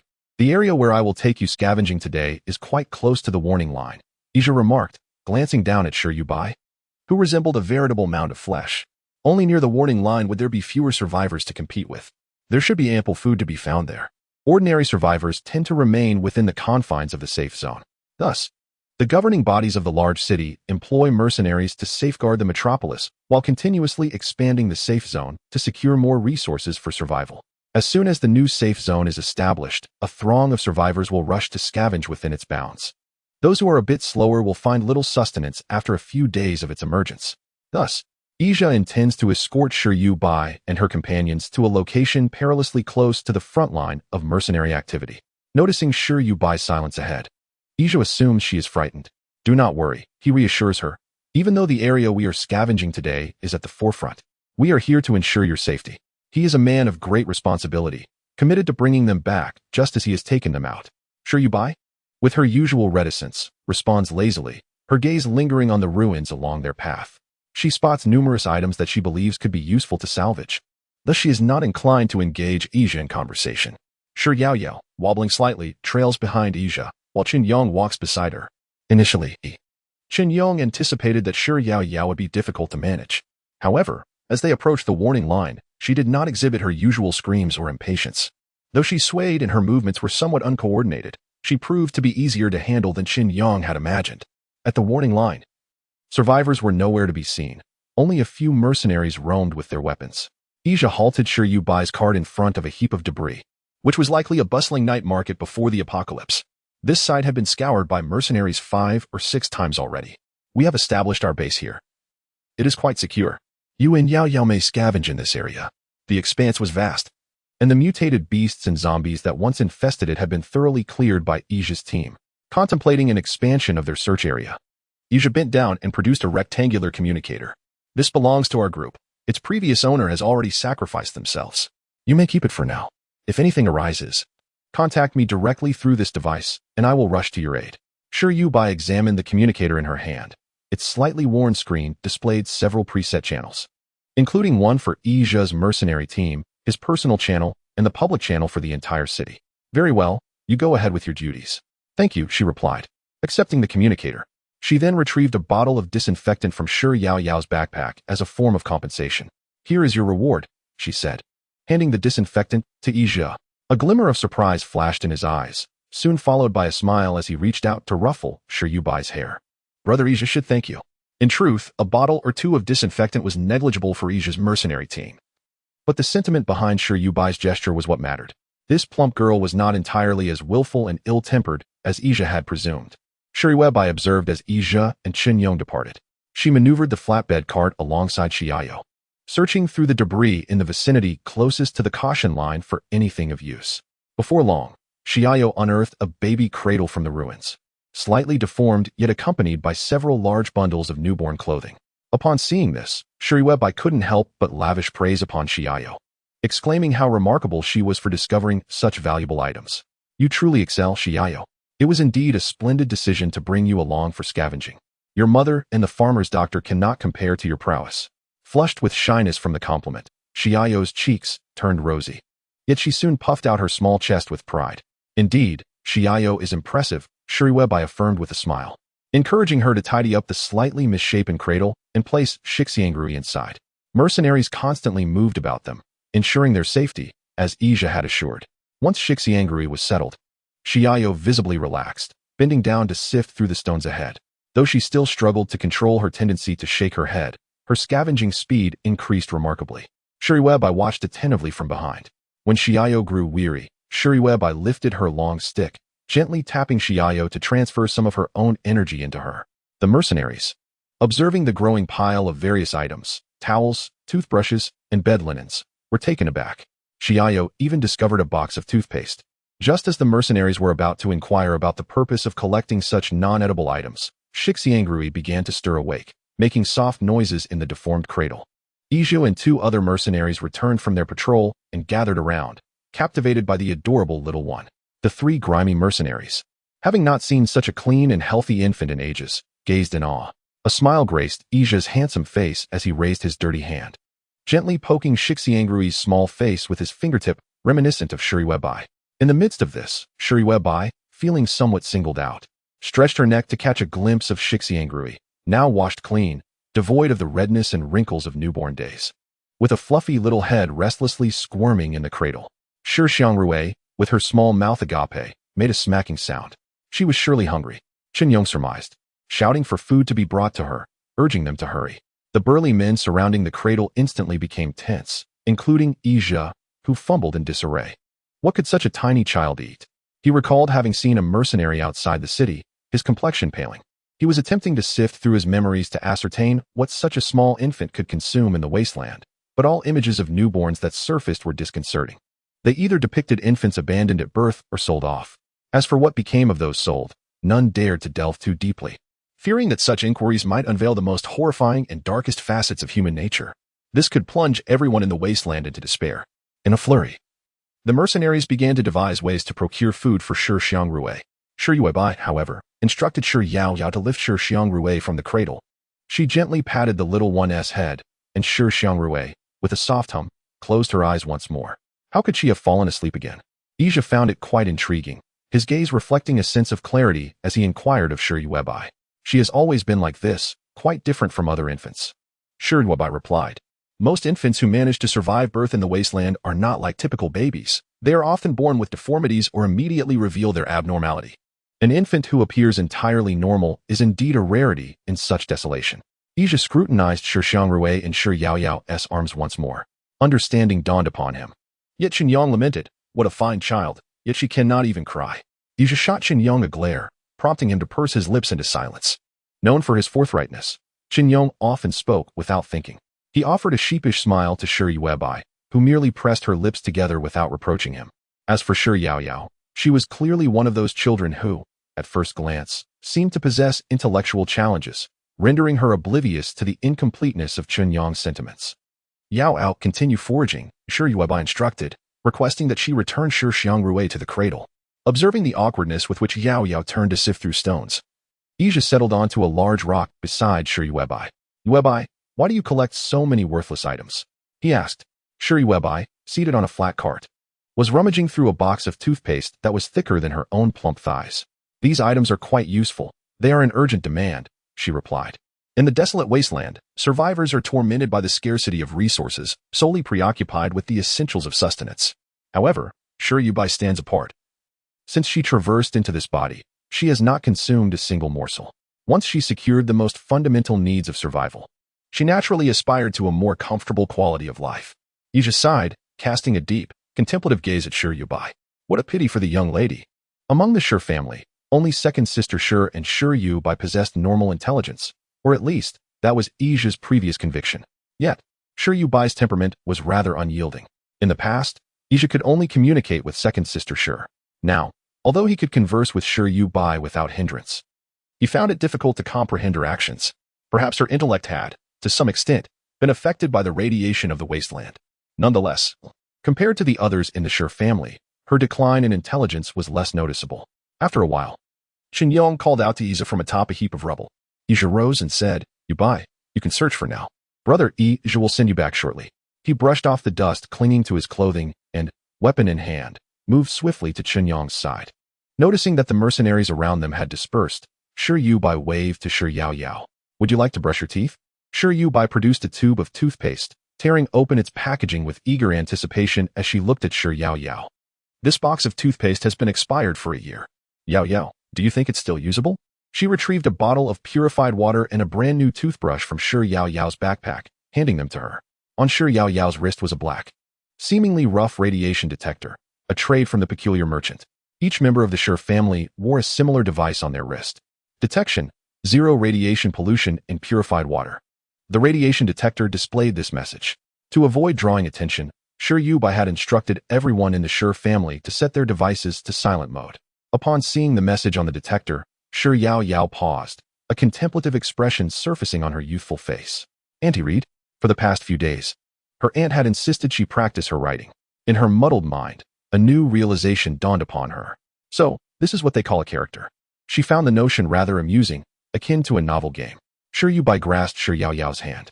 Noticing Yaoyao's inability to control her head movements, Shi Yuebai gently placed her hand on the top of Yaoyao's head, firmly steadying it. "Come, Annie will teach you." Shi Yuebai pointed at the line of words on the detection device wristwatch, teaching Shiyu to read each character one by one. Shiyu struggled, deciphering the phrase detection of radiation pollution in clean water. She learned each word meticulously, repeating them one by one. After what seemed like dozens of iterations, she finally squatted down, using the toothpaste and toothbrush provided by Shi Yuebai to clean her teeth. Shi Yuebai observed closely, noting that this toothpaste produced bubbles. Unable to resist, she extracted a new toothbrush from the box containing the toothpaste. Together, they squatted in front of the ruins, one brushing her teeth while the other sat beside her. Both engaged in the simple act of dental hygiene. After rinsing her mouth, Shi Yuebai felt a significant uplift in her spirits. Ah, the refreshing sensation. Indeed, what lay before the wasteland was a world of advanced technology and abundant resources. Not only did they possess toothpaste, but there was also green tea-flavored toothpaste. From that day forward, Shi Yuebai vowed to brush her teeth every morning and evening. It was not just for herself. Every member of the Shi family would follow suit. With the holidays approaching, what would they do? Chapter 34, 717 Jean. Before nightfall, Ija and the mercenaries concluded their work. Despite the mercenaries' formidable physiques, being elite among the wasteland's denizens, the mutated beasts became exceptionally active after dark. Even the zombies exhibited heightened sensitivity. Thus, the mercenaries refrained from engaging the mutated creatures at night, instead establishing defensive positions along their perimeter. Ija guided Shi Yuebai and Shiyu back, as Shiyu had collected a considerable amount of inedible supplies that neither of them could carry, especially with the infant Shixangrui in tow. Chen Yong volunteered to assist Shi Yuebai, joining a few other rotating mercenaries to help return their belongings. As night descended, Shi Yuebai handed Ija the last bottle of disinfectant from Shiyu's backpack. "Where did you acquire so much disinfectant?" Ija inquired, puzzled. Shi Yuebai whimsically replied that she often found discarded items and occasionally struck lucky. Ija said nothing further, accepting the third bottle of disinfectant and placing a box of canned goods before Shi Yuebai. Most of the cans were expired, their appearances unappealing and significantly dented. Upon glancing at them, Shi Yuebai estimated there were about 15 or 16, all cat food. Yet, the cats before the wasteland had fared better than the people now. Shi Yuebai looked up in surprise at Ija, who smiled back at her. "We cannot always seek inedible items, Yuebai. One must first fill their stomach." These cans were what they had found that day. The mercenaries, after all, did not lack food and drink, as they were always at the forefront of danger. The region they ventured into was one where ordinary survivors could not tread, significantly diminishing the odds of finding sustenance. Ija observed Shi Yuebai and Shi Yaoyao, who had scoured a substantial area today, yet found not a morsel to eat. He could no longer stand by idly. If Shi Yuebai and Shi Yaoyao could endure hunger, what of Shi Xiangrui? What of Shi Mu and Shi Ersa? Ija could not simply watch as the relatives of Shi Yi were left to starve. Shi Yuebai cast her gaze down at the cans of cat food within the box, then raised her hand and grasped Ija's shoulder. A surge of fatty energy flooded into his body. After returning home the last time, Yuebai had gone an entire day without food, leaving him with a vague sense of unease regarding his body. Today, he suddenly felt a distinct warmth coursing through him, flowing in from the spot where Yuebai held him. Yuebai stared in astonishment at Yuebai, whose face was dark and oily, her hair disheveled and drenched. Trembling, she said, "Yuebai, thank you for your continued care." She released her grip, having just infused him with 2 pounds of fatty energy. However, the force of her action had been too great, causing the energy to rush through her veins too swiftly, resulting in a painful sensation throughout her body. She waved her hand, not waiting for Yuebai to respond, and turned to enter the tent. Having been absent for a day, the extra debris inside had been significantly cleared, creating a much larger open space. The originally paved area expanded considerably, revealing several layers of steps.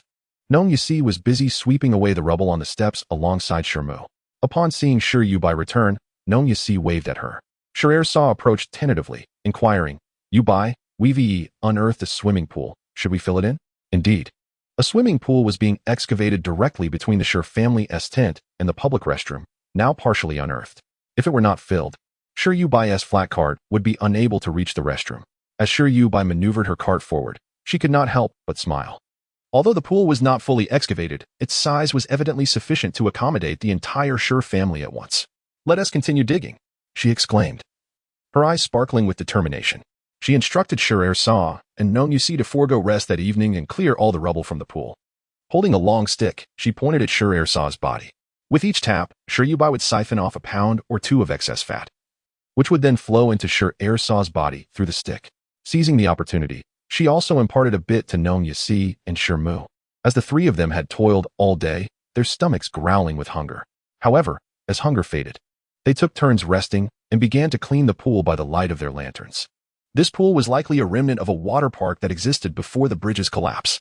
Among the ruins beside the pool, they discovered a plethora of brand new swimsuits, along with uninflated floaties and various aquatic toys.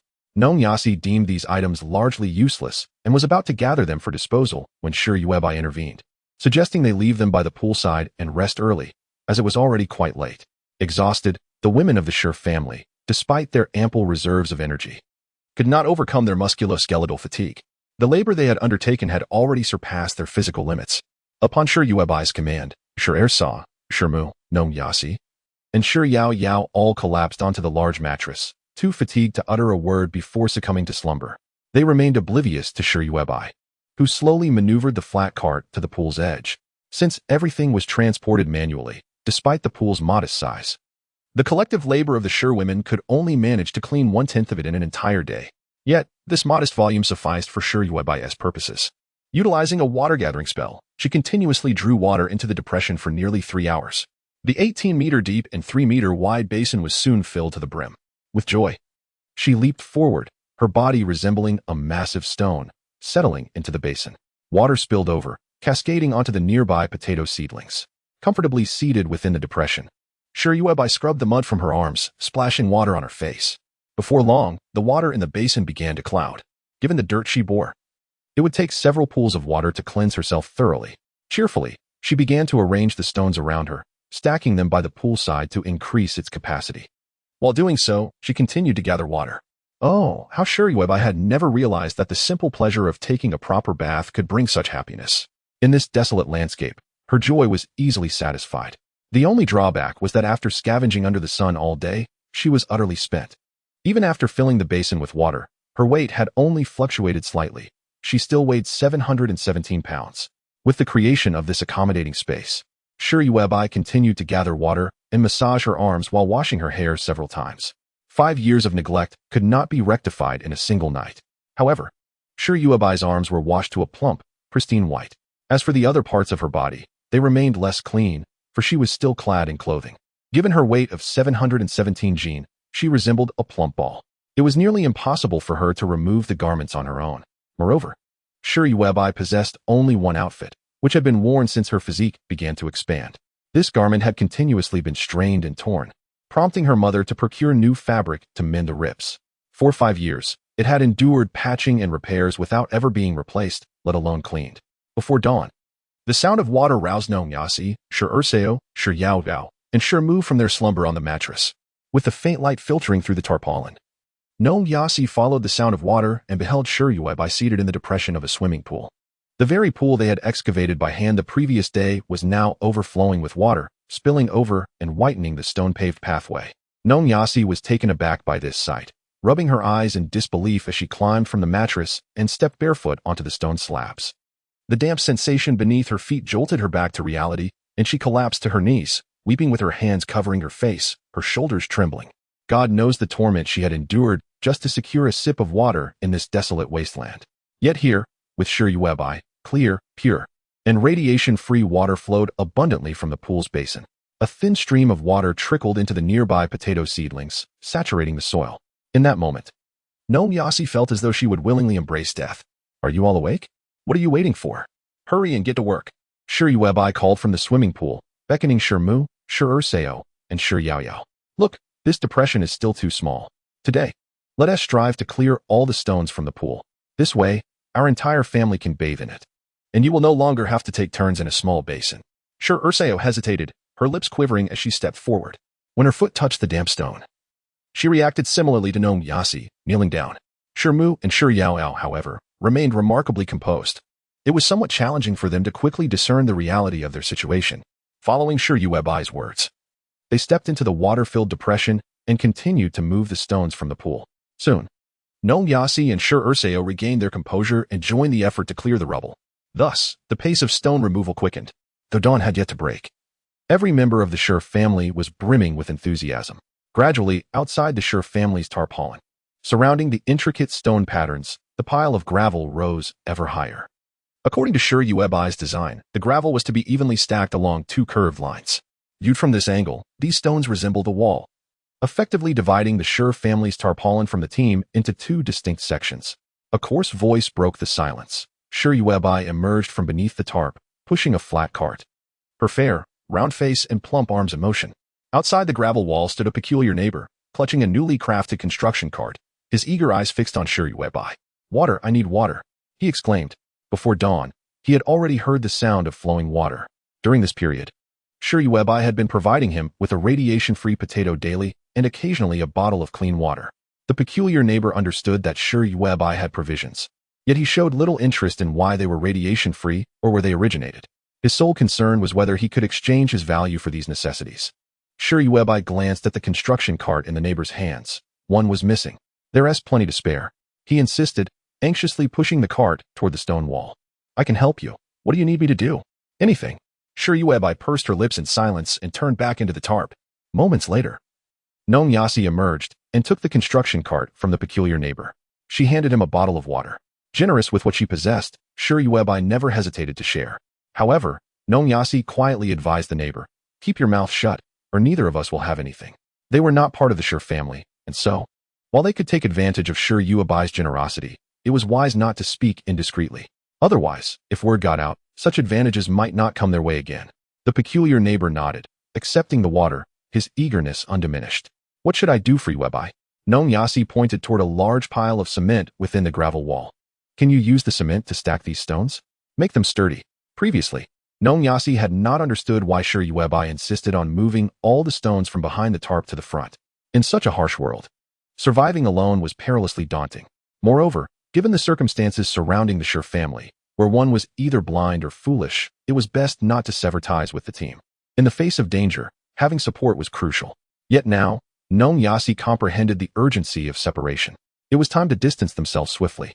After all, Yuebai was a water ability user.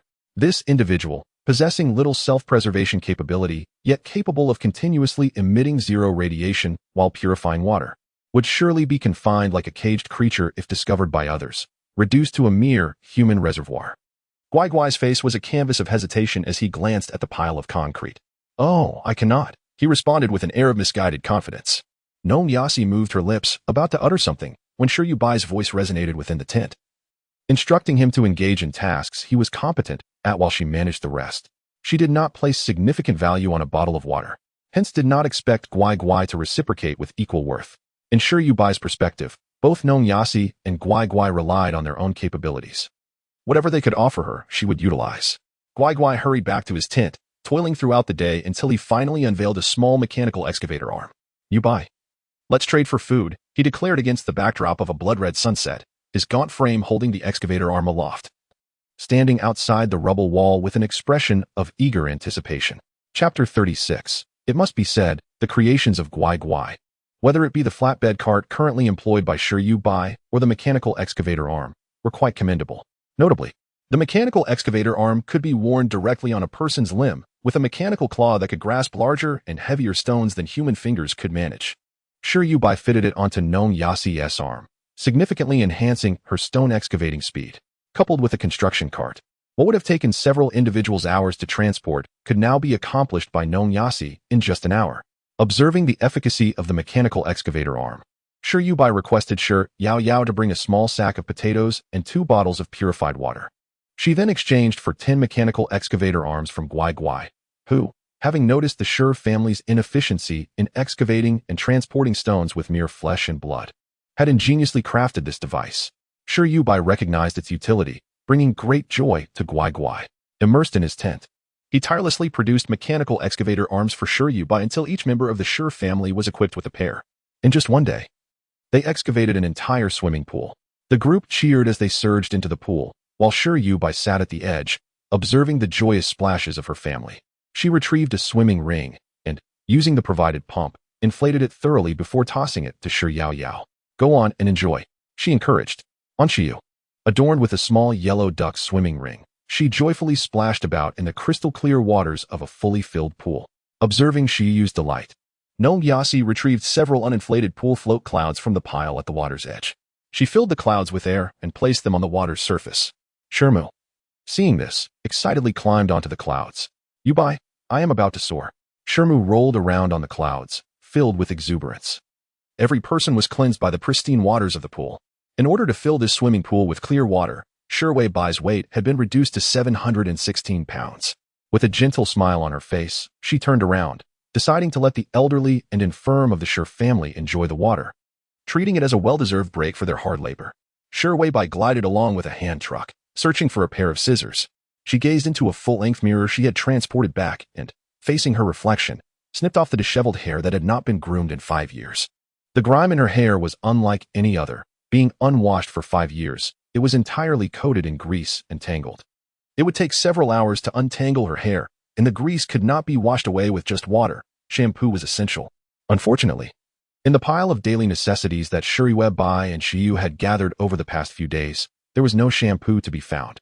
Not even a bar of soap. Now, Yuebai was averse to hassle, opting to cut her hair to shoulder length. Just as she turned to dispose of the large handful of hair into the fire, the sky outside had darkened considerably, and her hand paused. Someone was stealthily attempting to scale the fragmented stone wall of the Shur family.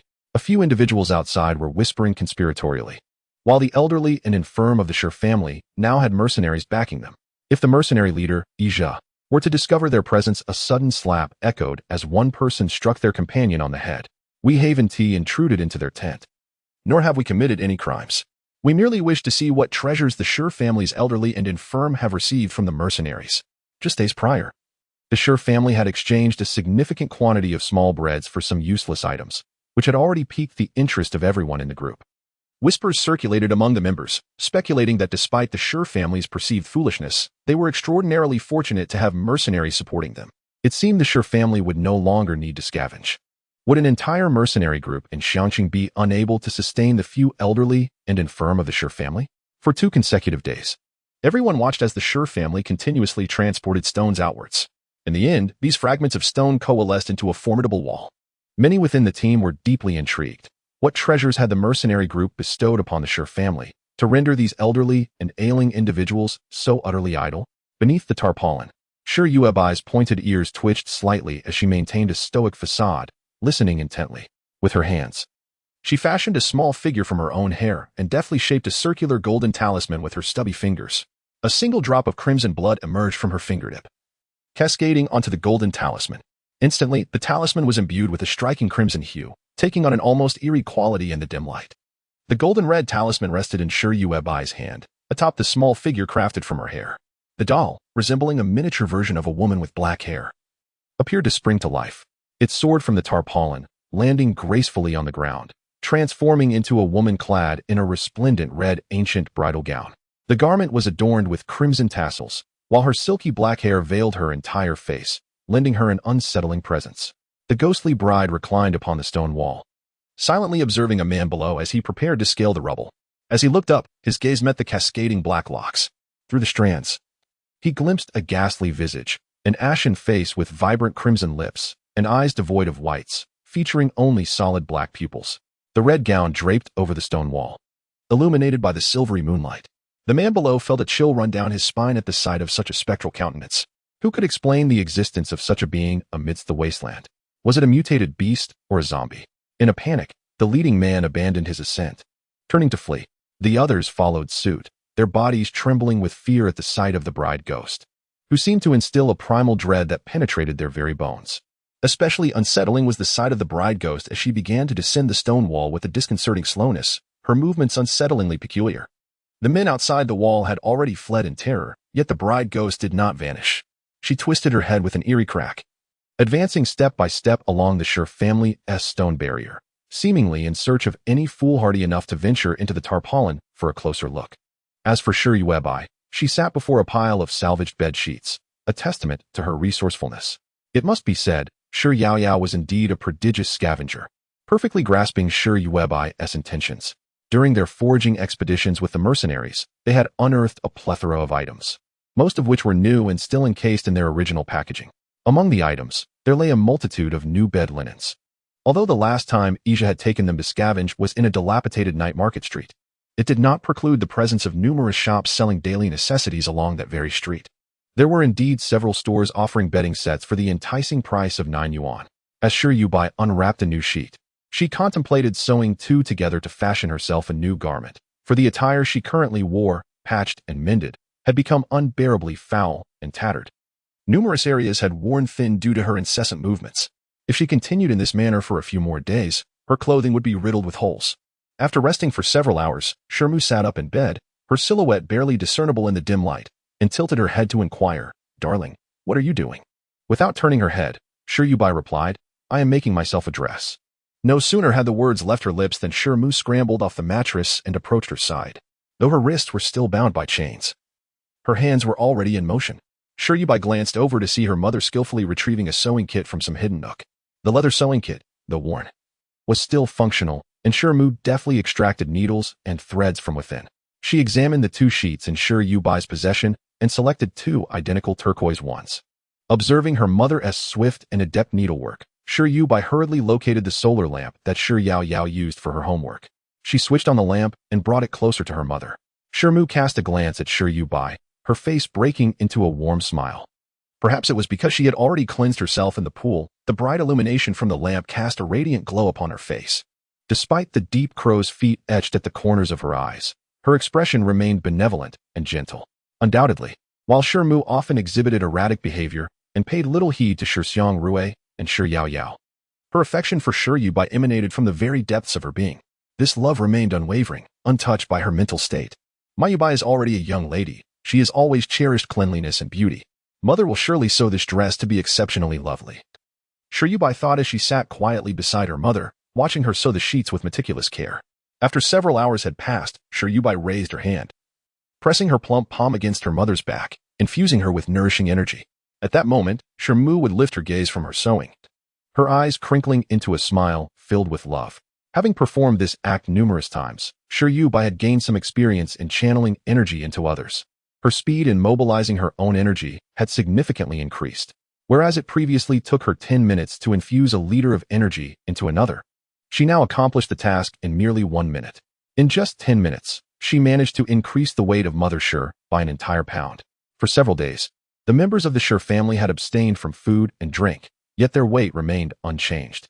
Unlike the others in the team, who appeared gaunt and dispirited, the Sure family members, even after cleansing themselves, exhibited a healthy complexion and bright eyes. Engaging in intense physical labor while ensuring their energy needs were met only served to fortify the bodies of the women in the Sure family. Yuebai, did you hear that sound? Second sister-in-law Sure sat up from the mattress. Nong Yasi and Sure Yao were still asleep. However, second sister-in-law Sure had particularly keen hearing, able to detect unusual noises from afar. Even in slumber, she could awaken suddenly. Mother Sure continued sewing bed sheets, while Sure Yuebai turned to second sister-in-law Sure and remarked, Someone from the team has arrived. Upon hearing this, second sister-in-law's face turned ashen. She was well aware of the commotion that had just occurred. Initially, she had thought that the noise signified the arrival of mutated beasts and had been quite anxious for some time. Yet, after the individuals attempting to scale the wall had fled, silence returned, and there were no signs of mutated beasts entering their tent. Gradually relaxing, second sister-in-law sure allowed herself to drift back into slumber.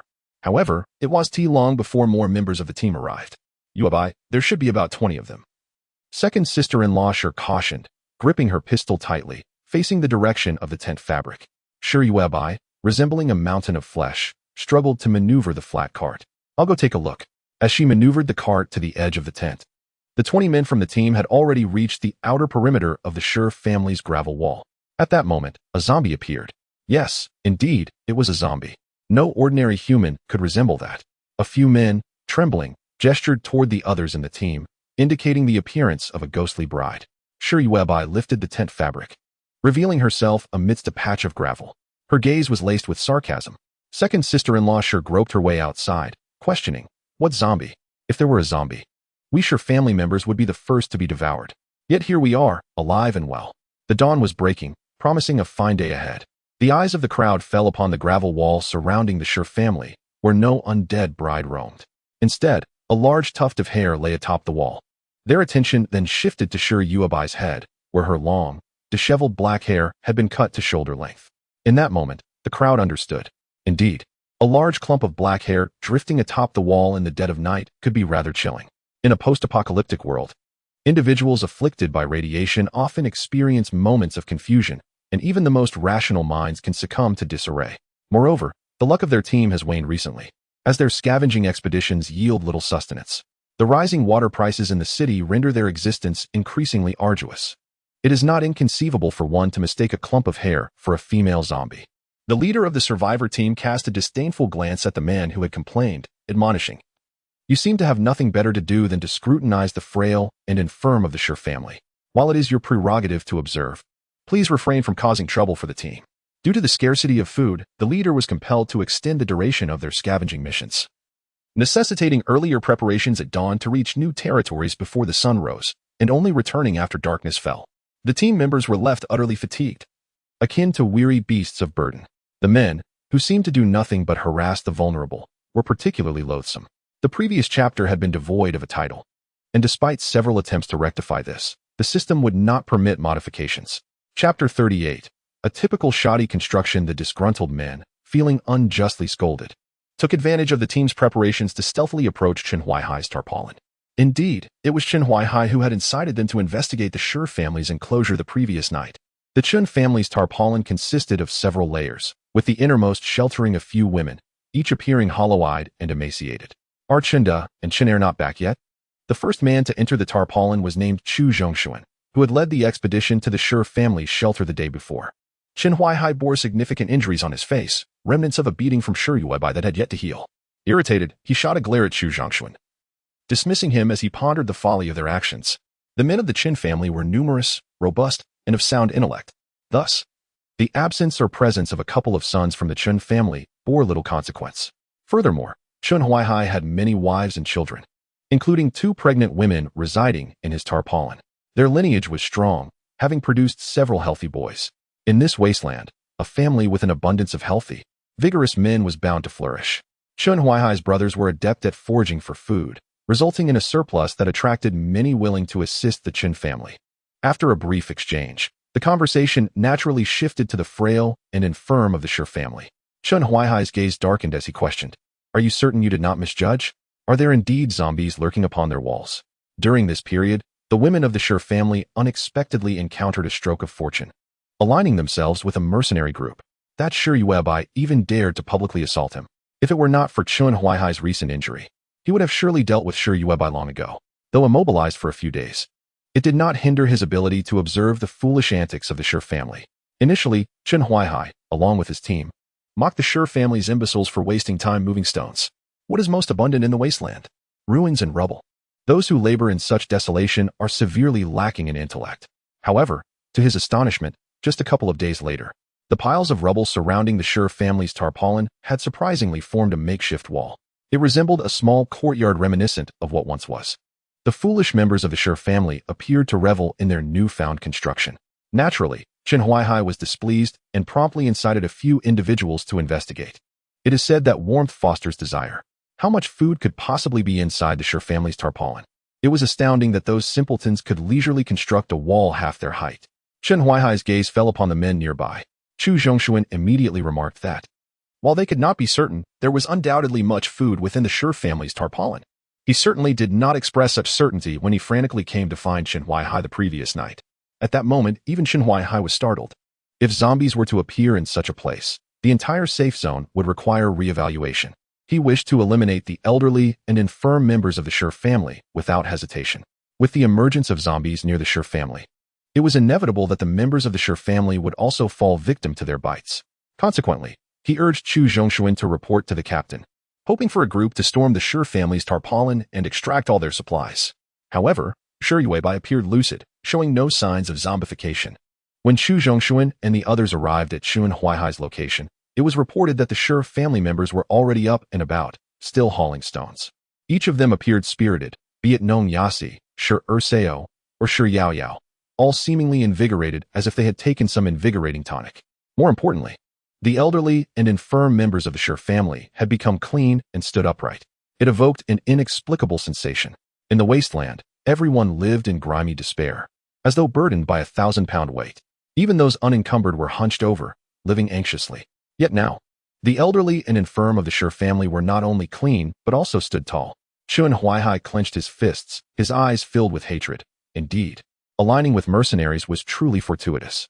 Chu Zhongshuan nodded, asserting that they must have shared their beds with the mercenaries. Otherwise, how could the mercenaries provide them with such ample resources for survival?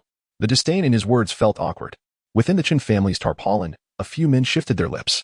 In a certain book, it is stated that the version is flawless. What they truly intend to convey is that through companionship, one can procure numerous resources.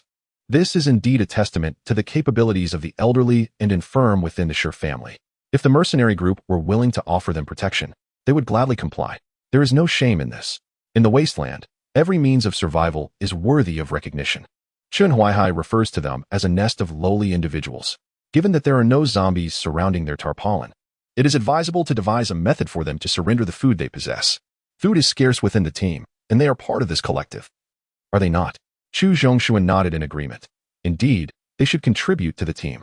Sher Yuebai and others remained oblivious to the fact that some were already plotting against these unfortunate and solitary individuals. In recent days, Izhou encountered a pack of mutated beasts and informed Sher Yuebai via the communicator that he would be unable to accompany them on their scavenging expeditions. However, he provided her with a map. This is a newly designated safe zone that is yet to be announced by the city. You should scavenge in this area for the next few days. Sher Yuebai glanced at the communicator and simply replied, all right. Yet, she had no intention of bringing the entire family along. The Sher family's makeshift stone wall had only reached half the height of a person, constructed entirely from loose stones. It was neither sturdy nor private. Sher Yuebai planned to reinforce it with cement. Lacking expertise in this area, her memories of the original owner were filled with indulgences and various high-end brands, which proved utterly useless in the wasteland. She sought advice from Guai Guai, who provided her with a tattered book titled Mixing Cement in the Wasteland.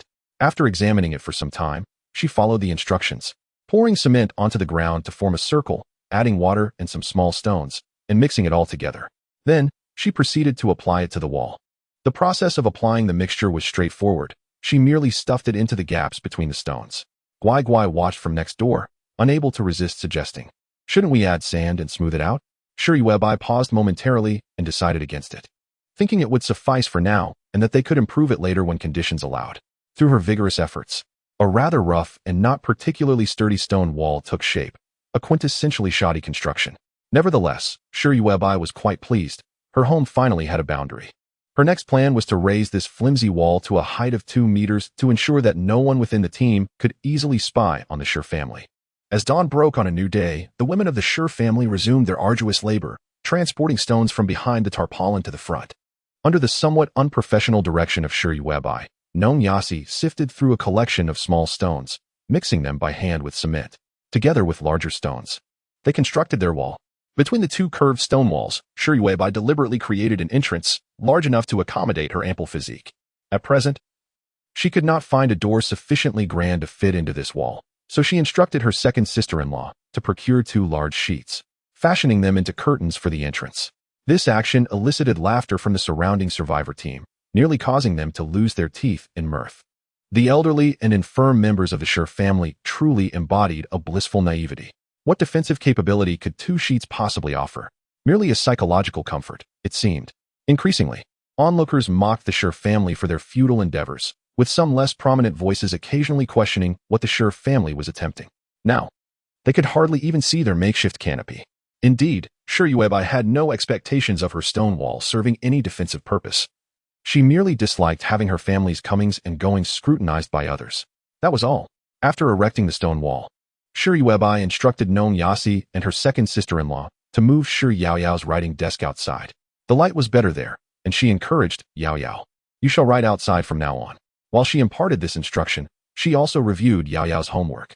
Initially, Yao Yao struggled to write the character for Sky, often misplacing strokes or leaving them out entirely. As she progressed, her writing devolved into chaotic scribbles, rendering her work nearly indecipherable. The same applied to her attempts at writing Earth. On her first day attempting the latter, it was anyone's guess what she had inscribed. However, just a few days later, Yao Yao's rendition of Sky had improved remarkably, and her Earth began to take shape, albeit barely recognizable as a character. By the 3rd day, Sure Yuebai asked Yao Yao to write the character for Person. This simpler stroke was executed beautifully by her. The subsequent characters, you, I, and he, also showed significant improvement, clearly resembling actual letters from the outset. Nong Yasi leaned in with a broad smile, exclaiming, Yao Yao is truly remarkable. Her writing grows increasingly beautiful. Most of the time, Sure Yuebai devised Yao Yao's study plan, yet it was Nong Yasi who patiently guided her in writing. A high achiever, Nong Yasi possessed an exquisite handwriting style, instilling in Yao Yao the discipline of a calligraphy instructor. Sure Yuebai nodded, pointing out the strokes of a particular character, engaging in discussion with Nong Yasi about the nuances of the brushwork. Nearby, the second sister-in-law, though visually impaired, remained close, secretly listening with a face full of excitement. Everyone claims that her daughter is intellectually challenged, and she herself harbors this belief. Yet, who could have anticipated that within just a few days, her daughter would master the art of writing 6 characters: heaven, earth, person, you, me, him. As she recited these characters, tears welled in the eyes of Sister Sure. How wonderful it is, my dear Yao Yao. Tears streamed down her face, dark and murky. Sister Sure felt a slight itch in her eyes and instinctively lowered her head to rub them. Observing this, Sure Yuebai cautioned, Sister, refrain from using your unclean hands to wipe your eyes. There's a clean towel over there. The last time they accompanied Ija to scavenge, Sure Yao Yao discovered a brand new iron frame, neatly wrapped in a brown paper box.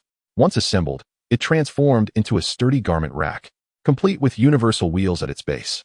The moment the rack was put together, Sure Yuebai retrieved several new towels. Each member of the Sure family received 1 towel, with a strict rule against sharing. Initially, Nong Yasi found this practice cumbersome. Who would be so particular amidst the wasteland? However, witnessing the abundance of pristine, radiation-free water they possessed, she felt a sense of relief. With such a vast pool of clean water, they could indulge in nude swimming after a day of moving stones. Thus, having an individual towel for each person to wash up with clean water every morning seemed entirely reasonable. Nong Yasi rose, guiding Sister Sure toward the iron rack. Sister, this is your towel. The clean water is right here. Beside the iron frame stood a large vat, salvaged from the ruins during their stone-moving endeavors. It appeared to have once belonged to a riverside paradise, used for fish cultivation and observation before the Wasteland era. Sure Yuebai placed the vat beside the iron rack and filled it with water. This pristine water was reserved for morning washing and daily hand washing. Sister Sure used a small plastic basin to scoop water from the vat, bending down to cleanse her eyes. When she lifted her head, a fleeting moment of gray blackness obscured her vision. Yuebai, Sister Sure exclaimed in a moment of panic. This gray-black hue was entirely different from the previous pitch blackness. Unsure of what was happening, she feared her ailment was worsening. Habitually, she called out Sure Yuebai's name, engulfed in a state of distress. Sure Yuebai swiftly maneuvered a flat cart to her side, inquiring what happened. Standing by the basin, Sister Sure shook her head. It seems all right now. Just a moment prior, the colors before her had shifted slightly. However, soon her vision returned to a deep, inky black. Feeling a sense of relief, she changed the subject. Yuebai, what shall we do with this basin of water? As Sure Yuebai observed her second sister-in-law washing her eyes. The originally pristine water had transformed into a murky yellow. She poured it out into the potato field, instructing her sister-in-law to manage the situation herself. Turning back, she addressed Nong Yasi, stating that the surrounding wall must be raised further, as high as possible. After all, they had an abundance of useless stones. Just then, a throng of individuals approached the makeshift entrance, lamenting, Yuebai, you have mercenaries as your support and are not lacking food and drink. While we are on the brink of starvation, food is becoming increasingly scarce, and other teams are far more adept at foraging than we are. If you have provisions, why not share them? As the makeshift doorway was flung open, her second sister-in-law hurriedly emerged, asking, what should we do, Moonbai? In this desolate land, food could be found, but life could not be lived too leisurely, especially given the current circumstances where the Shijia family consisted solely of women and children lacking strength. Their presence had ignited the collective ire of the team, which was hardly surprising. Chapter 40. What I cannot obtain, you shall not either. The members of the opposing team clamored and pushed through the makeshift doorway. From their vantage point, they could not see beyond the tarpaulin that concealed the Shijia family's exterior, which also held a rack adorned with clean towels. Shiyuyu was seated at a study desk, writing with concern etched on her face as she bit the pencil tip. Her anxiety caused her head to sway again. Noticing this, Yuebai placed a hand atop Shiyuyu's head, infusing her with a substantial amount of spiritual energy. What are you worried about? Am I not here? While spiritual energy held little significance for those in the wasteland, it could uplift spirits and stabilize minds, preventing errant thoughts. Medications for depression and anxiety could serve a similar purpose. Thus, during the sleepless nights or when nightmares startled the women of the Shijia family, Yuebai would infuse them with spiritual energy, allowing them to sleep more soundly without disturbing her rest. Soon, Shiyu quieted down, refraining from screaming or swaying her head. She softly inquired, Aunt, what shall we do now? Yuebai instructed her to continue with her homework and glided towards the entrance of the wall. Surveying the scene, she noticed a few sneaky men among the crowd, but most were women, as the men of their household had gone scavenging. I never said I wouldn't share food with everyone, Yuebai declared, gesturing for Nong Yasi to bring forth the hundreds of potatoes, a box of milk powder, several cans of cat food, and hundreds of small loaves of bread stored beneath the tarpaulin. The eyes of the gathered women sparkled with anticipation. Chen Huaihai's legitimate wife bore a countenance sharp and acerbic, her foot impatiently pressing upon the gravel pattern beneath her. A gentle breeze swept through, lifting a cascade of raven-black hair that lay upon the surrounding wall. Wei Lingxia felt as though the world was spinning around her. Upon raising her gaze, she beheld a pallid visage confronting her directly. The long black hair floated before Wei Lingxia, while blood-red lips seemed poised to meet her own. The scarlet wedding gown billowed about her. With a piercing scream, she recoiled abruptly, her mind suddenly clearing. Casting her eyes around, Wei Lingxia observed the grimy, blackened faces of those nearby, unable to discern their expressions. What was that? What had just transpired? The crowd appeared perplexed, questioning the nature of the incident. Wei Lingxia remained in a daze for a moment, diligently scanning her surroundings, yet the woman clad in red with flowing hair had vanished. There must be something. There certainly was. Wei Lingxia continued her search, unwilling to succumb to superstition. A woman beside her impatiently shoved Wei Lingxia, admonishing her, Stop daydreaming. We are here to attend to serious matters. Prompted by this reminder, the group of women, who had come seeking resources to share, regained their focus. Indeed, the provisions brought home by their men had dwindled alarmingly, and the price of water was escalating. If they wished to avoid succumbing to thirst, they needed to devise clever strategies for finding sustenance. In an instant, the women redirected their attention away from Wei Lingxia's peculiar behavior, concentrating instead on Yuebai. As these women continued to clamor for Yuebai to distribute the food, Yuebai produced a hefty wooden club from behind her. Breathing upon it, one end ignited with a fierce blaze. She placed the torch atop a mound of small loaves of bread. What do you intend to do? Are you aware of the gravity of your actions? Among the women, several men, cloaked in secrecy, advanced with urgency. The foremost man, mirroring Wei Lingxia's earlier action, stepped onto the gravel pattern but halted in his tracks, dazed. A man behind him pushed him forward, urgently exclaiming, Why aren't you moving? Suddenly, the man in front let out a frantic shout and stumbled back, desperately waving his hands. Yet, his bizarre behavior failed to capture the attention of the crowd, who remained fixated on the torch in Yuebai's grasp, fearful that her folly might lead her to incinerate the hundreds of small loaves. Step forward another inch, and you shall see. Yuebai's face twisted with malice. What I cannot possess, you shall not have either. She had never been a benevolent soul. During her time with the witch clan, Yuebai often pursued her own path, leaving others bereft of options. In this desolate wasteland, she endures daily hardships, akin to a small hamster, striving to improve her circumstances.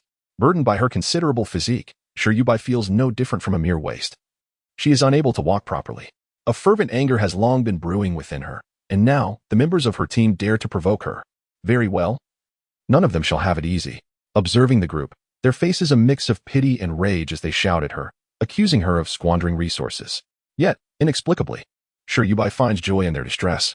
She lowers her torch, igniting a cardboard box, inciting gasps from the crowd gathered at the door. Several individuals rush forward, eager to seize the food beneath her torch, but as they take a single step, they find themselves frozen in place. Ultimately, fear compels them to retreat, their heads swiveling in search of someone. Seeing their amusement dwindle, Yuebai raises her torch higher, her round face adorned with a malicious smile. Do not be alarmed. I am merely toying with you. Acquiring food is quite simple. Previously, when I exchanged small loaves for supplies, you seemed quite pleased, did you not? As long as you possess something I desire, you may trade. Follow my rules, and we shall all thrive. Disregard them, and it will be the end for you. With that, she lowers her torch again, eliciting another gasp from those at the gate. A woman shouts, "What do you want?" I have some bricks at home. Do you need them? Desperation drives her. In her tent lies a child on the brink of starvation. The thought of her son renders her unable to weep. A morsel of food could sustain him for a day, yet Yuebai seems unfazed, intent on incinerating a large box of bread. The destitute woman finds herself out of options. Unbeknownst to her, Yuebai lifts her torch and gestures toward the woman. Bricks? Neatly stacked, you say? Very well. Bring me 100 bricks, and I shall give you a loaf of bread. The woman gazes at Yuebai in disbelief before regaining her senses and turning to flee barefoot. At that moment, Wei Lingxia, having shaken off her initial shock, recalls her purpose for being there. She reaches out to stop the woman. Ahong, where are you going? Get out of my way. The woman named Ahong shoves Wei Lingxiao aside, desperate to return home and gather bricks to save her son. I recommend my dear friend's book, The Strange Invasion. Am I overstepping by fighting back? Indeed, she is my closest companion, and our bond is truly strong. Chapter 41. Her heart is hard as iron. Engaging in a transaction of clear accounts, Wei Lingxian never anticipated that Ahong, who had initially agreed to collaborate in extracting all the provisions hidden in the Sure family's tarpaulin, would be the first to turn against her. She sprinted a few paces behind Ahong, calling out, "Come back. Ahong, hurry back. If we secure the food from the Sure family, your son will be saved. Together, we must insist on sharing the provisions from the Sure household. As long as those fools in the Sure family wish to survive within our group, they will have no choice but to yield their supplies." Despite Yuebai wielding a torch, it was merely a fade. She would never dare to actually incinerate the food. However, Ahong dashed away with remarkable speed, swiftly returning to the vicinity of her own tarpaulin, completely disregarding Wei Lingxia's pleas. After a few moments, Wei Lingxia found herself unable to continue running. Her ribs had been fractured by Chun Huaihai just days prior, the consequence of her failure to heed his words. Ever since he had struck her on the head a fortnight ago, her hearing had diminished significantly. It was not an act of willful disobedience on her part. Listening with sweat, Wei Lingxia pressed her hands against her ribs and took a brief respite on a pile of rubble, glancing back towards the Sure family's tarpaulin. Gritting her teeth, she resolved to incite the others once more. If they failed to extract food from the Sure family today, she would inevitably face Chen Huaihai's wrath upon her return. Behind Ahong's tarpaulin lay heaps of red bricks, remnants of materials previously brought in for the construction of shops along the dike. However, all the consumables from those shops had long since been scavenged. Ahong found a woven basket and, tethered by a piece of hemp rope, filled it with red bricks. Using her shoulder to haul the burden, she hurried towards the Sure family's direction.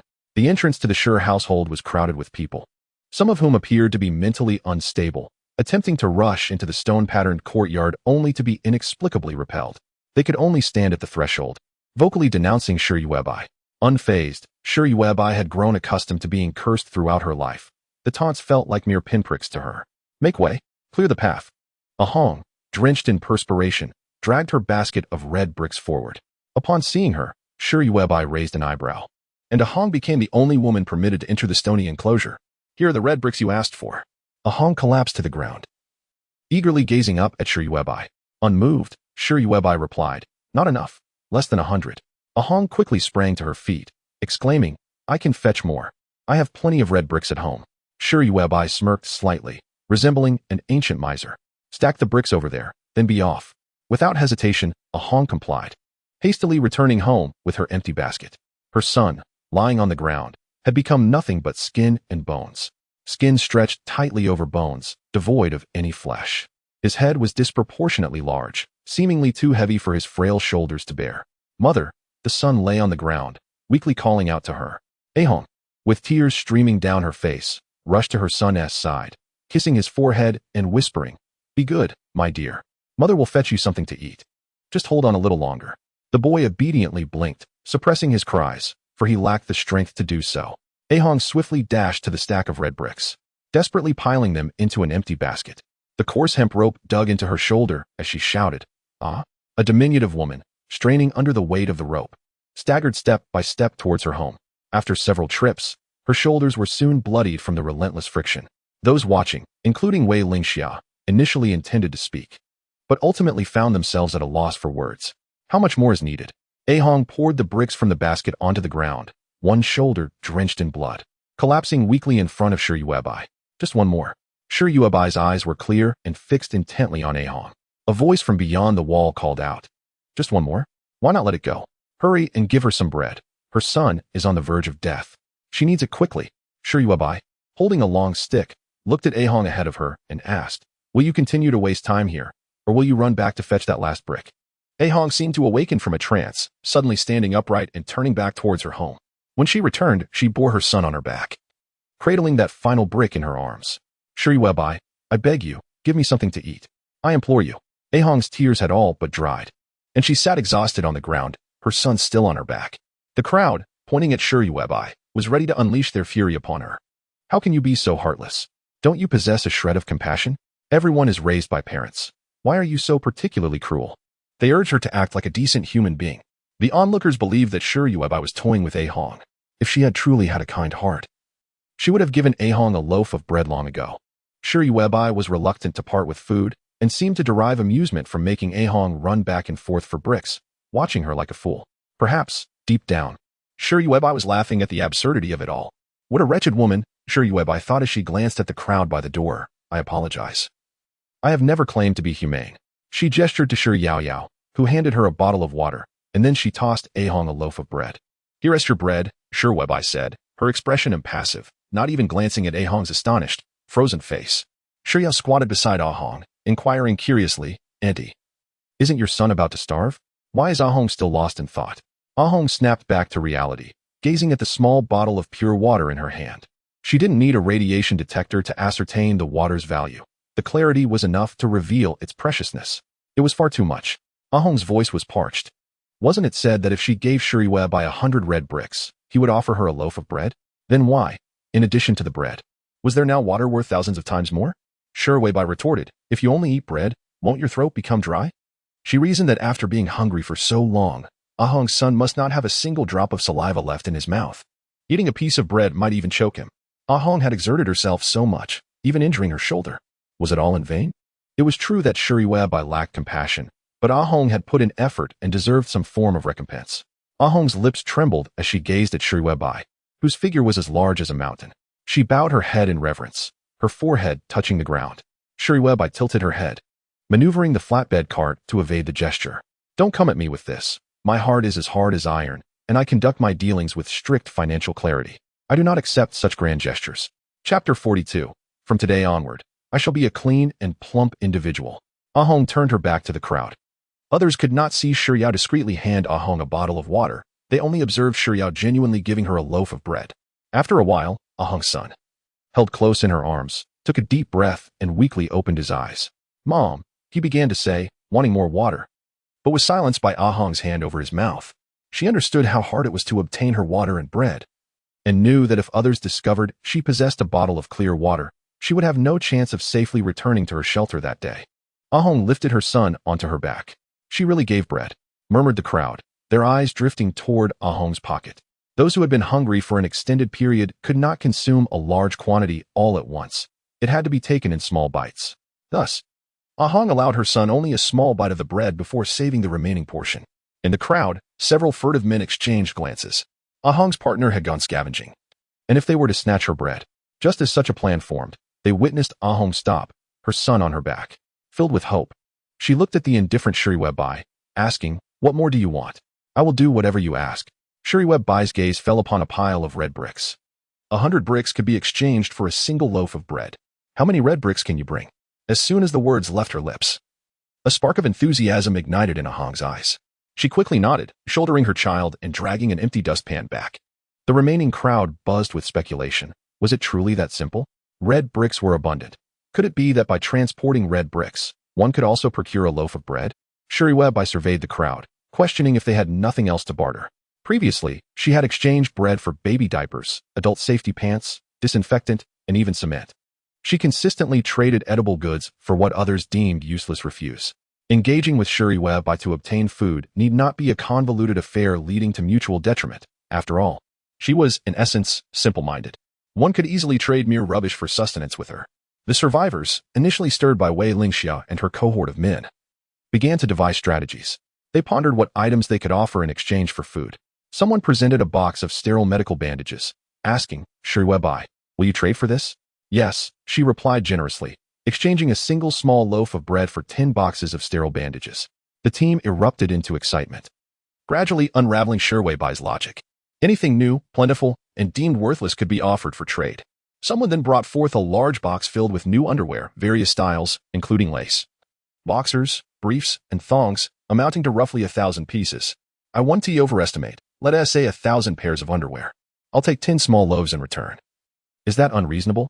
The individual spoke gruffly, seemingly intent on challenging Yuebai's resolve, eager to witness whether she would indeed accept such a vast offering of useless yet pristine underwear. Yuebai glanced at the box brimming with underwear and simply stated, trade. That single, unadorned word slipped from her lips. Yuebai handed over 10 small loaves to the individual, who paused momentarily before turning to leave with his bounty. The number of small loaves was limited. People exchanged a few here and there, and soon, the small loaves before Yuebai dwindled to nothing. The spacious courtyard, once delineated by stones from the Shur family, gradually became cluttered with a hodgepodge of items. The survivors watched in astonishment as the entire pile of bread vanished without a trace. Their initial intent to stir trouble slowly dissipated into the air. Nong Yasi gazed at the courtyard filled with red bricks, furrowing her brow as she spoke to Yuebai. Today, the number of individuals delivering these red bricks is at its peak. Have all the bricks from Ahong's home been piled up here? Initially, the crowd maintained their composure, refraining from assisting with the bricks from Ahong's residence. However, as fate would have it, someone seized the opportunity while Ahong was delivering bricks to Yuebai and pilfered 100 bricks from her home. They presented these to Yuebai, who merely glanced at them and exchanged them for a loaf of bread. Encouraged by this, the survivors who could not offer anything else in exchange for bread flocked to collect bricks from Ahong's home. Nong Yasi continued to grumble, recalling that the individual who had delivered cement a few days prior had returned today with 300 bags of cement. Not to mention, they had yet to utilize the original 100 bags already in their courtyard. The newly arrived 300 bags were likely to remain unused for an indeterminate time. In addition to the cement, the family that had previously exchanged diapers for bread returned with over 1,000 packages of diapers. They truly regarded Yuebai as a fool. Nong Yasi felt a twinge of anger. Yet, Yuebai remained unfazed. From a heap of handmade soaps, she extracted a honey-scented essential oil soap. Her eyes sparkled with delight. We can finally wash our hair today. In Yuebai's recollection, essential oil soap was suitable for washing hair. At least that was how some merchants had marketed it. Seeing her aunt's happiness, Yuebai couldn't help but share in the joy, clapping her hands in delight. Yuebai instructed Yuebai to take a few pieces of essential oil soap back to the tarpaulin. They finally cleared away the pile of useless little breads. Let us celebrate today with a fragrant bath. Observing the radiant smiles on Yuebai and Yuebai, Nong Yasi felt uncertain whether to join in their laughter. Others had toiled and schemed desperately to obtain a mere loaf of bread, yet in Yuebai's eyes, it was rendered worthless. However, upon reflection, Nong Yasi reminded herself that Yuebai was a water-based ability user. With her capabilities, what could she possibly lack in the future? Nong Yasi felt a sense of relief.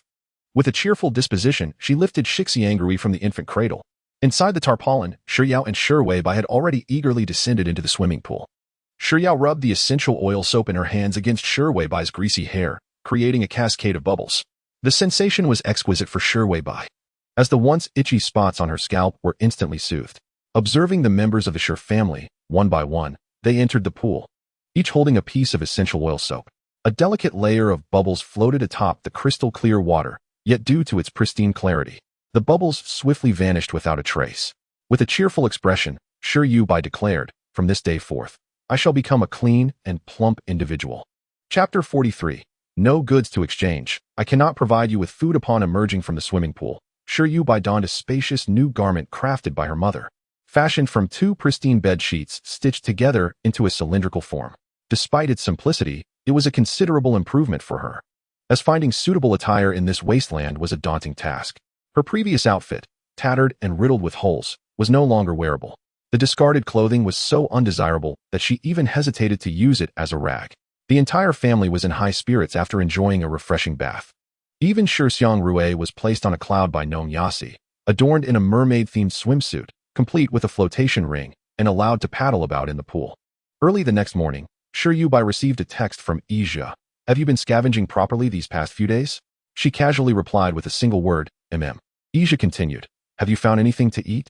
Not wishing to elaborate, she refrained from mentioning that she had not taken her family to scavenge at all, fearing another round of Ija's lamentations. Thus, she fabricated a lie. Yes, we found plenty and are eating well. Ija did not respond further, and Yuebai breathed a sigh of relief as she gazed at the bustling yard, then turned to instruct Nong Yasi to continue moving the stones behind the tarpaulin. Behind the Sure family's tarpaulin, a modest swimming pool had been excavated along the path leading to the public restroom, creating a significantly spacious area. The open space extended directly from beneath the bridge pier, following the incline. Fortunately, the urban planners of the Wasteland had considered the convenience of individuals with disabilities, incorporating a ramp alongside the steps. This made it much easier for Nong Yasi and Sure Airsaw to transport stones using a wheelbarrow. The mechanical arms of the excavators played a crucial role in relocating the stones. Yuebai devised a plan, deciding that the gravel weighing down the steps could wait for removal. Instead, she would focus on clearing the stones from the ramp. By directly constructing the ramp, they could even save on the cement needed for paving. A timid voice called out cautiously from beside the wall gate. Yuebai turned to see Ahong, her eyes red and her back hunched under the weight of her child. Frowning slightly, she asked irritably, what is it? My family's red bricks have been stolen. Ahong lamented, nearly on the verge of tears. Exhausted from her frantic running about the previous day, she had succumbed to fatigue upon returning to her tarpaulin. It was only this morning that she awoke to discover that every single red brick beside her tarpaulin had vanished. Members of the team had used the bricks from her property to exchange for bread at Yuebai's place. Ahong humbly remarked, there is nothing left in my home that I can exchange. What more do you require from me, Yuebai? I can offer you anything. I beseech you. I implore you. Although the members of the team claimed that the bread from Yuebai had already been exhausted, they had managed to deceive Shure's family into relinquishing their bread through collective effort, using mere scraps. Yet, Yuebai still possessed a box of potatoes and several cans of cat food. Now, the team members were devising ways to extract these items from her grasp. Ahong felt a sense of urgency. The small loaf of bread she had obtained yesterday had long been crumbled and mixed with water to nourish her son. She had not consumed even a morsel herself. Yuebai, feeling irritable, thought, must you incessantly beg? Is your knee so soft, so worthless? She was not a psychopath who relished seeing the weak grovel before her. With a harsh tone, she declared, I cannot provide you with food if you have nothing to trade. This is not a charitable institution. With that, she pushed her cart and turned to leave. Behind her, Ahong cried out, then, may I help you move stones? I still have strength. I am quite strong. I can truly do it. Yuebai? Please grant me the opportunity to prove my worth. Yuebai paused and turned to look at Ahong. The knees that were once bent in supplication now stood straight. Just as Ahong braced herself for an unfeeling refusal from Yuebai, she nodded. Do you know how to mix cement? Oh, it matters not if you do not, for I lack that skill as well. I do not require you to carry bricks. I need you to rebuild that wall. Last night, someone foolishly attempted to scale the wall of Shure's residence to steal, without Yuebai's intervention. Her hair alone had frightened the intruder away. However, the wall she had constructed was a shoddy affair. It crumbled easily with a mere push. Remarkably, Yuebai felt a surge of emotion at the thought of her own handiwork. Fortunately, Ahong had appeared to spare her the labor of repairing the crumbling stone wall. Ahong eagerly nodded, hurriedly carrying her son, who was nothing but bones, to the collapsed wall. She set her son down nearby, rolled up her sleeves, and began to mix the cement. As Ahong had asserted, she still possessed considerable strength.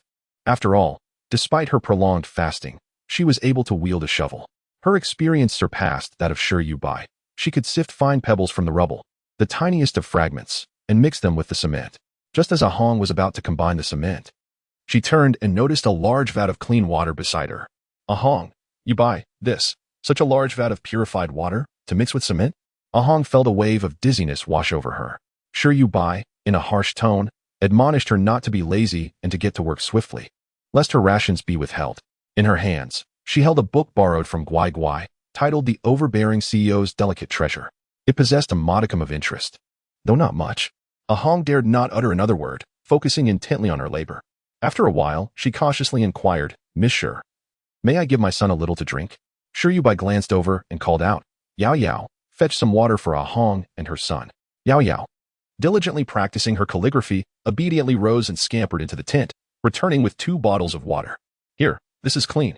Though Yao Yao was still naive, she revered her aunt's words as if they were sacred decrees. Her aunt had specified that they should only consume the water in the bottles. The water used for bathing in the pool, that for washing faces beside the clothes rack, and even that for mixing cement, all were deemed undrinkable. Her aunt had declared them filthy. With trembling hands, Ahong accepted the 2 bottles, carefully feeding a sip to her son. "Mama." Her son raised his delicate eyelids. "Mama should drink too." Yao Yao, observing from the side, glanced back at Saw and Yuebai. She, with a bottle in hand, eagerly approached them. "Mama, drink water." "Aunt, drink water. Is anyone there?" Chapter 44. I want sand with Ahong's assistance. The cement at Yuebai's home was mixed with remarkable uniformity. After finishing her book, Yuebai cast a glance at Ahong. "Your technique is quite proficient," she remarked with admiration. The wall had constructed and the one Ahong built with red bricks presented a striking contrast. Ahong's red brick wall appeared notably neater. Ahong respectfully replied, "When the Wasteland first emerged, we resided in this area. My husband had also wished to build a house with these red bricks. The former world, after a cataclysmic disaster, had transformed the entire planet into a desolate ruin. Countless lives had been lost. There was no need for statistics, for the numbers were beyond reckoning. And there were no hands left to undertake such tasks. Ahong and her husband, along with their son, had evaded the apocalypse, huddling beneath a bridge pier. At that time, life was not as arduous. Amidst the ruins, sustenance could still be found in abundance. Ahong followed her husband's lead, attempting to construct a shelter. The skills of mixing cement and laying bricks were honed during that tumultuous period. As time passed, however, food became increasingly scarce, and all potential sources of sustenance were thoroughly scoured. As Ahong spoke, she tirelessly laid bricks, her hands moving with purpose. "Our house had not been repaired since, and my husband ventured out daily in search of food, though it was scarce." While she spoke, her head remained bowed in diligent labor, her heart heavy with bitterness. Yet, her eyes were dry, devoid of moisture to shed tears. Yuebai remained silent as Saw and Nong Yasi pushed a cart laden with rubble toward us, unsure of what words to offer. Suddenly, Yuebai let out a chuckle, exclaiming, "Who isn't struggling? At least you and your husband possess a normal intellect, capable of rational thought. Look at the family, the elderly and the young alike." Had Yuebai not unexpectedly intervened, this family would remain oblivious to their impending disintegration. What is there to lament? Everyone faces their own hardships. So why wallow in sorrow and bitterness? Compared to most, Ahong has fared considerably better. Taking a deep breath, Ahong, still focused on her work, smiled and replied, "Indeed, our lives have improved significantly." With renewed vigor, she swiftly completed a wall. Turning back to Yuebai, she added, "If only we had a sand machine, we could convert this rubble into sand and use it to plaster the walls." Yuebai raised an eyebrow, acknowledging her suggestion without further comment, instructing Yao Yao to fetch 2 cans of cat food, 2 radiation-free potatoes, and 2 bottles of water for Ahong. The day's labor was complete. "If you need more food, come back tomorrow," she advised, planning to reorganize the yard, which had become cluttered and too small for the amassed supplies. She intended to designate a separate area for the goods exchanged for bread. Furthermore, Yuebai contemplated discussing with Guai the possibility of enclosing his tarpaulin dwelling, as there was ample cement and red bricks available. Once the bricks were exhausted, she could continue building with stones. Clutching her bounty, Ahong trembled, overwhelmed by the abundance. To think that a day's work for Yuebai could yield 2 portions of food, including 2 precious bottles of clean water. She had savored the rim of the bottle given by Yao Yao yesterday. The pure water was distinctly refreshing and sweet, unlike the foul-tasting water sold in the big city. Ahong felt an impulse to kneel before Yuebai, but the disdainful glance from her made her stand tall. She bowed slightly, expressing her gratitude. "Thank you, and I won't speak of this." Ahong's intellect was intact. Like Nong Yasi, she harbored suspicions about Yuebai's extraordinary abilities, cognizant that revealing such matters could lead to dire consequences for Yuebai at the hands of her team, or potentially even draw the attention of the city dwellers. In this desolate wasteland, All those endowed with extraordinary abilities choose to live in seclusion until they possess the strength for self-preservation, thereby avoiding unnecessary troubles. The individuals who reveal themselves to the world are those with formidable offensive capabilities. Destined to become the leaders at the pinnacle of the hierarchy, figures beyond the reach of ordinary survivors. Yuebai raised an eyebrow, observing a Hong's self-awareness, which rendered her warning unnecessary. As a Hong departed with her child, Yuebai compared the wall she had constructed with the one built by a Hong. The disparity was not trivial, leaving her feeling somewhat frustrated. She could only pick up a stone and, utilizing a powerful spell, crushed it into fine powder. Wasn't sand the goal? Lacking a sand-making machine, she manually produced a bit of sand. To create sand, the use of the strength spell was imperative. In recent days, Yuebai had been employing a water-gathering spell and continuously channeling spiritual energy into an enhanced dizziness array beneath her feet. Additionally, she had crafted a puppet resembling a bride with her soul power and was infusing the bodies of the family members with fatty energy. Her body was in a constant state of pain, the agony akin to severed tendons, a suffering known only to her.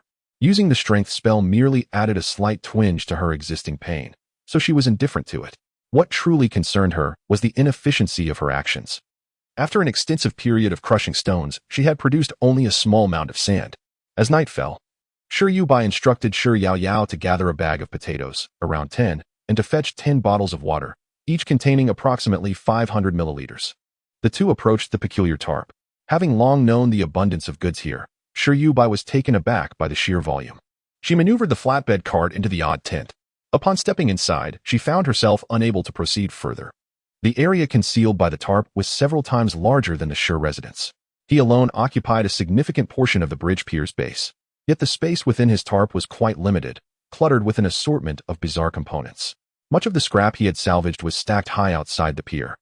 Yuebai clicked her tongue, noting the vast array of items. Can you construct a sand-making machine for me? The peculiar figure, with disheveled hair, fixed his gaze intently on the potatoes and water that Yao Yao was holding. I can, but without power, you cannot use it. To put it in words Yuebai could comprehend, he could create it, but lacked electricity and fuel. Yuebai pursed her lips, conceding that this was indeed a limitation of the wasteland. Nevertheless, she refused to relent. Think of a solution. I need sand. Guai cast a glance at Yuebai and waved at Yao Yao, accepting the food and water from her hands. His voice, akin to a croaky duck's croak, echoed as he suggested an improvement to the excavation mechanical arm, proposing they grasp the rubble with their hands. Just as Yuebai had done moments ago, he had witnessed her perform the task barehanded in the courtyard. Why is it that I have yet to enjoy the outdoors, with the holiday already half over? He pondered. Surely, this cannot be real. Chapter 45. We are not what you say we are. Upon being seen employing the forceful incantation, Yuebai remained unfazed. It's nothing, if necessary. I shall silence them, he mused, reassured by Guai's discreet nature. She arched an eyebrow at him, her shoulder-length hair, neatly cascading, exuding an unexpected sheen, so black that it shimmered with a subtle bluish hue. The quality of Yuebai's hair was commendable. Very well, let us proceed as you suggest. She pivoted with Yao Yao and returned. Before dawn the following day, Yuebai did not need to inquire of Guai. He autonomously delivered the improved excavation mechanical arm. A remarkable talent indeed. This arm operated solely on the principles of physics without any kinetic energy, achieving a remarkable amplification of force, easily crushing stones. However, it fell short of pulverizing them into fine powder. Guai's tone carried a hint of regret as he observed Yuebai's handiwork, turning the stones into a fine powder. It was astonishingly finer than sand produced by a crusher. In contrast, Guai's mechanical arm, crafted with physical principles, could only reduce stones to uneven granules. Yet, with the collective effort of the women from the family, including young Yao Yao, the pace of producing gravel was significantly accelerated. Glancing back, Guai noticed the elderly and infirm members of the family seated upon the stone piles, diligently using the mechanical arm to crush the stones. He walked away, never once exhibiting the disdain or mockery that some others displayed towards the family.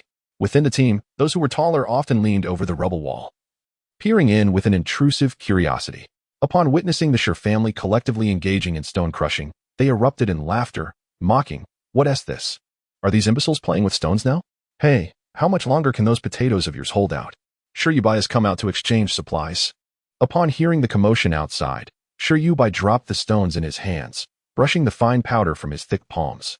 He maneuvered the flatbed cart to the door, his expression serene. Standing outside were Chun Huaihai and Chu Zhongshun, accompanied by the bruised and battered Wei Lingxia behind them. Chun Huaihai's beady eyes furtively darted behind the makeshift curtain of bedsheets. Upon catching sight of Nong Yasi's figure, he muttered a derogatory term under his breath, wretch. He waited, anticipation brewing, to see how long Nong Yasi could endure in the Sure household, especially now that they had nothing to eat. Fat fool. There's a pile of dung here. Would you like to trade it for your cat food? Chu Zhongshuan's face wore a mocking expression. His gaze at Sure Yuebai filled with both disdain and contempt. As Sure Yuebai appeared deep in thought, the group of men surrounding him and Chen Huaihai could not contain their laughter. Still thinking? They jeered. Sure Yuebai is contemplating exchanging cat food for dung? Ha. Sister-in-law Sure, her hands trembling with anger, stepped forward, her eyes vacant as she faced Chun Huaihai and Chu Zhongshuan. You shouldn't go too far. We are not as foolish as you think. The small loaves they had traded, she asserted, were all expired, and she refused to let the Sure family consume them. Although the Sure family had not been hungry lately, they were far from desperate enough to barter dung for potatoes. Chun Huaihai and Chu Zhongshuan erupted into fits of manic laughter. She claims we are not foolish? Ha.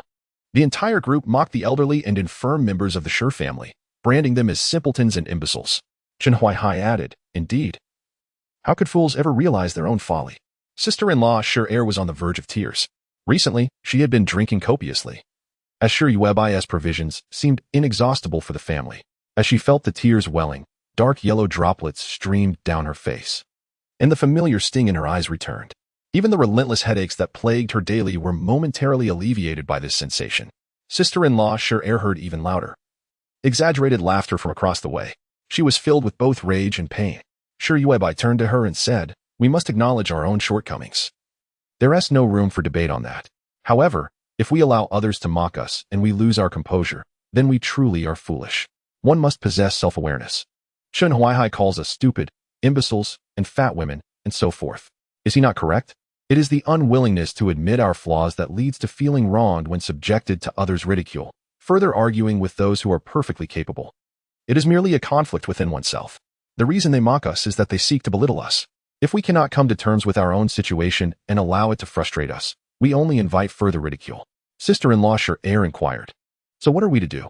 Should we simply allow them to bully us? Sure Yuebai responded calmly. There is but one way to deal with such people. Do not engage in idle chatter, just eliminate them. As her words concluded, Chu Zhongshuan and the others laughed even harder. Ha, she is so formidable. We are so terrified. Bang. The final sound was the crack of a gunshot, emanating from an antiquated handgun, a relic from many years past. As Yi Zhe and his mercenaries were making their way back to the Sure family home, they abruptly halted in their tracks. With a soiled visage, Yi Zhe tilted his head slightly, straining to hear towards the direction of his home. A sense of foreboding washed over him. Something was amiss. It was the sound of gunfire. Such archaic weaponry was rarely encountered in contemporary times, and few could accurately discern its distinct sound. Yi Zhe, having previously served as a garrison, and hailing from a lineage of military defenders, possessed an intimate familiarity with various firearms, both conventional and advanced. He urged his mercenaries onward, sprinting towards his family home. Meanwhile, Chu Zhongshuan, in disbelief, glanced down to see a pool of blood seeping from a wound in his chest. His gaze shifted to Sure Erseo, who was uncontrollably staggering backward. Sure Erseo, trembling, held a dark handgun aloft, her hearing acuity unmatched. Even without her sight, she could strike Chu Zhongshuan's heart with deadly precision. With a single shot, she eliminated the loathsome man. It took Chun Huaihai a considerable time to comprehend the situation. He pointed accusingly at Sure Erseo, his mouth agape, intent on hurling curses at her, wishing to extinguish her life. Yet, Sure Erseo, quaking, suddenly aimed her firearm at Chun Huaihai. We are not what you claim, she murmured. We are not. At last, no one dared to mock them as imbeciles any longer. See, Sure Yuebai was utterly correct. Those who deride us should be met with lethal consequences. Why engage in futile debate? The more one argues, the more it resembles an inability to accept one's flaws. Just eliminate them, terminate them all. From a distance, Yi Zhe caught a whiff of a foul odor. He rushed over with his mercenaries and upon arrival, beheld a scene of chaos. Several men were intimidating the vulnerable Sure Yuebai and Sure Erseo. Instantly, Yi Zhe recognized that the two women were being bullied. He charged forward with his mercenaries, delivering forceful blows to Chun Huaihai and his cohorts. The late Chu Zhongshuan's corpse seemed to be deliberately overlooked amidst the turmoil. Neither Yi Zhe nor the other mercenaries acknowledged it. In the midst of the pandemonium, Yuebai's gaze fell upon the dozens of bags of excrement that Chun Huaihai and Chu Zhongshuan's group had brought. She hesitated internally, contemplating the feces. She desired them, though her family was not in dire need of such waste at present. Since Yuebai ceased to eat or drink, subsisting solely on fat energy throughout the day, she has had no further need for bodily relief. Meanwhile, Nong Yasi, Urseo, Mu, and Yao Yao, apart from consuming a modest amount of water provided by Yuebai, have not ingested any other sustenance. Despite Ija having earlier gifted Yuebai several hundred potatoes, these tubers remained untouched, merely sprouting in the soil. Under the condition of only drinking water, Nong Yasi and the others needed to visit the public restroom daily, where they would relieve themselves. They merely had to navigate past the back of the Shur family's tarpaulin to reach a high mound of rubble. In truth, the public restroom, partially buried in debris, was not difficult to access, as long as one had sound legs. They could step onto the pile of stones at the entrance to enter and utilize the facility. Previously, the only individuals in the Shur household to relieve themselves indiscriminately were Yao Yao and Yuebai, one due to developmental delays that hindered control, and the other hampered by excessive weight. However, since Yao Yao received prosthetic legs, the last of those who would relieve themselves indiscriminately has vanished. Today, the Shur family's tarpaulin is pristine, far removed from the imaginations of outsiders who envision it strewn with waste. Yuebai subtly maneuvered her flat cart closer to the several bags of chicken manure that Chen Huaihai and his companions had brought over. The plastic packaging prominently bore the words chicken manure in bold red letters, while smaller text below detailed its usage and applications. Indeed, it was chicken manure, but it was well composted and suitable for agricultural purposes, serving as fertilizer to enhance soil quality. Presently, Yuebai had only a small potato seedling planted behind the Shur family's tarpaulin, extending from beneath a concealed bridge pier. This composted chicken manure could be utilized to cultivate potatoes. Resolute in her decision, Yuebai gently tapped the manure on the ground with a long stick. Her eyes catching sight of Ahong, who was approaching with her son in tow, amidst a flurry of chickens. "Come here." Yuebai beckoned to Ahong, instructing her to carry all the bags of chicken manure into the Shur family's courtyard. Ahong complied, setting her son down, who lay quietly beneath the courtyard wall of the Shur family. The previous night, he had consumed a can of cat food and a bottle of water, and today he appeared significantly healthier than before, quietly watching the mercenaries ahead as they engaged in a bloody scuffle with Chun Huaihai and his men, who eventually fled in disarray, leaving behind the lifeless body of Chu Zhongshuan on the ground. Ija and his companions, surveying the chaotic scene, overlooked Chu Zhongshuan's body, mistakenly believing he had merely been knocked unconscious by one of their own. "Yuebai, I have provided you with a communicator precisely so that you may reach out to me promptly should any situation arise." Ija furrowed his brows, bending down to observe Yuebai, who resembled a mountain of flesh. "How long have you been bullied by the members of this team?" Yuebai pondered for a moment, responding, "Are you referring to their unabashed mockery of us? That has always been the case. What constitutes bullying?" Yuebai had never perceived herself as a victim of the team's disdain. Even today, when Chun Huaihai and others offered chicken manure in exchange for her small bread, Yuebai contemplated seriously how many bags of chicken manure could be traded for a single piece of bread. Observing the indifferent expression on Yuebai's face, Ija lowered his head and wiped his own face. "What will become of your family?" The more he thought about it, the more he felt sorrow for the isolated members of the Shur family, especially since they appeared rather simple-minded. Previously, when Shur-E was alive, Ija had not paid much attention to the Shur family's plight. However, now that Shur-E was deceased, Ija's closest comrade in the defense team had vanished from this desolate land, leaving behind a multitude of orphans and widows. Ija felt the weight of responsibility pressing down on him increasingly. With determination, he decisively stated to Yuebai, "I shall move into your team." Most mercenaries now reside within the Grand City, where the management hierarchy arranges accommodations for them, albeit at the foot of the city walls. To the authorities of the Grand City, having hired mercenaries to expand their safe zones and protect their domain was a matter of maximizing their value. By placing these mercenaries at the wall's base, they ensured that, should mutated beasts or zombies assault the city, it would be these mercenaries who faced the initial danger. In such circumstances, mercenaries would undoubtedly fight valiantly against the mutated creatures or zombies. Meanwhile, Yuebai's team operated just outside the Grand City, not far from it. Yuebai politely declined. "There's no need for that, Brother Ija. The humiliation we endure from the team members is commonplace. We have grown accustomed to it." Yuebai's intention was to avoid entangling Ija further in their troubles. Although he was a good man, he had a propensity for meddling. Despite being preoccupied with dealing with mutated beasts, He would remind Yuebai every morning to take the able-bodied members of the Sure family to forage for food in the designated areas, while Yuebai would respond affirmatively, claiming she had already taken them out. In truth, she found herself comfortably nestled at home. Should Ija reside within their team, Yuebai would be compelled to scavenge under his watchful gaze each day. It is often said that one must weave countless lies to sustain a single untruth. Yuebai pondered gloomily, realizing that had she known this would be the outcome, she should have simply informed Ija from the outset that she had no time to scavenge. In Ija's dark, inscrutable eyes, a barely perceptible anger simmered. When others humiliate you, do you become accustomed to it? This is an affront to the family of Sure, such cowardly creatures who prey on the weak. With Ija by your side, no one shall dare to humiliate you again, at least not so brazenly. Not in front of him, while demeaning the vulnerable members of the Sure family. Ija turned and spotted a vacant patch beside a peculiar tarp. He resolved to make this place his abode. This decision would soon ripple throughout the entire group. Before long, the team leader, wearing a congenial smile, approached Yuebai to engage in conversation. Chapter 47. Living is simply that the leader's face was lined with wrinkles as he smiled at Yuebai.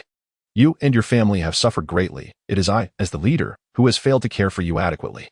Saw, seated behind Yuebai, turned her head, her expression darkened. After all, a child had perished, and now he came to offer hollow comfort. When the team's members had once bullied her and mocked her family's intelligence, this leader had been nowhere to be found. Yet upon hearing that Ija intended to stay, he hurried over without delay.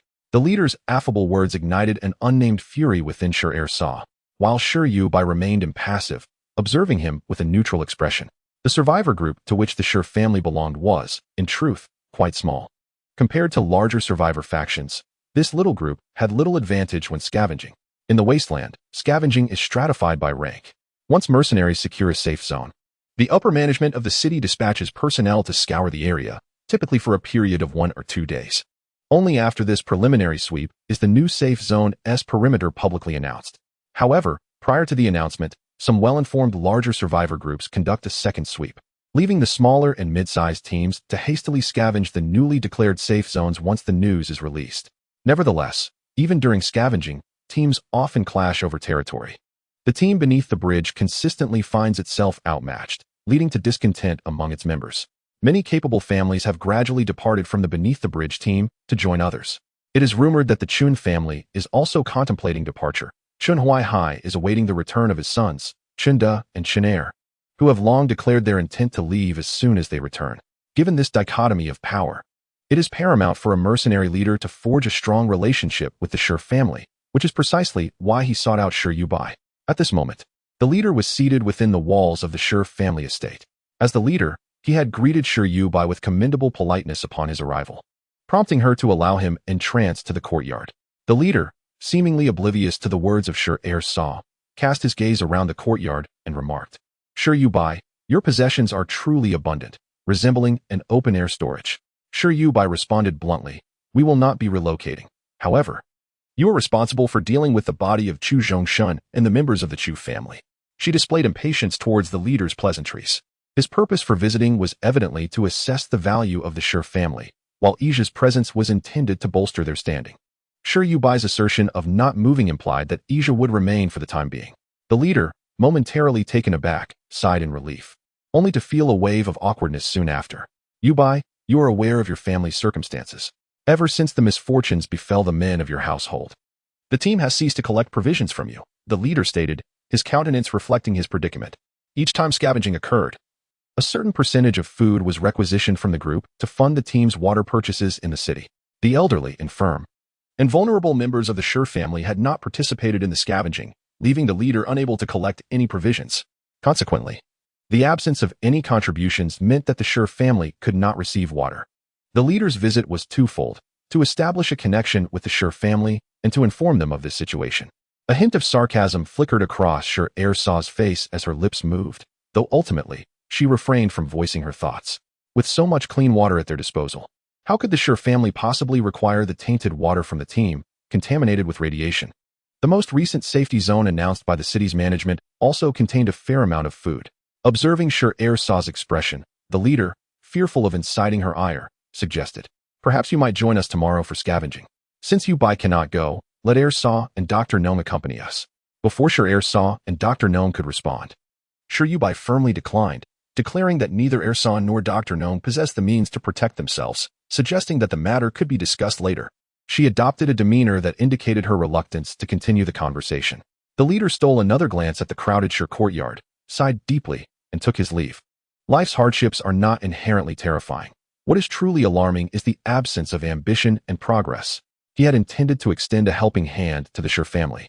Influenced by the mercenary leader, yet Shire Yuebai had unexpectedly turned him down. Perhaps it was for the best.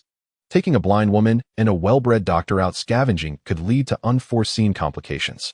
Once the leader departed, Dr. Nong approached, remarking, "Yuebai, one can truly see the opportunism in people. Now that we have someone to support us," he hurried to establish connections. As Ahong constructed the wall, he mockingly remarked, "The world is indeed this way, especially in this desolate land. People no longer care to put on FA-aids. The warmth and chill of human sentiment are truly portrayed in vivid detail." Shire Yuebai gestured for Shire Yaoyao to approach. She advised, "Remember, this is the norm. We need not occupy a moral high ground to criticize the leader's actions." He did not directly expel the burdensome individuals from the team, he merely chose to ignore them, which already reflects a degree of humanity. Shire Yaoyao nodded, somewhat comprehending. Ahong's son, half reclining against the stone, also fell into a contemplative state, only partially grasping the situation. Shire Yuebai turned and pushed the handcart towards the tarpaulin. In adverse conditions, one must utilize everything at their disposal to become a person of value to others. To exist is that simple.